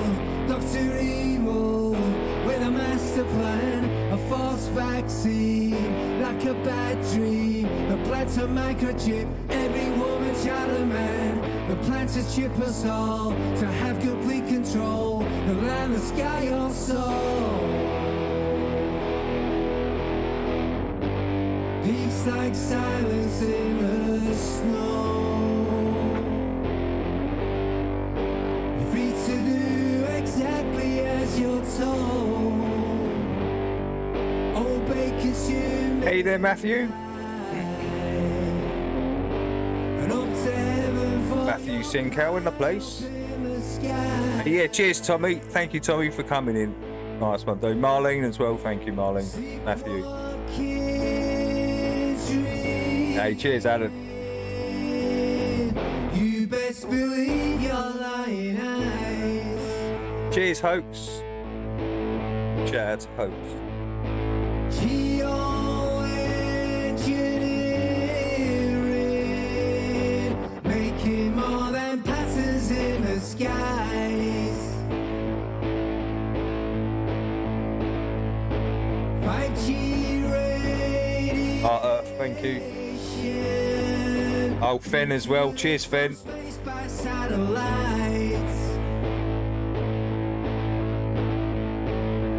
The scientists and mediatrists trying to tell me 2 and 2 is 5. Excuse me while I mention the strategy of tension, mass manipulation, psychological operation. Oh, did you watch it, Matthew? The general population. Yeah, let's do Matthew Sinko. Hypnotized. Let's do Matthew. Yeah. Right in front of your eyes. Drama and lies. Look into my eyes. Just a little seed makes a big tree. Standing on its own, thriving all alone. Just a little seed makes a big tree. Yeah, he did. He got kind of spanked a bit, didn't he? Touch the sky. Just a little seed makes a big tree. Spreads roots deep, branches far and wide. Oh, dang it. Masonic lockdown in your hometown. Masonic lockdown. Can you feel me now?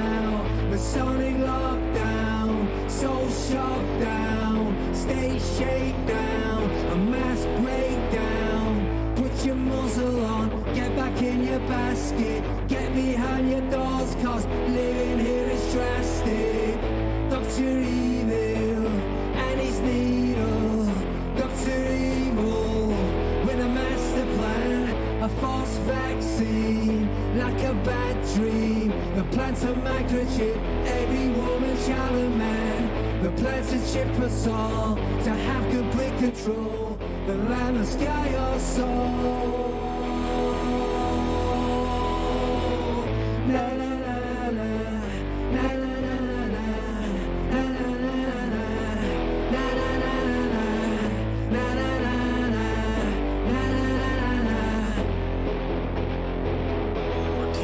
Hey, cheers on up for coming in. Genetically modified organisms, and we're injecting them into little kids' arms. We just shoot them right into the vein. But you don't have a choice. People act like you have a choice.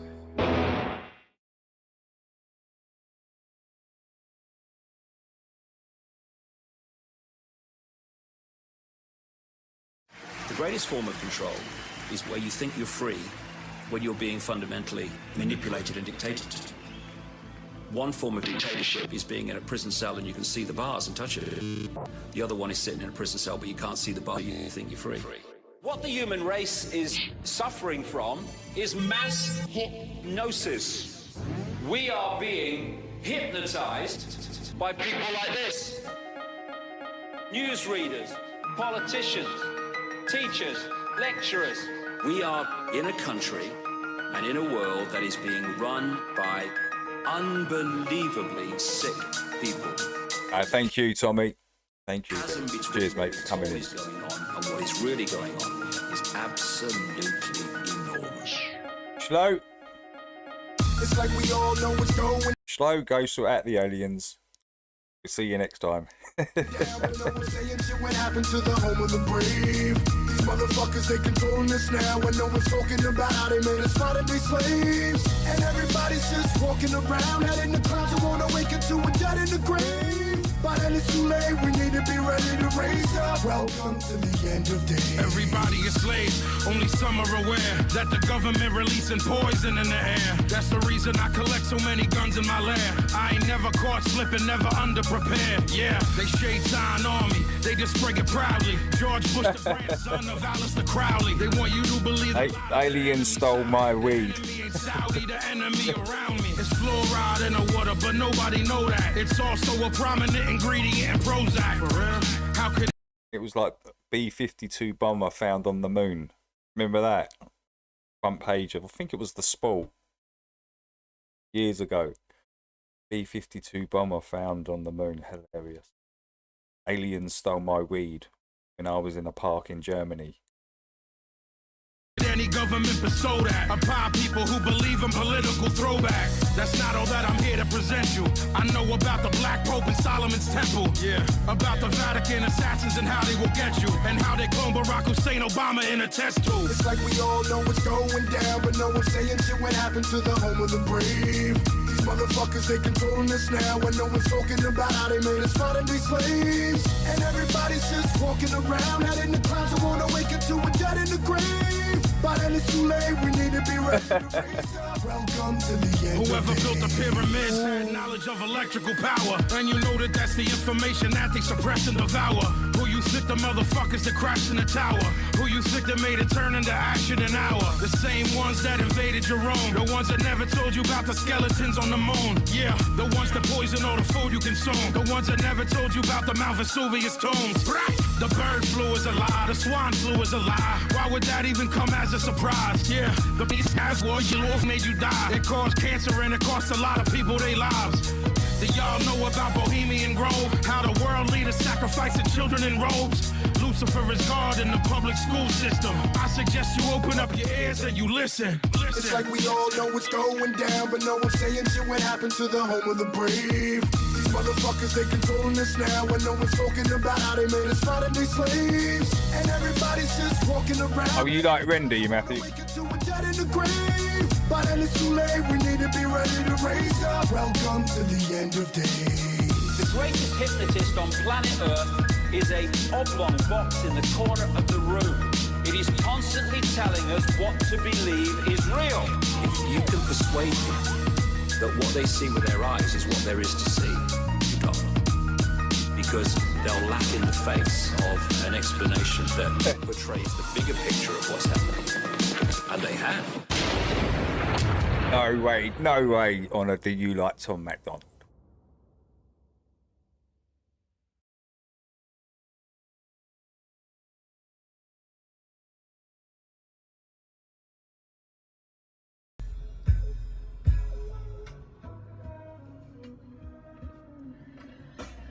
Did you know that government literally means mind control? They don't want you to find the road to find your soul. They knew you won't out if you knew you lived inside a dome. This is the reason why Copernicus designed the globe. It's mental imprisonment. Been 500 years and there still is. Oh, you do, Honor? Experiments to prove that that's cool. Legitimate. Flat Earth, they don't want you to research or consider it. If you do the research, they say that you're. He does have some good messages in some of his tracks. Considerate of the work that these astronomers contributed, but no facts, so I don't give a shit about a bit of it. I'm doing this for the world's benefit. Some won't get the message, they gon' read me wrong. They're illiterate, some can't read between the lines, can't seem to see the signs. So in time, I'ma feed their feeble minds. I'ma break them from the shackles, got the key to free their minds. I'm the grapes and I'm the apples for the people eating swine. That's better food for thought. Speak with me and dine, no cheddar do it costs. Visas be declined, this game I'm giving is free as a mason. What's amazing, they was an astronaut gear up at the space station, faking, taking pictures, smiling faces. It's bad that some believe in space exploration. One made a mistake and rock this Masonic ring. You haven't seen, you gotta Google, you gotta Bing. Just type it in. Are you sub to him, Honor? Bing, I stand by these bars like I'm standing right by the Bing. You get all these new music. From Kenny, you heard that? This ain't a theory, I get it from research facts. If Earth spins and so does the moon, we should see different sides of the moon, but we never observed that. If 71% of the world is water and water is always level, show me where it curves at. Sir, black. Shoes very Fucking bars. Earth's flat. Can he live? Tuesday bars.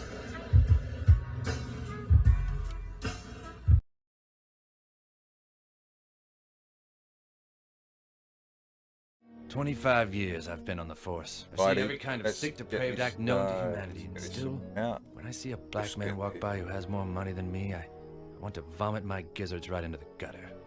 But why? Maybe there is no reason. Maybe there's just a big blue ball out there that's mostly covered with water and we're just going along for the ride." DJ Ill Will. Oh, this is Mo jingling balls in your mouth all day, every day.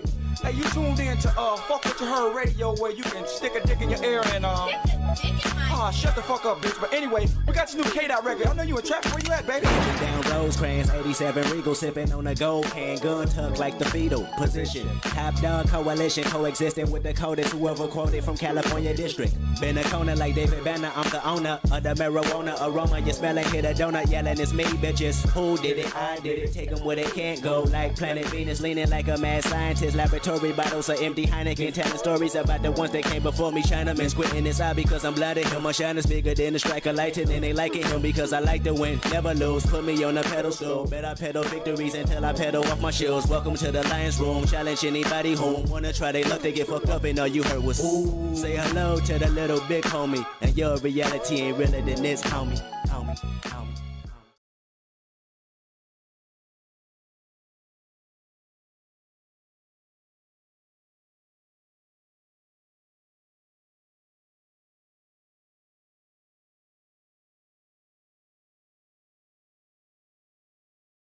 Right, guys. A great weekend. See you next time, next Thursday, same time. Then